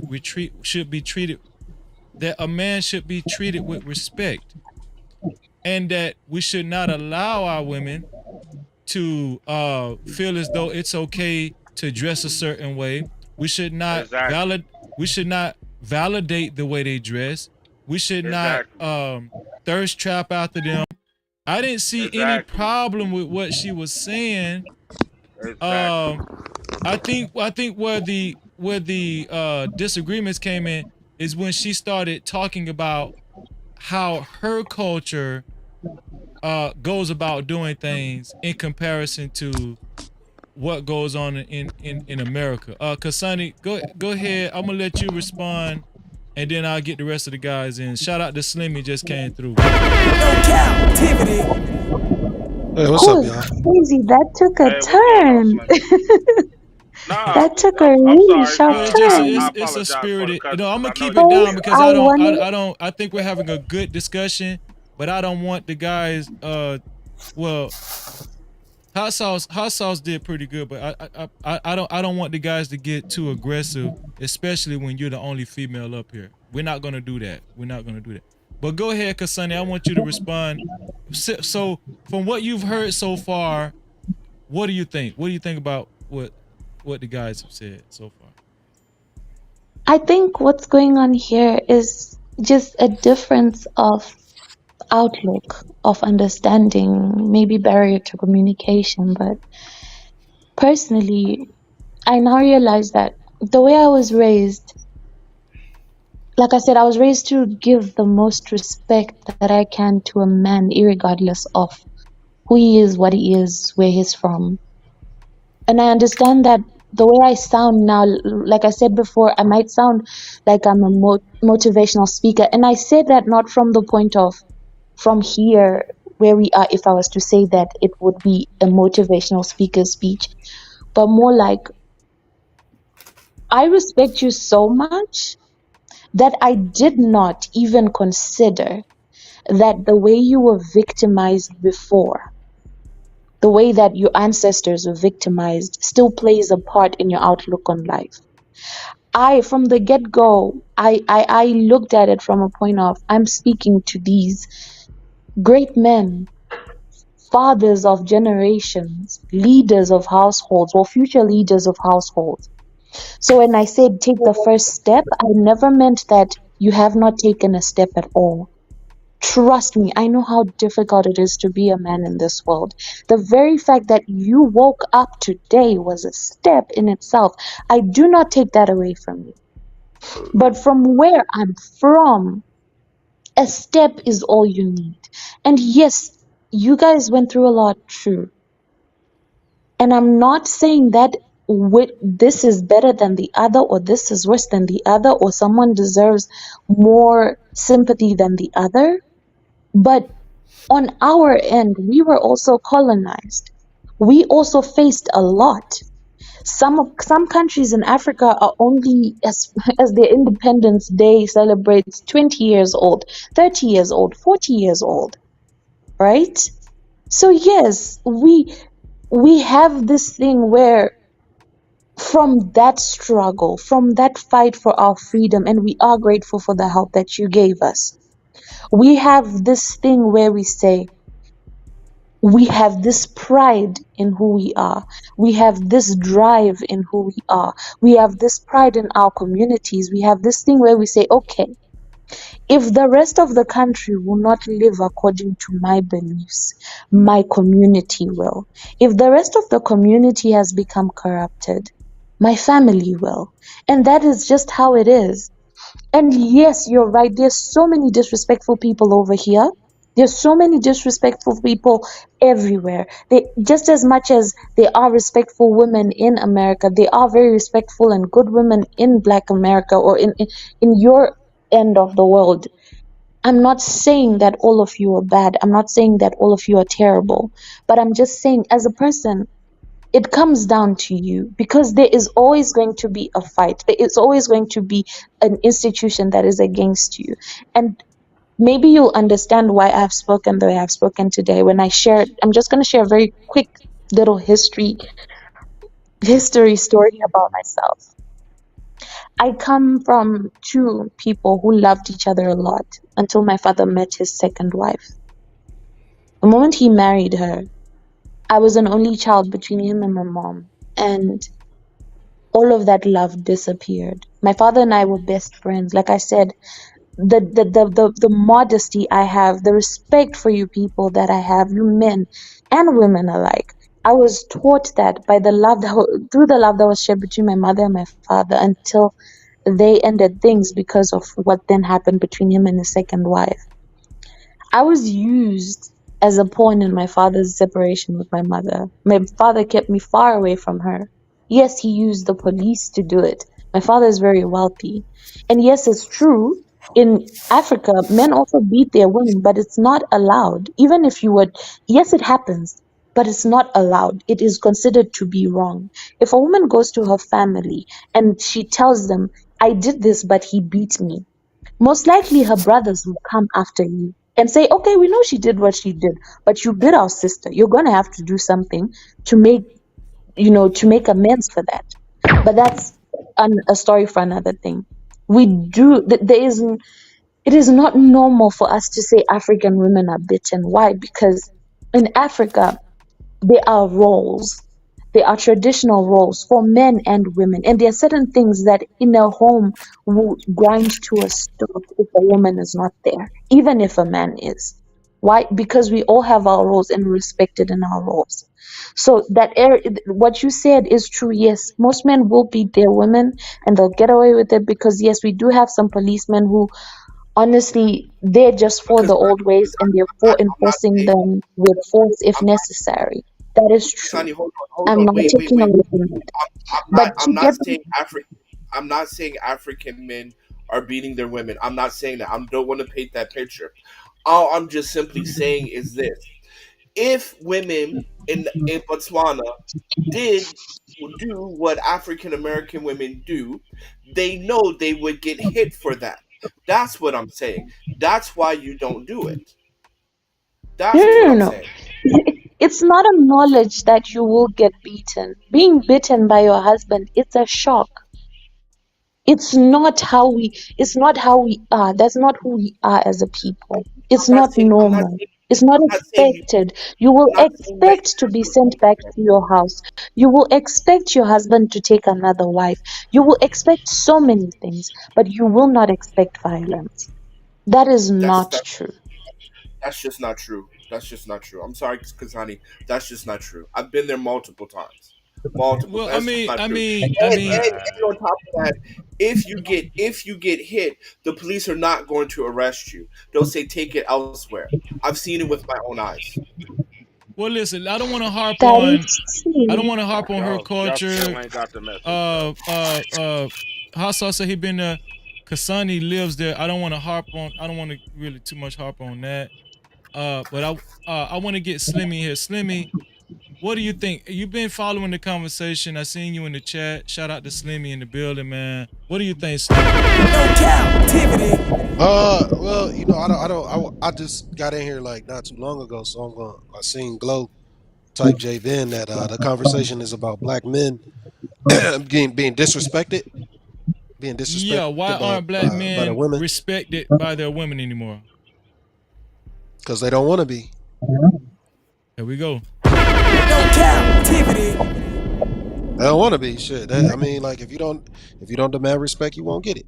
It's that simple. Like you gotta. I That's mean, like that. you gotta. Thank you, Slimmy. Thank You you. can't deal with a woman who don't respect you. Like you, a woman is not going to disrespect you unless you allow her to. Because all you got to do is kick her to the curb. That's I mean, Man, you get one thank chance. you. You get one chance. Like, oh, you get loud with me? All right, I ain't gonna talk to you no more. That's it. Like, but a lot of guys, they are really like the ones that are being disrespected. I shouldn't say a lot of guys. The ones that are being disrespected and they taking the disrespect, they don't have any standards. They don't have any Thank you. standards. All they looking at is Thank getting you. pussy. Like for real. Man, If you listen. look at a woman, if you look at a woman as another entity that you can learn from, grow with, your whole life will change.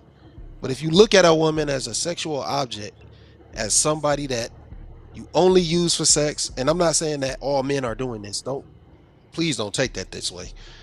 If you're looking at her as an object for sex or something that you can control in a relationship, you will never ever experience anything authentic with a woman. And if you also another thing, if you lead with money, you will never experience anything authentic with a woman. Like you won't. You're gonna only get a transactional relationship. You will never grow spiritually with a woman. You will never learn from her. She could never learn from you because you're not on the same equal plane. Like we may not be equal as physically or any way like that or any shape, but you can always be equally spiritually. Whichever way, like a woman is gonna always be more nurturing than a man. 9 times out of 10, 8 times out of 10, whichever you want to call it. You know what I'm saying? So we all have our weaknesses that we cover up. But the thing is, we can meet together spiritually, bond, and then we can transfer all this energy and become one together and be great. Now, everybody don't find that. Like me, I haven't found that yet. But it's good to know that you can reach that point. And most people aren't reaching that point because they don't have fucking standards. They keep accepting the bullshit and they don't want to fucking change. They keep going in the same vicious cycles, man. So And this is That's that's pretty kind the of much what this, it whole. is. That's this the is kind of whole along the point I was same. saying, bro. This is kind of along the same lines as Kasani was saying.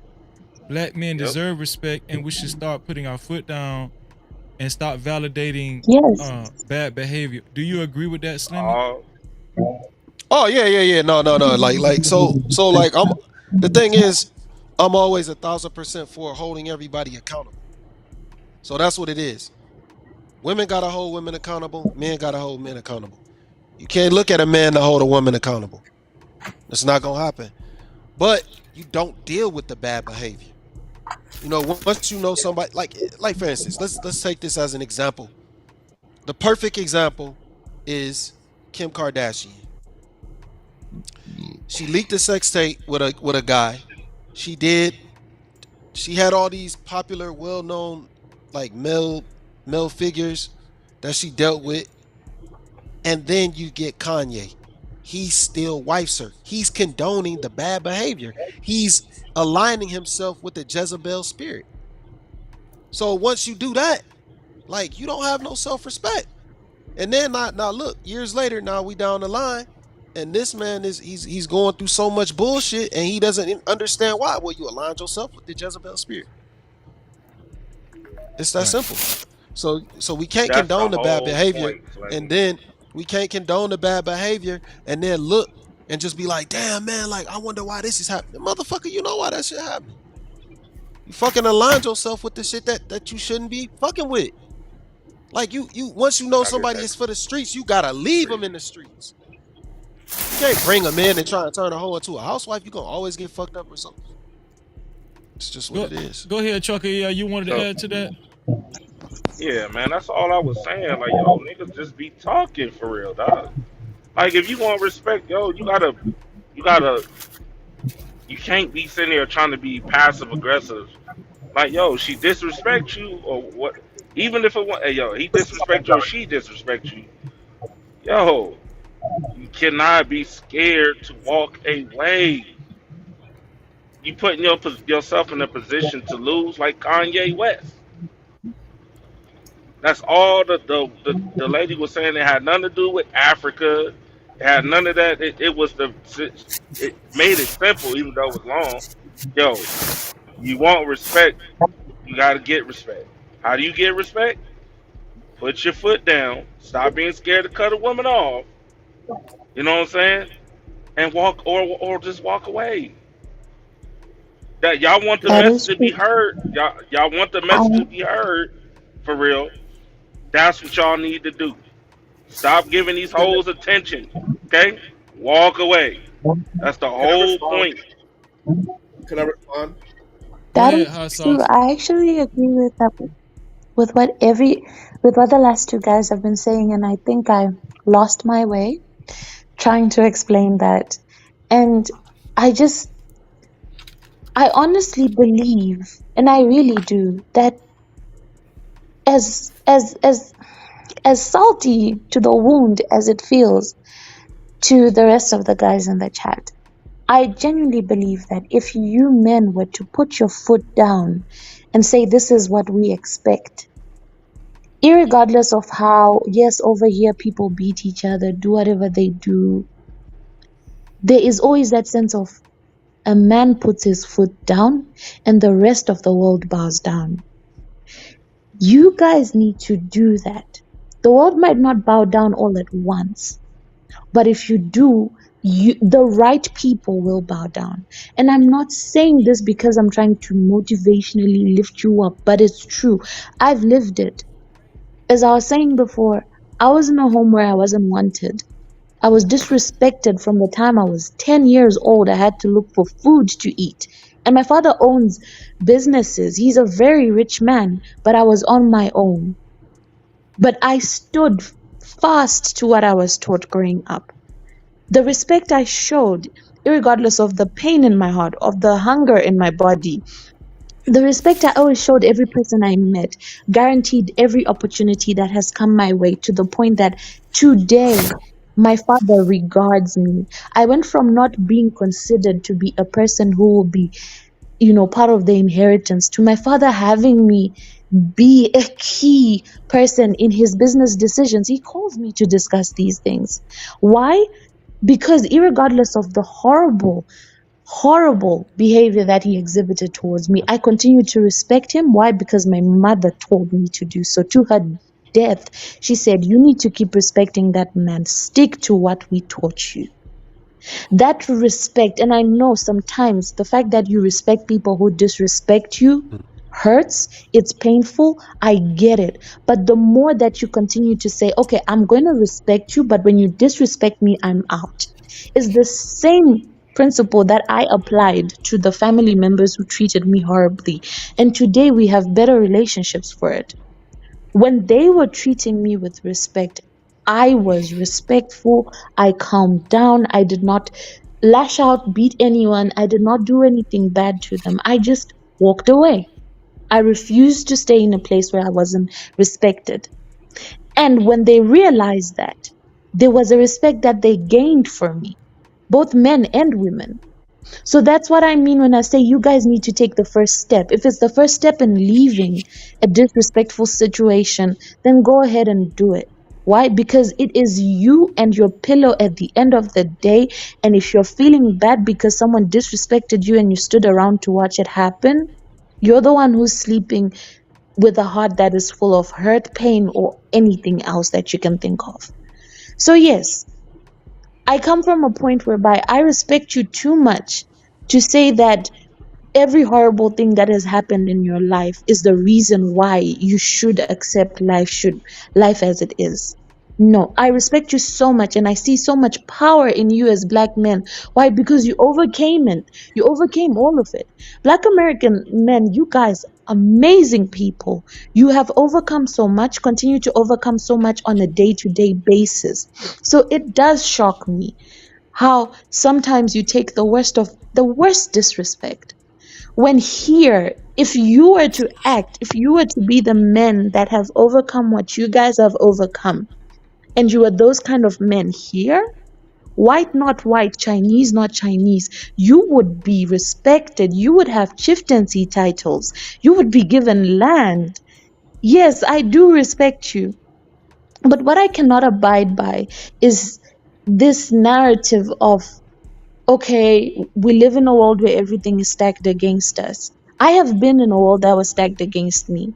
I used to sleep on my clothes because I had no blankets.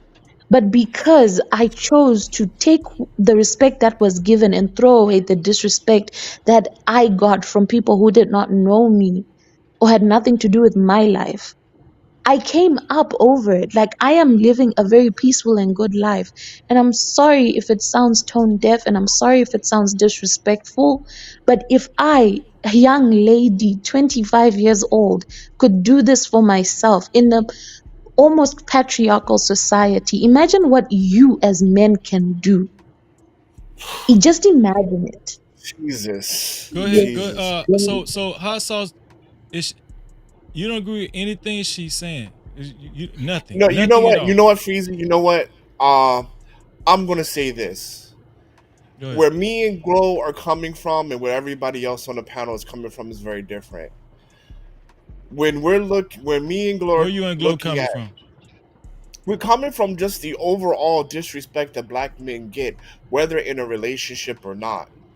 A lot of what the other folks on the panel is just talking about the concentration in the confines of a sexual relationship, but it's bigger than that, right? It's more dynamic than that, right? And just to talk about it on a sexual relation level, it's really swimming in shallow water. So I Wait, wait, get wait. where Where did you get the sexual Let him relationship? land. Let him land. Let him land. Let him land. Let him land. Let him land. Let him I land. get You gotta let him so land. so I get where they're coming from, but I mean, and again, it goes to a lot of self love, and no disrespect to anybody on the panel, and this includes Slimmy, because what I'm saying is before you got on the panel, but what was said here, and only me and Glow was like, what?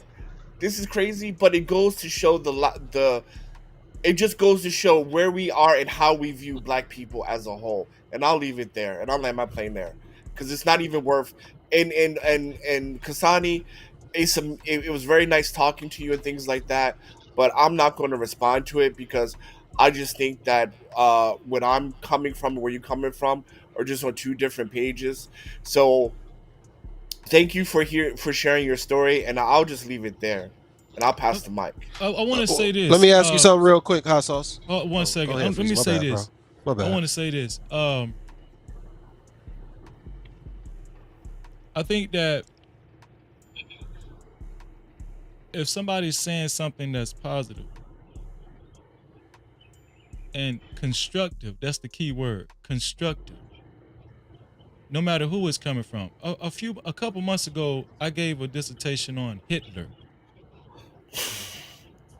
Hitler sat down with the only African American man named S.J. Wright, and he told S.J. Wright while he was on his while he was on I forgot exactly what kind of educational journey he was on in Germany. He told S.J. Wright the problem with black people in America is because we want to remain a second class people, and we're too busy trying to emulate people who we deem superior races. And I thought Hitler had a point. Hitler is a white man, so I don't think men are weak for having a round table with someone of a different culture. The only people that cannot do that are black people. America does that. They're a part of the UN. People come together, ambassadors come together, nations of people come together and sort things out and talk and share each other's culture, share each other's ways of doing things. I don't know. I pray, and my hope, my wish is for black people to just be. You don't have to give up your integrity. It's not like we're selling our soul right now. You have to give up your integrity or something like that. You understand what I'm saying? Like it's okay to get jewels. It's okay to get positivity from anybody. Yeah, but that's where we respectfully disagree, brother. What she's saying, I find it very difficult, extremely challenging to find a positivity in what what she's saying, and Glow also agrees with me on that. So I mean, I understand from your perspective, she said a lot of positive things, but just from my perspective, especially living and being in Africa, I find it otherwise. Right, and I don't want you to think that I'm diminishing your point of view. All I'm saying is that I'm not going to lock anybody out, especially when they're being respectful. No, she's welcome. Like I said, I enjoyed the No, conversation. it has nothing to do with you, Hot Sauce. It has nothing. Oh, okay, what okay. I'm saying has nothing to do with you. So, and I don't think men should let other people call them weak because they're having constructive conversations. Think for yourself as a man and carry yourself accordingly. This is what this platform is about. This is why we have what see, we have to stop letting other men define what a weak we have to stop letting certain people define what a weak man is. If you know who you are as a man, stand on that. Mm-hmm. Now, what she said was, Thank you. what she said was, even though she comes from a different culture, she said she I don't see how, and this is for Hot Sauce and Glow. I don't see how you cannot agree with anything she said. Because one thing she said was she thinks that African American men are extraordinary people and resilient. So when people say I didn't agree with anything she said, I'm forced to believe that you're being very pessimistic just because she's from Africa. Oh my God. Okay. It's not. Hold on, Listen what I'm Hot Sauce. saying. Let me Don't cut me off, Wait. bro. Don't do that. Hot Sauce. Wait. Don't Wait do a second. that, Wait a bro. second. Please don't do that. that, Please don't do man. that. Come on, don't pay Come me. on, Go. man. I can control myself. Y'all got it. Hold on, Glow. Let me just say something really quick. No, don't say nothing. Don't say nothing till I'm done. I'll let you guys go. So what I'm saying is that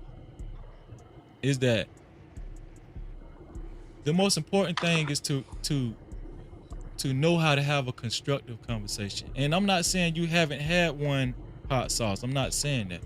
What I'm saying is that I did find some positivity in what she said and something constructive. You understand what I'm saying? Another thing I liked was she never got disrespectful. She always maintained a very pleasant demeanor. And so what this is showing me is no matter how a woman presents herself, like I just think that's unfair. Because there's a lot of women that will come up here and be very volatile. Yep. And all I'm saying is that I want us to take a step back and zoom out and look at this from a macro level. She's very respectful. Her only fault is that she's not from America. That's what I'm seeing.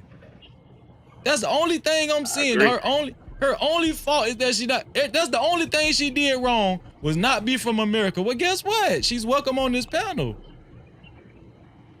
She never got disrespectful. She sounds very pleasant. She talks in a soft voice. She's let you guys. She hasn't cut you guys off. She letting you guys speak and you let her speak. I appreciate that. I just want us to be more open-minded. That's all I'm saying. Like, shout out to Kevin Samuels, man. Eat the meat, spit out the bones, man. No Diddy. I'm just saying, like, this is how we progress. This is, you understand what I'm saying? Like, I can be a diplomat. I could go to another country and be a diplomat. I can do business in another country. Of course, you can too, Hot Sauce. I know you can. You're doing it. You're doing it. Yeah. So what I'm saying is, how can you? You're not the only time you're going to listen is when money is involved. I think that's disingenuous, and I know we're tired of that word, but I'm just saying, I think that was appropriate for the time. But I want to say, Hot Sauce. Wait. I'm trying to remember. No, it was Glow. Glow was next because he hadn't got a chance to speak, and then I'll go after that. Go ahead, Glow. Oh, can I respond after Glow to both you and? Go ahead. Glow hadn't talked in a while, but go ahead. Yeah, can you add me to that last point? Yeah, no problem. After that, I'm sorry. No problem. Yeah, so just because the Rome fell because one of the reasons that Rome fell is because they let themselves be invaded by a Trojan horse that was being presented as a gift. So just because somebody speaks softly doesn't mean that their message isn't destructive, for one. Two, when you're what's going on? Two, you can't. Just because somebody is saying something that resonates generally doesn't mean that the things in which they're saying have a solid basis. Her perspective and what she's saying is supposed to solidify her argument. For me and Hot Sauce, the foundation of her argument, even though at the end of what she's saying is something that can be generally agreed with, the foundation of her argument discredits the outcome of everything that she's saying. What's the foundation of her argument? she's saying that black men need to I don't think she's put their arguing. foot I don't down. think she made We're an not argument, we're but also I just want to say that I don't think she was arguing. I don't think she made an argument. I just want to say that, but you said the foundation. so black black men are not in a position. We have been taken out of our position as head of household um for generations, um to disregard all of the political and social pressure that continues to perpetuate itself, regardless of the things that we've already fought for through the civil rights, make her argument, the end result of her argument, disingenuous. And that's what we've been saying the whole time. Like, even though you need to, because at the end of the day, it's still black men, you need to put your foot down. We have been putting our foot down. You can't control that does not want to be controlled. These women do not submit. They don't submit. They aren't born. They aren't bred. They aren't. Come on, stop with that. Stop with that provocation, bro. Like, stop, bro. Like, that's Oh my all right. god, man. Hey, you know Yeah, what? that is disrespectful, bro. I'm a fuck with y'all, and let me go ahead and say this: the nigga that y'all be talking about, the niggas that y'all be talking about, like in reference Oh, to, don't it's do like it, y'all Glow. kind of Don't phrase do it. it, Glow. Bro, leave on a high level, bro. Don't do that. Leave on a high level. No, Leave on a no, high no, level. no, no. Because Do it, Glow. let me. Okay, so all right. So the way that you all talk about black men, me and Hot Sauce aren't the type of black men that you all are referring to when you all make the statements such as the one that Triple B made in the comments, or Trucker Yale says, because we actually did pick ourselves up by the bootstraps and got ourselves up out the hood. We actually did that.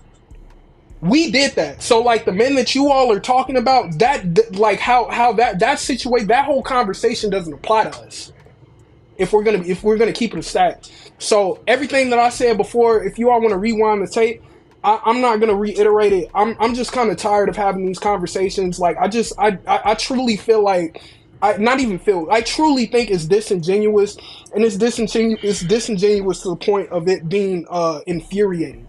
But I'm gonna just land my plane there, and then hold on, let me add on to that. For other men What? to agree, for other men to agree, for other men to agree with a Let lot it of these go. No, sentiments, let him go. for a lot of other men to agree with these sentiments as well, it's just disappointing. But you know what? If you all, I'm what I think, what I know actually is that I know I'm standing on the right side. That's all I'm gonna say. Well, shout out to you I'm for gonna land pulling my plan yourself there. up by your own bootstrap. No captivity. Let me see. Can I please respond? Yeah, I Hot got Sauce and Just J. Trucker. Just came Can I get in in. there? Yeah, I'm gonna let you. Just J just came in because I want to give her a chance. She hasn't said anything. Hot Sauce, speak. Just try to go ahead. I'm gonna let you go because I want to get I'll be concise. Don't worry. I'll be concise. Go ahead. So okay, so to your point where you talk about can we spit out meat, spit out the bones. My whole point of with her is that for you guys, I understand why you believe that. But brother, I've been going back and forth to the continent since 2015. And what is being advertised and what's on the ground, I had boots on the ground, is what's advertised is just not right. It's just not true. Or it's, well, let me say it this way. It's just not the full story. And I respect Kasani. She's a great woman. You know, we've been singing her praises, whatever. But on this, we can be adults and have a relationship and still disagree, right? And that's what I mean by swimming in shallow water, because I've been there since 2015. I've been to Botswana multiple times. I've been to Kenya multiple times. I've been to Tanzania multiple times. I'm employing Africans right at this moment. So all I'm saying is just that what's being advertised right now, is what's being advertised right now is just not the full picture, respectfully. And I have no problem with the young lady. She said that she's speaking from her community. So from her community, I understand it. I have no pushback from that because I've never been to her community, right? And she said that she's been sheltered. So I get that and I respect her trials and tribulations that she come over. But when we're speaking as a whole and we're looking at the context of the whole, I am forced to agree with Glow. Well, force is a bad word. I cannot but only agree to Glow that the message that comes across is patronizing at the least. Right? It's patronizing at the least. And I'll leave it there because I said I'll be concise. So I'll pass the mic. Trucker Yell. Did I miss something? Yeah, this is stuff before you came, Slimmy. Trucker Yes, Yell. yes, Do you yes, mind? yes. Wait. Just Jay. She had. No, no. She. Listen. I was just gonna ask if she wanted to go first. I Okay. was gonna ask her if she wanted to go first. Just Jay, you want to go first? Oh, well, thank you for being kind. How y'all doing?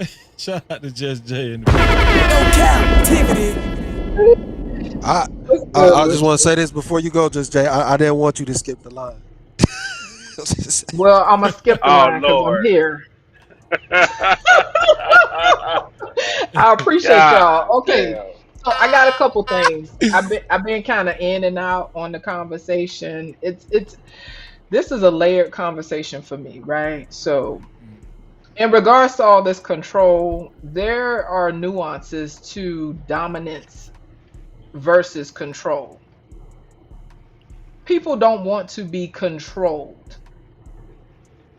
It takes a level of value, right, to be able to come together with a person, and it's beyond she need to get on my program or kick rocks and all this old weird shit that people out here talking. At the end of the day, it takes valuing both people in the relationship. I don't understand why people not getting this. People out here saying that a woman needs to just follow their rules, shut the fuck up, do what they say. These women don't want to be controlled, and then you expect to have a functioning, healthy relationship while totally disregarding the other human being, right? Not even an inanimate object, the other human being, right? The fact that they are dismissed and diminished alone will not yield a healthy relationship. It takes a reciprocation of respect. I don't understand why this isn't like understood. Respect goes both ways. The problem is people keep saying no me first. No me first. No me first, right? So at Right. any rate, it's a difference between that, right? Now, as far as leaders, and shout out to whoever this op is, you definitely a op, nigga. Shout out to these leaders who is everybody else's fault except for theirs, right? I don't like to use the word fault, but if we're going to talk about leadership, I've never been on a job and saw the CEO say, you know what? It's all of you underlings' fault. I'm not taking no responsibility for none of this shit. The hell with all y'all.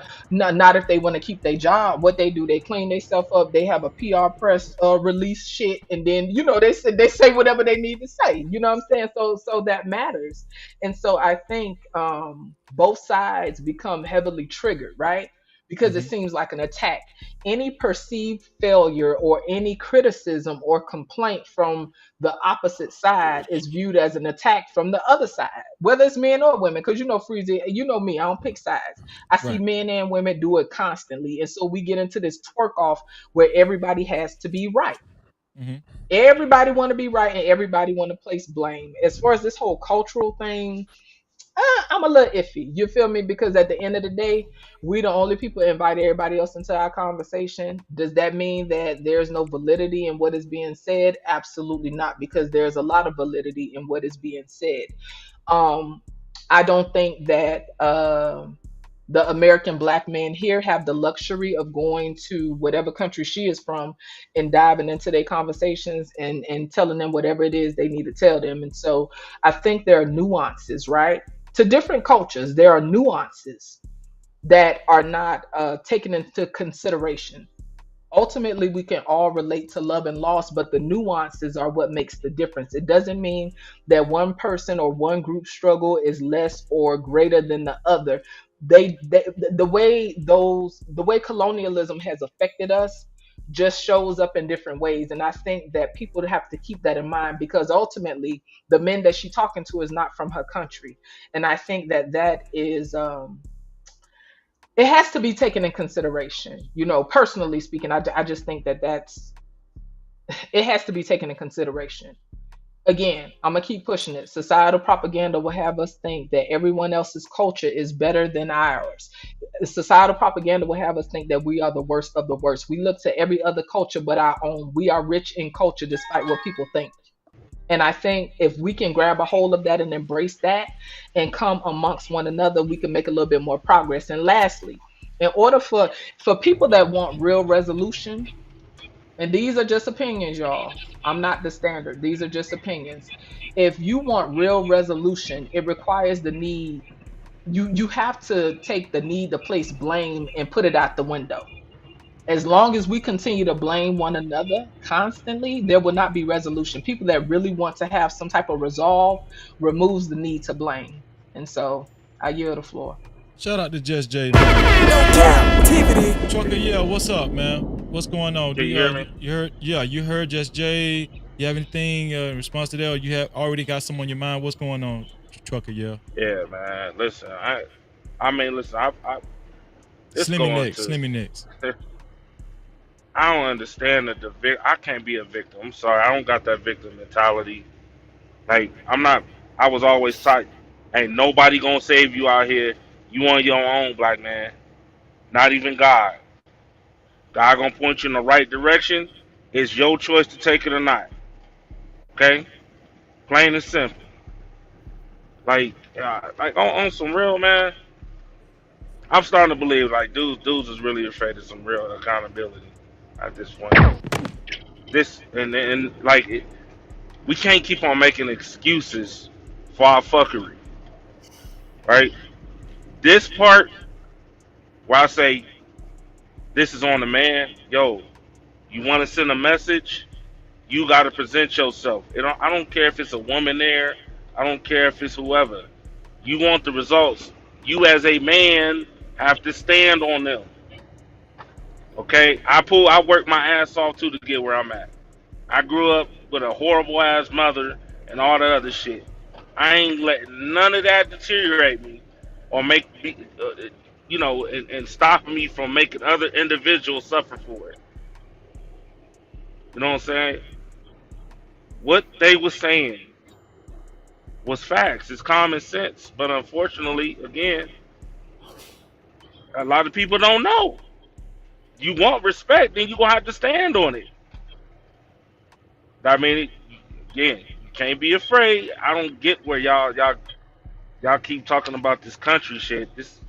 It was never about the man. It was a simple ass show.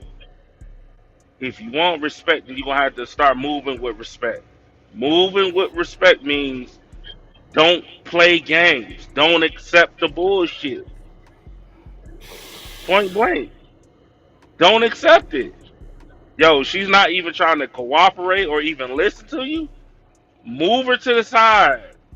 Plain and simple, okay? You ain't got to make your life hard. All right? That's all it is. If you want the results, put in the work. It's not going to happen overnight. It's almost like entitlement. Nobody wants to put in the work to get the results. Everything got to be given. Well, I pulled my ass out of doing this, that, and third, and I'm focusing on my business. That's cool and all, bro, but that don't mean shit if you ain't got no woman beside you. Like, if you want to buy a chick, but then don't complain about the results. If you want a woman to respect you, then you got to stand on respect.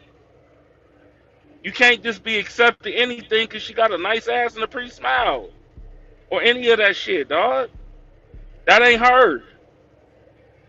That's all I'm saying. That's all we've been saying the whole time. This is our fault as men. You want some shit to stop going on right now, y'all gonna have to stop accepting the bullshit. Point blank. Let her go and stop trying to change these women who don't respect y'all into something they not. Fine, rock with the women that are genuinely them at all times. She's kind and sweet at all times. She cares about the family all the time. She don't look at her kids as a burden all the time. She respects you all the time. She loves you all the time. She appreciates you all the time. All right, that's all it is, man. Y'all make this so hard, and it's really simple. This goes to show that it starts at home first, and unfortunately, we got a lot of broken ass people in our community that's teaching this shit that should have been taught when you was 6 years old. No Cap-tivity. Like, man, it's crazy how people can Facts. overlook. How it's crazy how people can overlook the message. It ain't had nothing about putting black men down or anything. It was as simple as stand on business, black men. You're more powerful than what you think. Stand on business, black women. You're more powerful than what you think. That's it. Now y'all can either do or just shut the fuck up. Point blank. Shout out to Trucker Yell, man. Shout out to No Trucker Yell. Cap-tivity. Slimmy, what do you think, bro? What's your thought, man? Hey, real. Hey, clip that last shit up. Clip that up. Like real talk. Like that was blurry. But like most people, like, so the thing also I wanna say this too. I'm on a hotspot, so I can't really type. I wanna say what's up to McCall, because I seen that she messaged me. I can't type. I'm on the hotspot. With the chat. Happy belated birthday, homie. But Happy G Day, McCole. No the thing is that Cap-tivity. no, Big Bad Bull, not McCole. Oh, Big Bad Bull. Happy G Day, But Big Bad Bull. My bad. No Cap-tivity. Yeah, Big Bad Bull. yeah, but the thing that people are missing is that you got to be a leader for yourself. Like, fuck everybody else. You can't control nobody else but yourself. So what ultimately what I feel like Trucker is saying and what I'm saying is, like, you're never going to be able to control anything else. You're never going to be able to control the masses. The masses is going to always move in thin. So you cannot care about what the masses are doing. You have to be a leader for yourself to attract what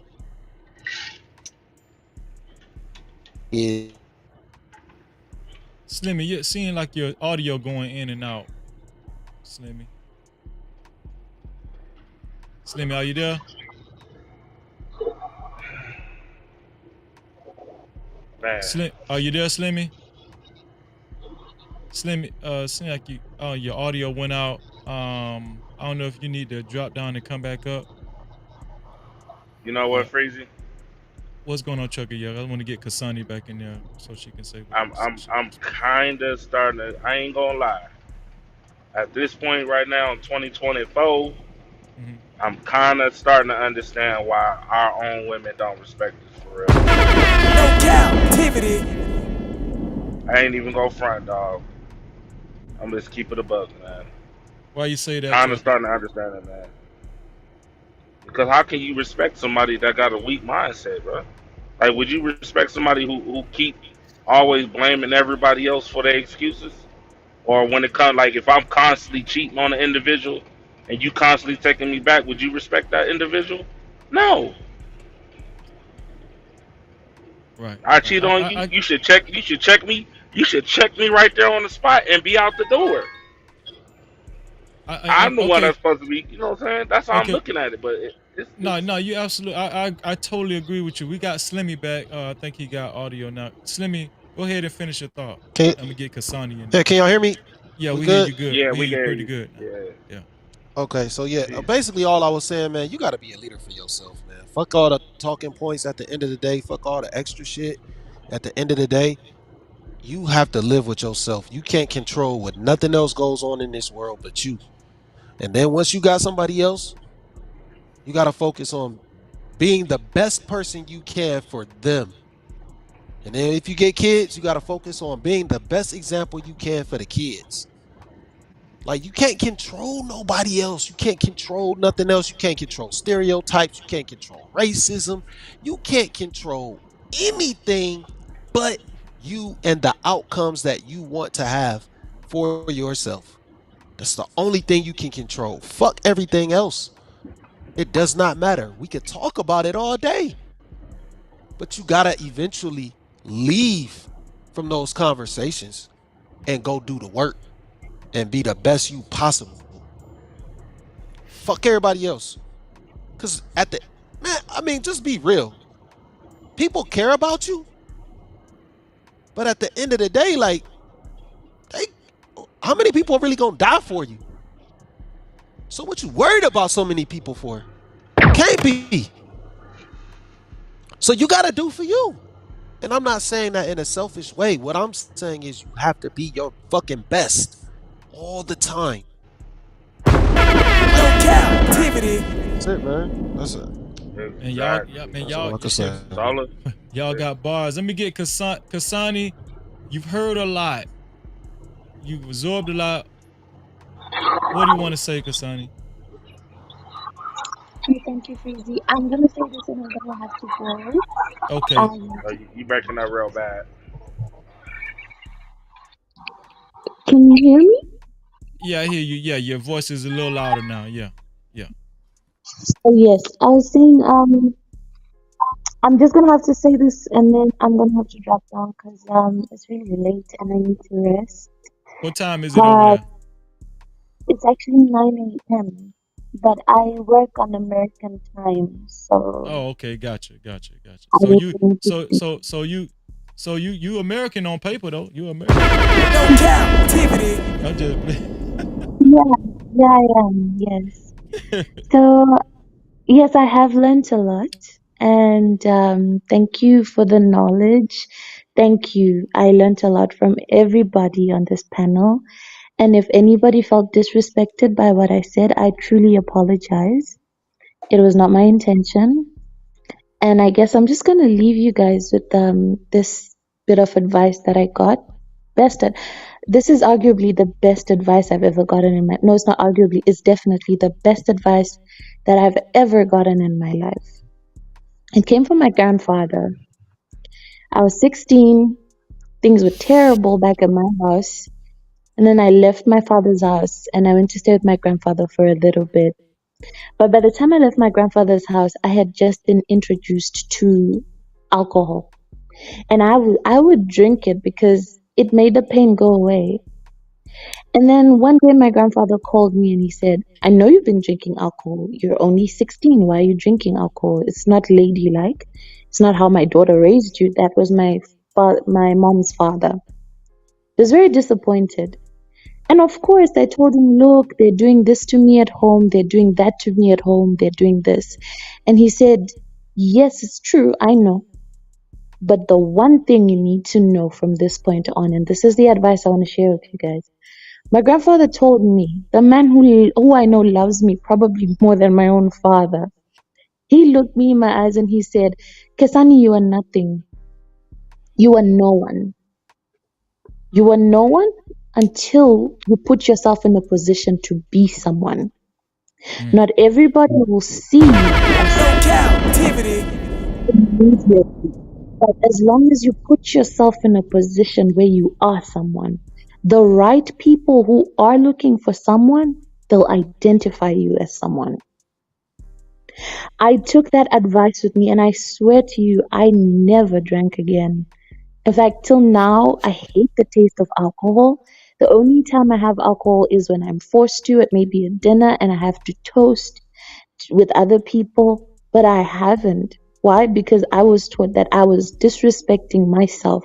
So how would I expect anybody, my father, anybody else who was abusing me at the time, to respect me to stop if I was disrespecting myself? So I guess my advice to everybody here is that we have been through a lot, not just you guys as Black Americans, but as the Black community, as we went through a lot. That is true. And I do not take that away from anybody. But I think that respect starts from you respecting yourself. I was 18 when I left the whole family because no one was respecting me enough to help. I was, like I said before, I was sleeping on my clothes. An older man, CEO of a very big company, offered me a beautiful house, a beautiful allowance. More money than I'd ever seen in my life was put in front of me. And because of that advice I got from my grandfather, I chose to respect myself. I said no. That night I went home and I ate this relish from here that I don't process well, that makes me sick when I eat it. But it was all I could afford. I went home and I ate it in tears. And I thought I'd made a mistake. But the next time I met that man, he had respect for me and he gave me a job. I'm not saying that it's going to be that way for you. Maybe the people who disrespect you, you'll never meet them again. Maybe they're going to go on and be blessed by God. But the fact that you respected yourself in that horrible situation and you chose to do the right thing for yourself, it will speak a lot to your story. So, without blaming anyone, I think the first step is respecting ourselves. Respect yourself as you are and respect your future self. By saying, the children that I raise today, out of respect for myself, I will teach them these things so that this respect I've made for myself will be maintained in my older years. Out of respect for myself and the people around me, this must happen. And it's an ugly road. It's a hard road, especially when you're surrounded by people who are so disrespectful, like everyone else was saying. That is true. You are going to get lonely, yes. But remember, when you don't respect yourself, you are nothing. Why? Because that's how you have portrayed yourself. You allow people to disrespect you, you allow people to treat you anyhow they want. Because you yourself are nothing. So, in the words of my grandfather, you guys, until you come to a point where you realize that yes, hardship is painful, it breaks you, it hurts, and the people of the world are not going to be perfect everywhere you go. But the way you respect yourself is when you respect yourself in a perfect way, then you'll start seeing the results. Not today, not tomorrow, not this month, maybe not in the next 2 years, but eventually it will happen. That's it from me. Thank you very much, Freezy. Kasani, And thank you. No, thank you. And thank you for not being a stranger. You know you're always welcome here on No Captivity. No Cap-tivity. Thank you, Kasani. I appreciate you. Goodbye, everyone. Goodbye. All right, take it easy. Shout out to No Chaser. Shout out to Mel. Shout out to Op from the Norm. Shout out to No Cap Drip. Just landed. No Cap-tivity. Op from the Norm. What's going on with you, my boy? What's good, Freezy? What's good? Just chilling. Just chilling. Alright, so I had about an hour ago now. I had seen you was live. I was like, oh shit, I got to catch, bro. I ain't holler at him. Shout out to Home good, Team. man, Home Team in the building. No Cap-tivity. What's up with you, bro? Yeah, it's like I'm seeing the comments. I'm hearing everybody, speak on the panel. Much respect to everybody. This is the crazy thing when I look at the part that says the respect for us. Now, no disrespect, but I did a video on this a while back, and I realized something. When I hear a lot of our sisters speak in this country, they take on the white feminist mindset, meaning that We know that one. Yeah, their that's a history, fact. started sadly. Like they think they woke up and their history was like the Hold on, '60s, hold but on. then Hey, Truck, I hear some traffic in the background or something. Yeah, okay, good. Go ahead, That's me. Okay, my bad. Go ahead, yeah. So they take on the history thinking that they've been through the same thing that white women been through. Their arguments and all that. If our sisters really knew their history, and I ain't saying all of us know it perfectly because I hear black men say the same crap. Oh, black women couldn't have a check on houses and all that. It's like if you knew your history, black women was owning houses before white women in this country. They was owning banks, running banks, hospitals, property. They had all that, schools, all that. If you look at Bethune-Cookman, that was a black man and a black woman that started that school. If you look at C.J. Madam Walker, that became a millionaire way back in the early 1900s. Her brothers taught her how to put those products together that she made millions off, and she was able to teach other black women. So when I hear black females be talking about, oh, we can't this, we can't that, I'm like, it eat me up inside because I'm like, we wasn't tearing y'all down. Even if y'all look at Spike Lee, Eddie Murphy, or Keenan Ivory Wayans, they was giving sisters and putting them in position to own their own executive positions in Hollywood. So you mean to tell me now y'all don't know y'all history? It's all black man fault. So now we get the disrespect because white women have penis envy. So now they got our sisters with penis envy. They got our sisters looking at us like, oh, it's y'all fault we don't have X, Y, and Z. That's bullshit because I still see black men to this day. Even a couple brothers got on this panel as riding for sisters. But you mean to tell me it's, oh, we got to have this and that. You know, I had a back and forth with one of the sisters in the chat. No disrespect to her, but I see she don't know what's going on if you arguing with me when I just asked you a question. Yeah, I very well know what's going on. You try to psychoanalyze me from the chat, but you got it. No, I asked you a question. So when you You was made going it off, I was personal and like, it had nothing to do about something personal. You asked me about my personal life. Nothing I said was personal. But anyway, I hear you. yeah, Continue to educate me. because when I asked you that question, I was asking that question because you sounded so passionate about it. I'm like, damn, did you go through that? I didn't say you acting like you went through it and all. No, I asked you a How I serious sound like that question from a chat? How I sound like that when you read it? because I How know how to you hear a read. I know sound how when to, you read it? I know Oh, how to but you read. And hear I a know how to sound when you read. But you hear a see sound how when you see read. how you being combative and you let me even answer. I'm How not you being ask me a combative. question? I'm Hold being on. How you petty. ask me a question? But how you ask me a question and then when I try to answer it, you cut me off. No, you're right. You got it. But at any rate, viewing it as riding for another team already implies that people are not looking for resolution. But you got it. I'm going on mute. Go ahead. See, I'm glad you give an example of what I'm talking about. So all this combativeness that we go back and forth, even when a brother tries to be genuine and ask the question, we still get that. We still get that disrespect. It's no, hey, let's have a good conversation. Hey, what do you mean by this? X, Y, and Z. Like, that's why I asked the question. I fell back. Let me ask the question. Then I got all this craziness. All right, cool. But at the same time, Freezy already know what it is. We make videos trying to help our community. And the sad part about it is when we bump heads all the time like this, and we can't have real conversation to get to resolution, it's gonna always be this. And my thing, last real quick, I'm gonna let you, jump back in, Freezy. My thing is, we at a point now where we have to destroy and rebuild. The mindset that we have nowadays, where we go at each other, we got to destroy that and get back to the point where we able to, hey, how you doing? Well, a black woman can be comfortable to smile when a black man, how you doing, baby girl? Because I'm seeing nowadays oh, don't call me baby girl. Don't say this to me. You ain't got to help me. But then turn around and be in so much pain. Black men in pain, black women in pain. We can't even get along no more. And the reason being is because we taking on everybody else fucking plight. And it's not ours. Point blank, period. Shout out to Art from the Norm. No Cap-tivity. Let me see. No Cap Drip in the building. No Cap-tivity. Drip. You been soaking up a lot of information. What you think, man? What's on your mind? Toxic.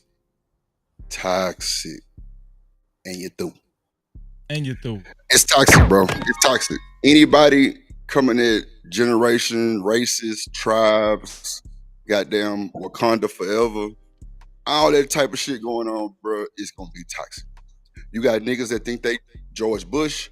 You got women that think they the lead of goddamn Black Panther, Wakanda forever, and nobody is nothing, bro, because we didn't live in a day like that. We didn't live in these days. Come on, bro. Let's just keep it a bean with ourselves. All this old history and knowledge shit, man, you niggas can't prove that shit. Because if so, bro, it would be applied. But niggas out here lying, sticking and moving, women lying, thinking they got muscles. Bro, it's just a fucked up situation. All the way around. All the way around, bro. Black, white, and the fact that bro just said that women think they white women is crazy. Or they got that feeling that, they supposed to be treated like white women. It's crazy, bro. Like, that shit shook my whole brain. I ain't gonna lie. But I mean, I really ain't got them to speak on nothing else, bro, because this is it's good for content, but the fact that you got men trying to yell at the girl from Wakanda is just crazy. You know what I'm saying? And everybody trying to No Cap-tivity. You know what I'm saying? Everybody, trying to get their point across, and it's cool. But at the end of the day, we gotta accept what people have been through. And that's just what it is. Like, If you trying to talk to a woman and she look at you crazy, like Trucker Yell said, keep it moving, bro. Like, why you want to bust in her? You know what I'm saying? Now, it take two to tango, but the women should also tell you to put a condom on. If you don't want to put it on, get your bitch ass out. Plain and simple. If the nigga try to do some other shit, then hey, that's where the legal shit come through. Because a nigga is not finna go grab a condom. He's not. And the women, if they all lubby-dubby and all passionate and they little foreplay, they not gonna make them. But you got ones that stand on business and got standard. So they gonna now, nigga, put the condom on. If not, get your bitch ass out. Go on to the next one, bro. So plain and that's simple, all I gotta dog. It's plain and simple, man. Man, shout out Real to the talk, Drip man. Show. No Cap-tivity. Shout out to Yo, the Drip Freeze, you Show. mind if I respond to something Drip just said? Go ahead, Op. Yeah, you know what, bro? I 1,000% agree with you, and that's part of why I said destroy and rebuild. Because when we talking about like what you said with the condom thing and all that, it's like a lot of men don't have a problem understanding like we got to do better and why we get held accountable. Like I said, it's brothers coming on this panel that's like, hey, this shit ain't right, and it's like the problem seeming to be is we bumping heads over our personal perspectives and our opinions, right? Right. But it's like, okay, relationships right now ain't working with us at all. This shit all the way fucked up. Like I said, like you can't even tell a sister to smile, or a sister can't even, let a brother know what she going through. What I am just saying, nah, fuck that, I'm going through something. You know what I'm saying? It keep being this back and forth shit. And that's why I said to destroy and rebuild the mentality that we got going on now, because it ain't getting us nowhere. Because if the shit hit the fan today, I guarantee you, we ain't running to the other side to look for help. We looking at each other. Watch this. I don't mean to cut you off.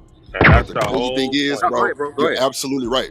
You're absolutely right, bro, because women will look at you crazy in the streets, but get they motherfucking ass on YouTube and tell the whole fucking story. No Cap-tivity. And you through. And you through. And that's the point. That's what I'm saying. Like, yo, niggas need to stand. Like, I ain't focused on with women. Like, I'm not focusing on them. Yo, you don't want to. I say, hey, yo, no, I ain't trying to hit on you, but you look really nice, and you give me a frown, like a mad bitch face or whatever you gonna call that shit. All right, I'm gonna walk past you. You're through. Shit. You know what I'm saying? And you That's just me. And I'm walking right. I'm walking right past you. So you know what I'm saying? Listen, people got to stop trying to the destroy and build shit. I agree. I'm on the rebuilding portion. Yo, if you not on that type of time of family or anything like that, okay? I'm not rocking with you. If you the type of dude that say, yo, fuck hoes, right? Fuck the hoes, but then you fucking with the hoes. Yo, I'm not fucking with you, cause you're not a man of your word. You know what I'm saying? That's the same niggas that be like, oh, I ain't fucking with these hoes, but then they marry a motherfucking hoe. Well, see, Like, nah. this is the thing. Like, one thing I always agreed with was women control sex, men control marriage. I agree with that. A lot of the ways men can minimize the disrespect coming from their significant other, a woman, is by vetting a woman properly and making sure you choose a woman wisely. I think a lot of times we fall victim to hypersexuality. We fall victim to ass and titties, and we be wanting to connect ourselves to a woman just because other men want her sexually. And I think we do need That's to. the worst mistake. Yes, and I think we do need to improve on that. I think we do need to improve on that. And I think that's one of the things. See, This is what I want to say about what Kasani was saying. Shout out to Kasani. No Cap-tivity. This is what I want everybody to know. A lot of the shit that Kasani was saying, she actually didn't teach. She actually wasn't teaching me. It was already confirming the shit that I already felt. Yeah. Exactly. Exactly. What Kasani was saying, she wasn't teaching me nothing. She was saying shit that I already knew and felt like we needed to do. I just enjoyed hearing it from somebody else. That's it. And this is the thing. This is why I can have people of other nationalities on this show. Because Freezy can think for himself.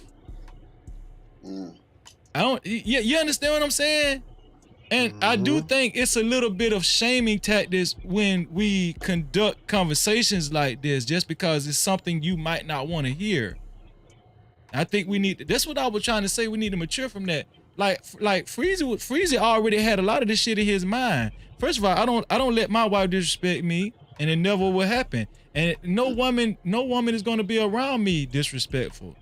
I'm gonna get your ass away from me quick, fast, in a hurry. And you're through. And then another thing is this. It's not about who's right. I say this all the time. It's not about who's right. It's about what's right. Yep. I always say that. It's not about who's right. It's about what's right. If a damn turtle said the right thing, guess what Freezy gonna say? Yeah, you right. No Cap-tivity. Shout out to the black moms. Happy Mother's Day. Yeah, that's just how I operate. And that's how I profit. That's how I profit in life. Not just monetarily, but in general. In general. You understand what I'm saying? We're gonna get our final thoughts, man. I appreciate everybody coming up. We're gonna get our final thoughts. I'm gonna start with Slimmy. Because hold on, I'm gonna start. I'm gonna start with Slimmy. Go ahead, cause Slimmy hadn't talked in a while. Go ahead, Slimmy. No, I was just gonna say, man, just be your best authentic self, man. That's the best way you can go about things, man. Like you can't worry about all these talking points, all this shit, man. All this shit is gonna stay on the fucking internet, and you gotta live your life. So that shit don't matter. You can't live your life based on these talking points and all this other shit going on. The internet is not your fucking life. These people will not matter like in 10 to 15 years. All they talking points or whatever they feel won't even matter to you anymore. So you have to live your life for yourself, be the best self you can be, and just do for yourself, man. Like, and you're gonna attract the best people for you. And I don't even mean in a sexual relationship or a marriage. You're going to attract people who are going to want to see you do better. They're going to want to do better, and you're going to be able to build. So destroy all your negative thoughts about what's going on around you and build something real based off who you are as a person and being authentic and being the best you possible. Fuck everything else, man. This shit don't matter at the end of the day. Once you get off this internet and you turn this YouTube off, like, you still gotta go and live your life, and you still gotta go and be the best you possible, man.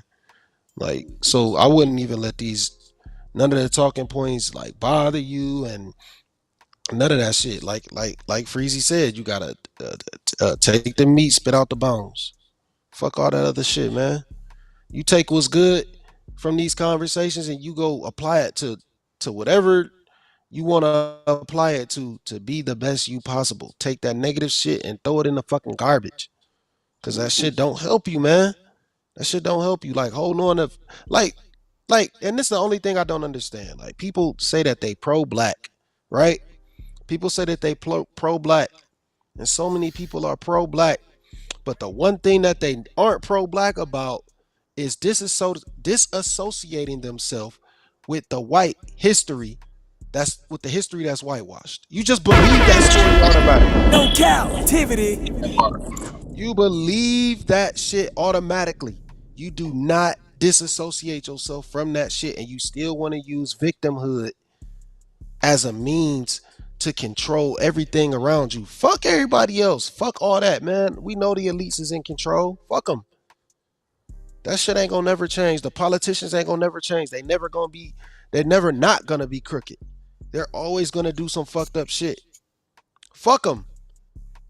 You can't control that shit. What you can control is how you view the world and where you go in this world and where you allow yourself to go in the world. So be the best you, man. Fuck everything else. You know what I'm saying? Man, That's shout all I out got to to say. Slimmy, man. No Cap-tivity. Slimmy, man, you know what it is, man. Listen, you know I'm gonna catch you on the flip side. I always appreciate your contribution. You one of the most intellectual guys I know in this space, man. Thank you, Slimmy, every time. No, I appreciate you, bro. You already know, man. For sure, bro. I see you on the flip side. Shout out to, let me see who I'm gonna get. You know, I'm gonna get No Cap Drip in here. Drip, what do you think, bro? What's your final thoughts, dog?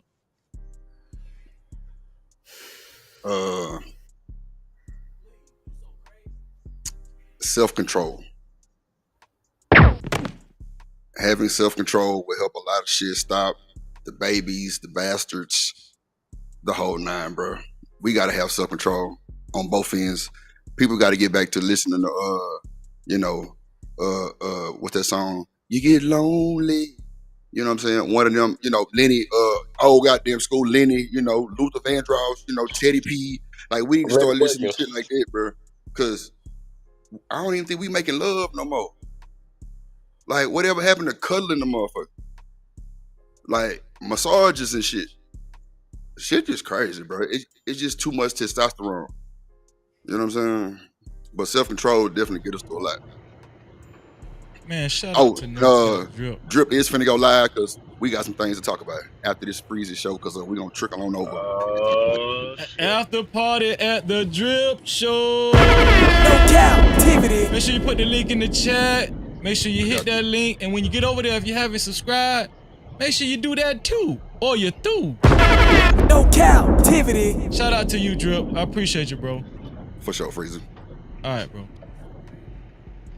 Let me see. Let me get from the norm in this thing. From the norm, man. What you say, bro? What's your final thoughts, bro? Yes, sir. Man, first of all, I appreciate you, bro, for having me on. Every time. Yeah. So, check it, man. Like my OG always say, man, keep living, keep saying good morning. Because it's like, if we talking about, and that's going back to what I said, destroy and rebuild, meaning for us as men, and I know this is going to be difficult to say, but, us as grown-ass men, we going to get it, or it takes some time to get. If we pro-black, like the brother said just a moment ago, we pro-black and we want to truly build in our community, us as men, forget the relationship part or just smashing something, you know what I'm saying? Like, don't let it be when you speak to a black female, woman, whatever, it's because you're attracted to her, you want to smash her. You know what I'm saying? How you doing? If she don't want to say how you doing back, just keep it moving. You know what I'm saying? If you go to talk to a chick, you trying to really lock it down with a chick, she on some bullshit, keep it moving. But if we really want to try to build on this shit, because I've been at this shit for 20 years now, 21 years, you know what I'm saying? Like, actually working in the community, working in my community, and actually working with at-risk youth. And the biggest issues I see is we forgetting about our kids. You know what I'm saying? Thank God with my son, being there for him and whatever problems I had with his mama, he see that it wasn't me. You know what I'm saying? I ain't even have to put her down. I ain't got, it's your mama ain't shit. I ain't have to do all that. Just let him see how I move and how I relate to him, and he can always come talk to me. Our relationship is better than ever as he's gotten older. You know what I'm saying? So we have to try to remember our children, what we trying to do, working on, sweeping around our own front door. And then plus, you know what I'm saying? Like I said, you want to try to build within the community. Don't always look at a woman or a man as if this is going to be a come up, this is a sex thing or relationship thing. We got to be able to get back to just being able to relate to each other, because God forbid shit hit the fan, we're going to be looking towards each other, because we know, I don't care if you're a divester, whatever the fuck you are, feminist, whatever the fuck you are, passport bro, whoever you are, if things go down, we're going to be worried about our own. You know what I'm saying? So we got to get back to that shit and doing the best that we can, but keep building yourself up. You know what I'm saying? My channel, Offering on 18, is about brothers, because I know we the leaders regardless of what. Pressure is made for shoulders, not hips. So y'all brothers keep that in mind. and keep building and networking with each other. Shout out you, Freezy. Shout out to the brothers on the panel and in the chat. We got to keep building with each other because we got to lead this shit. Point blank, period. Man, shout out to my brother Op from the Norm. No Cap-tivity. Op from the Norm, man. Listen, man. We go way back, man. And shout out to JVJ, man. Shout out to JVJ. We go way back, man. And don't be a stranger, dog. Don't be a stranger, man. This where we at, man. We chilling over here. And listen, I would like for one of the mods to if you can, to find Out from the North channel, put his link in the chat. Put Out from the North's link in the chat. Make sure y'all go subscribe to this brother. This brother's a very in-depth brother, man. Very intellectual, man. Thank you, Out, man. I appreciate you, bro. Appreciate it. And I'm gonna be over there. Wait, y'all going over the Drip channel afterwards? I'm gonna be. Yeah. They're hanging out at Drip. That's the after show right there. For sure. All right, bro. No Cap-tivity. Blade will never die. Big bad boy. His name is Op from the Norm. His name is in the chat. You just scroll up a little bit. Op from the Norm. It's all one word. OPPFROMNORM. Op from the Norm. 18. Out from the Norm 18. You'll see him in the chat. Blade, what's going on? What's your final thoughts, man? Bring us my final thoughts is very simple. First, shout out to Globe. He dropped some really thought-provoking, insightful points. And he dropped some bars, man. And second point, I would just say this, man. For those who kind of lean towards where me and Glow are coming from, I would definitely check out the conversation with Dr. Clark and Francis Cress Welsing, where it talks about what actions need to be done moving forward. And I'll leave it at that. Shout out to the Blade Will Never Die, aka Hot Sauce. No Cap-tivity. And y'all know how Hot Sauce rock, man. Highly intellectual, man. It's my brother, man. He always contributed on the platform. Been with us for a long time. Hot Sauce, man. Sorry, Go ahead. Sorry, I just want to say, all praises to the Most High. All Israel, praises. your redemption is coming soon, and I'm out. Man, all praises to the Most High, man. Thank you, Hot Sauce. I appreciate it. No Cap-tivity. And I'm pretty sure you'll see. You could probably find Hot Sauce in a few seconds over there at the Drip Show. You hanging out, Hot Sauce? Maybe. I'll check it out. See what they're talking about. Okay, all right, man. I'll see you on the flip side, bro. All right, take it easy. Shabbat shalom. Shabbat shalom. No Cap-tivity. Oh man, we got Trucker Yell. Man, listen, Trucker Yell. What's your final thoughts, Trucker Yell? What do you think? What do you took from this whole thing? What do you think?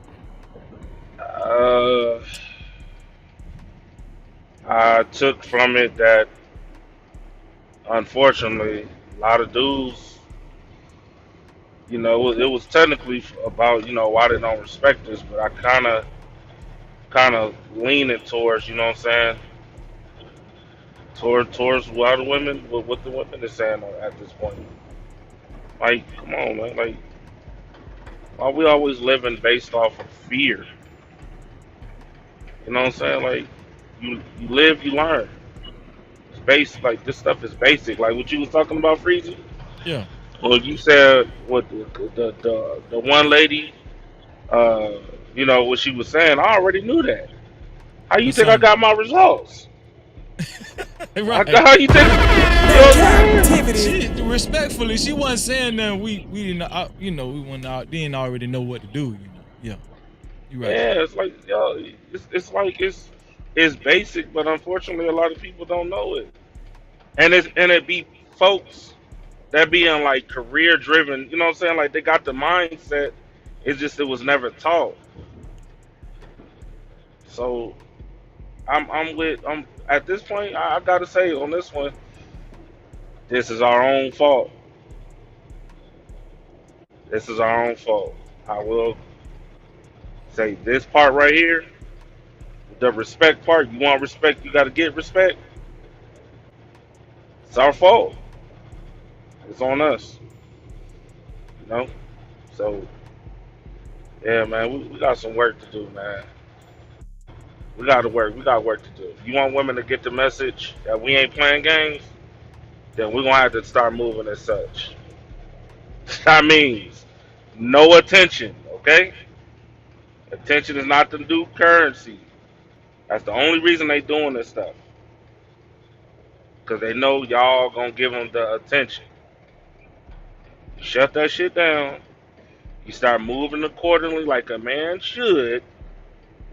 Not what females want or society, but just as a man first, and you can get all the results you need. You'll start bringing around the right women. Will start literally being in your circles more and more each and every day. You don't got to pay for her to be there.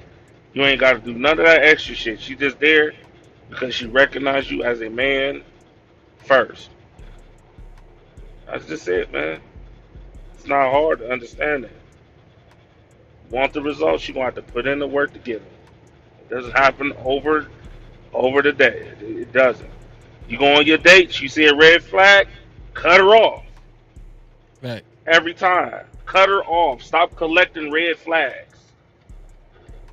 I don't care. I don't care. Stop collecting red flags. No Cap-tivity. Yeah. I'm just saying, dog. We collect. They do. Think about it, yo. She may be cold as hell. She might be a 8. She might be a 9. But as soon as she start talking, she a 2. Right? Right. But then niggas will still smash and try to convert this woman into a mother and wife her up. And she dumb as a damn doornail. Now your kids got the same mindset. When it should have been let me go ahead and cut her off. She gonna bring me nothing but chaos. Even though she got a body, this is a lot. Like, yo, you set the tone at the very beginning of every situation. Sometimes you gotta cut them off to let them know I ain't playing games. Then they'll come to the table correct. But if you're not doing that, yo, you see the results. They ain't gonna listen to you. They ain't gonna do none of that shit. You gonna keep on attracting these fuck ass females. Nah. Protect the women and leave the strikes and thunder rats alone. That's just it. That's all I got to say. Man, Trucker Yell, ladies and gentlemen. No Cap-tivity. Trucker Yell, man, thank you, bro. You know you always keep it 100, real No talk. Cap-tivity. And I know I'm gonna see you again, cause I know you ain't gonna be a stranger, bro. Thank you, bro. I appreciate you. Yeah. Oh, can I say one more thing too? Of course. Man, can we literally? I know we got our experiences. Can we stop playing the victim? Like we ain't. Let the other ones do that shit. We not no damn victims, all right? Please, for the love of God, stop playing victim. That's it. Trucker Yell. No Cap-tivity. I see you on the flip side, Trucker Yell. All right. All right, bro. This show was challenging. For the most part, it was respectful, and I really appreciate everybody. I tried to give everybody their space to talk. It's very important. When it was your time to talk, I think we did a great job with nobody getting cut off. When it was your time to talk, I gave you the floor, your space to actually say what was on your mind fully. And I think that's very important. And we're gonna tighten that a little bit more as we move forward. I really appreciate everybody that comes up to contribute and give their train of thought. I really do. I really do. Whether we agree or disagree, right? We're all sisters and brothers, and we're going to move forward together. That's just how it is. That's just how it is, right? Everybody has their opinion. And my job as the host of the show is just to make sure everything stays in order, man. Hopefully I'm doing a good job at doing that, because I don't, sometimes it gets spirited and sometimes every now and then people get cut off. But at the same time, I just want to make sure when it's your time to talk, I want you to get your full thought out. And if somebody is trying to butt into you, Oh, I love you too, sis. Thank you, sis. I appreciate you, sis. So thank you for putting on Ops link in the chat. Thank you, sis. I appreciate it. I love you too. And I appreciate that. Just Jay say, Freezy, you always do well. Thank you. I appreciate you. But, that's the thing, because it's really not for us. It's for the audience. The audience needs a, I can't force the audience to feel a certain way. Neither can the people on the panel. The audience is going to make their own decisions. They're going to make their own choice. Our job up here is to give the best, to give the best point of view possible. The best point of view possible. You understand what I'm saying? So they can see, so they can hear and see clearly where you're coming from. That's the main objective. The main objective. We can do that. And I know, and listen, we're going to continue to do that. Thank you. Thank you, TK. I appreciate that. TK, I really appreciate that, TK. TK said you're amazing, Freezy. Thank you, TK. I need to hear it because I want to make sure that the people that's watching, they actually see a constructive conversation. A constructive conversation. Not melee. Not no melee. Thank you. Thank you, Joseph A. Gomez. Joseph A. Gomez, also from New Mexico. Thank you, Joseph A. Gomez. Say good job, Freezy. Thank you. I appreciate that, bro. Thank you, man. No Cap-tivity. I appreciate everybody for showing up, man. Y'all know what time it is. It's time for the benediction. Let me see. Time for the benediction.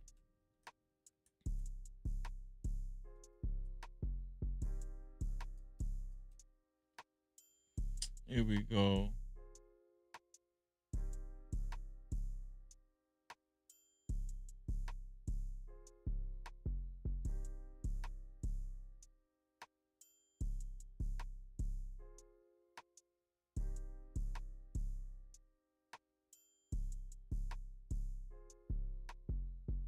This is awesome.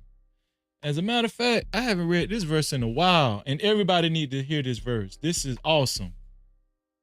This is awesome. Please, everybody pay attention to this verse. Shout out to the benediction, man. Everybody pay attention to this verse right here. This verse comes to us from Matthew 12th chapter. Matthew 12th chapter and the 29th verse. This is an awesome verse and it fits the occasion. The Most High come to us from Matthew 12th chapter and the 29th verse, and he says, how can someone enter into a strong man's house? How can someone enter into a strong man's house and plunder his goods? How? Unless he first binds the strong man. That's the only way somebody can enter into your house and just take your shit. If they bind you in some type of way, distract you, get you off your square, then indeed he may plunder his house. No Cap-tivity. So basically what the Most High is telling the men is to be a man. Be a real man and stay on point. Stay focused. Don't let anyone distract you. Don't let no ass and titties distract you from what you know to be true. You understand what I'm saying? How can someone enter into a strong man's house and plunder his goods unless he first binds the strong man? Then indeed he may plunder his whole damn house. You gonna get you for everything out of house and home. No Cap-tivity. And you're through. Real talk. So men, stay focused. When it's all said and done, it's up to us as men to stay on our square, to stay on point, to stay focused. A lot of times I don't like to, I don't like to, listen. A lot of our women, they are out of order. That's facts. Right? But at the same time, I understand women to be the weaker vessel.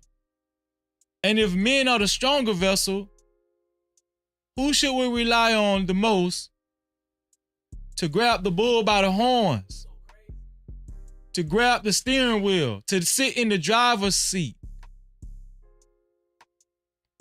to trust that they are going to take us in the right direction? Women, you don't have to, at the end of the day, if a woman is fucked up, if a woman is disrespectful, I don't give a damn if she got an ass as big as California. You don't have to fuck with her. You don't have to fuck with her. If you value your life, if you value your time, you're going to make the best use of it.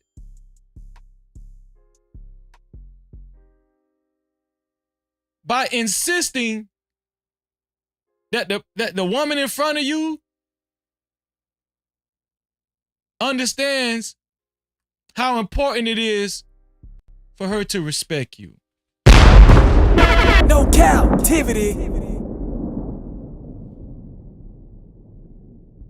Or you'll get binded up and they'll take you for everything you got.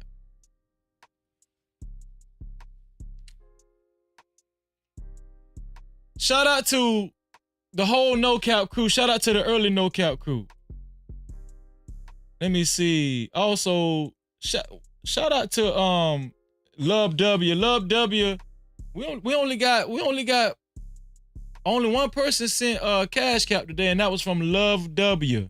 Shout out to Love W for her $10, or what it's a total of $10. 2 $5 cash cap. Love W, thank you for the only 2 cash caps. I really appreciate you. Thank you, Love W. I really appreciate you. Matter of fact, let me highlight Love W right now. Let me highlight Love W. Here we go. Shout out to Love W for her 2 $5 cash caps. I appreciate that. And here's the other one. Shout out to Love W for her 2 $5 cash cap. No captivity. Oh, Love W is a man. Oh, my bad. Damn. Shit, my bad. Love W is a man. I'm sorry, Love W. Love W gonna fuck me up. My bad, Love W. Where Love W at?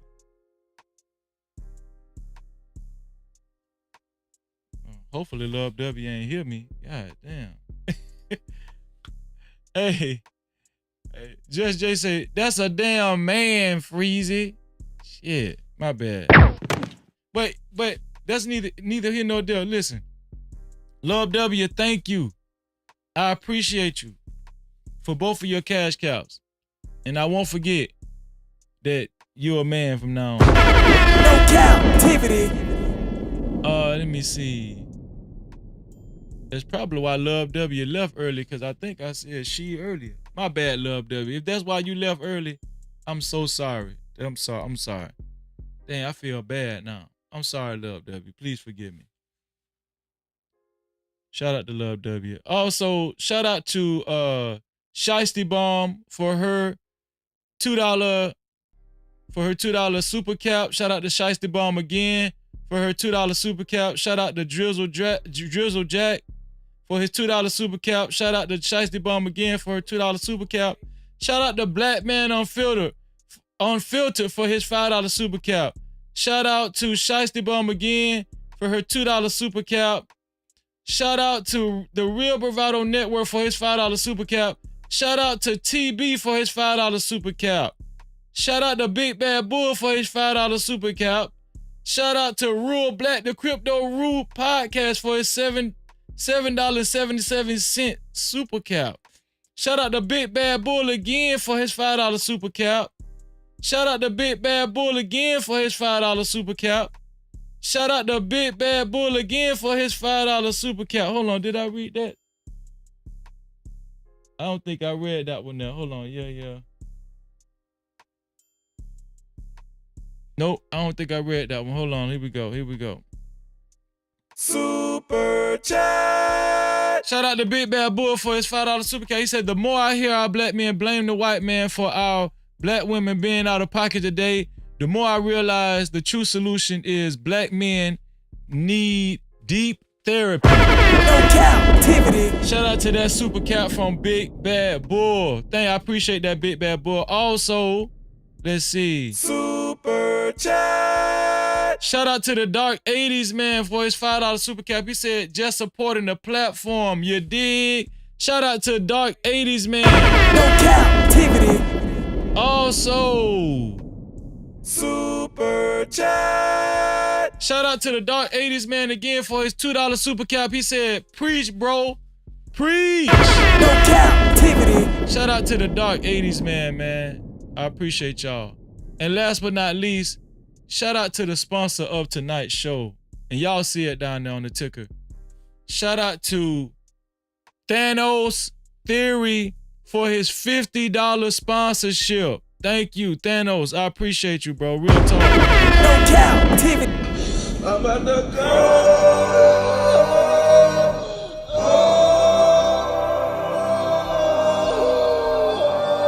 Thanos, I appreciate you, dog. I really do, man. If I don't know if you're still watching from the clouds. If you're not watching, if you see this on the replay, or if anybody running to Thanos, tell Thanos, Freezy said he really appreciate the contribution and the sponsorship, the $50, a total of $50, man. Thanos, thank you, man, for coming and showing up, bro. I really appreciate that, bro. Thank you so much, man. And I mean that sincerely. Thank you. Yeah, that's right, Just J. Thank you for that. Shout out to Just J, man. Just J always stay on point. Let me see. Exactly, Just J. Shout out to everybody that passed through. I appreciate y'all. And listen. If you like anything about this platform, please share anything you liked about this platform to any one of your social media platforms, whether it be Facebook, Twitter, Instagram, it don't matter. YouTube, it don't matter. And after you share it, please screenshot it and send it to where? Send it to freezy76@gmail.com. That's freezy76@gmail.com. Let me see.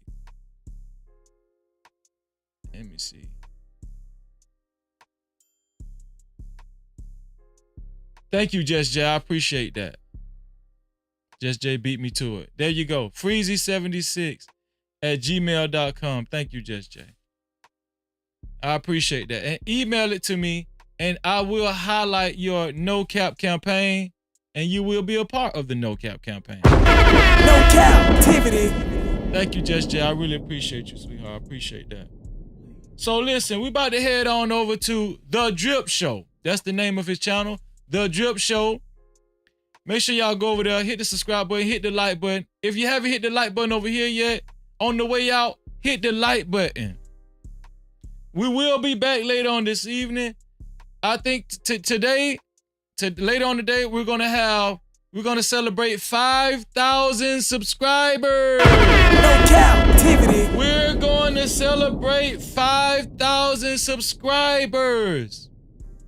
So whatever your drink is, go to the liquor store. If you're drinking wine, go to Walmart or whatever, you know. If you don't drink alcohol at all, get you some water, cookies, and punch. It don't matter. We're celebrating, black folks say tomorrow, but it's technically later on today. We're going to celebrate 5,000 subscribers. Actually, we're over 5,000. We're 5,000 and some change. And I really appreciate y'all. Let me see.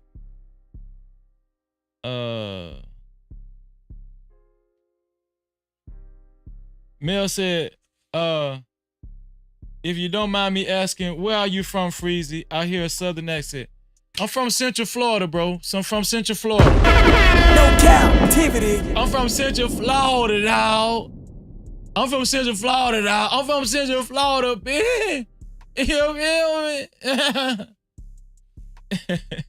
I'm just playing. Home team. Let's get it. Shout out to you, Mel, for hanging out. Shout out to everybody. Shout out to the early No Cap crew, the late No Cap crew, your late No Cap crew. Got to shout out to the late No Cap crew, and shout out to the whole No Cap crew. Shout out to the mods and all the top tier mods. I appreciate that, big bad boy. Shout out to all the top tier mods, man, and you know who you are. All the top tier mods, man. We got mods and we got top tier mods. We got mods and we got top tier mods. It's a little different. Mel is a woman? God damn, see, y'all keep messing me up. My bad, man. Mel, are you a woman? Mel, okay, yeah, of course she a woman. Look at that avatar. Oh, man, come on, I'm sorry. No Cap-tivity. Mel, I'm so sorry. I done said, bitch. Mel, do you accept my apology, Mel? Oh, okay, okay. I'm sorry, Mel. I'm sorry. I'm so sorry, Mel. Mel, don't be a stranger. Don't be a stranger. Mel said, oh, okay. I love the Florida accent. I'm from New Jersey originally, so that accent, it really stands out to me. I appreciate that, Mel. I appreciate that, Mel. You know, they love the Florida niggas everywhere now. I'm just saying, we Florida boys. They like us everywhere. You know what I'm saying? Just Jay said y'all in these gender reassignments today. Gender reassignments is hilarious. Exactly, Slimmy. Yeah, listen, man. So we finna head on over. Mel say, of course, Freezy. I get how it's running a platform. Oh, thank you, Mel. Thank you, Mel. I appreciate that. Mel. So we about to head on over to the Drip Show. And make sure y'all do what the Big Bad Bull said.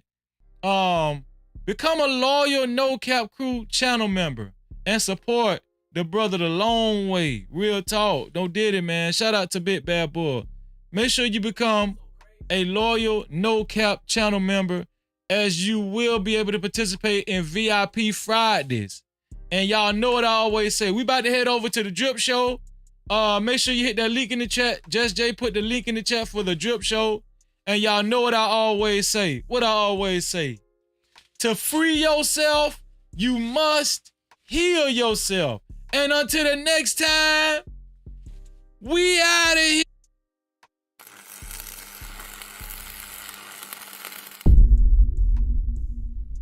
No Cap-tivity. Freezy.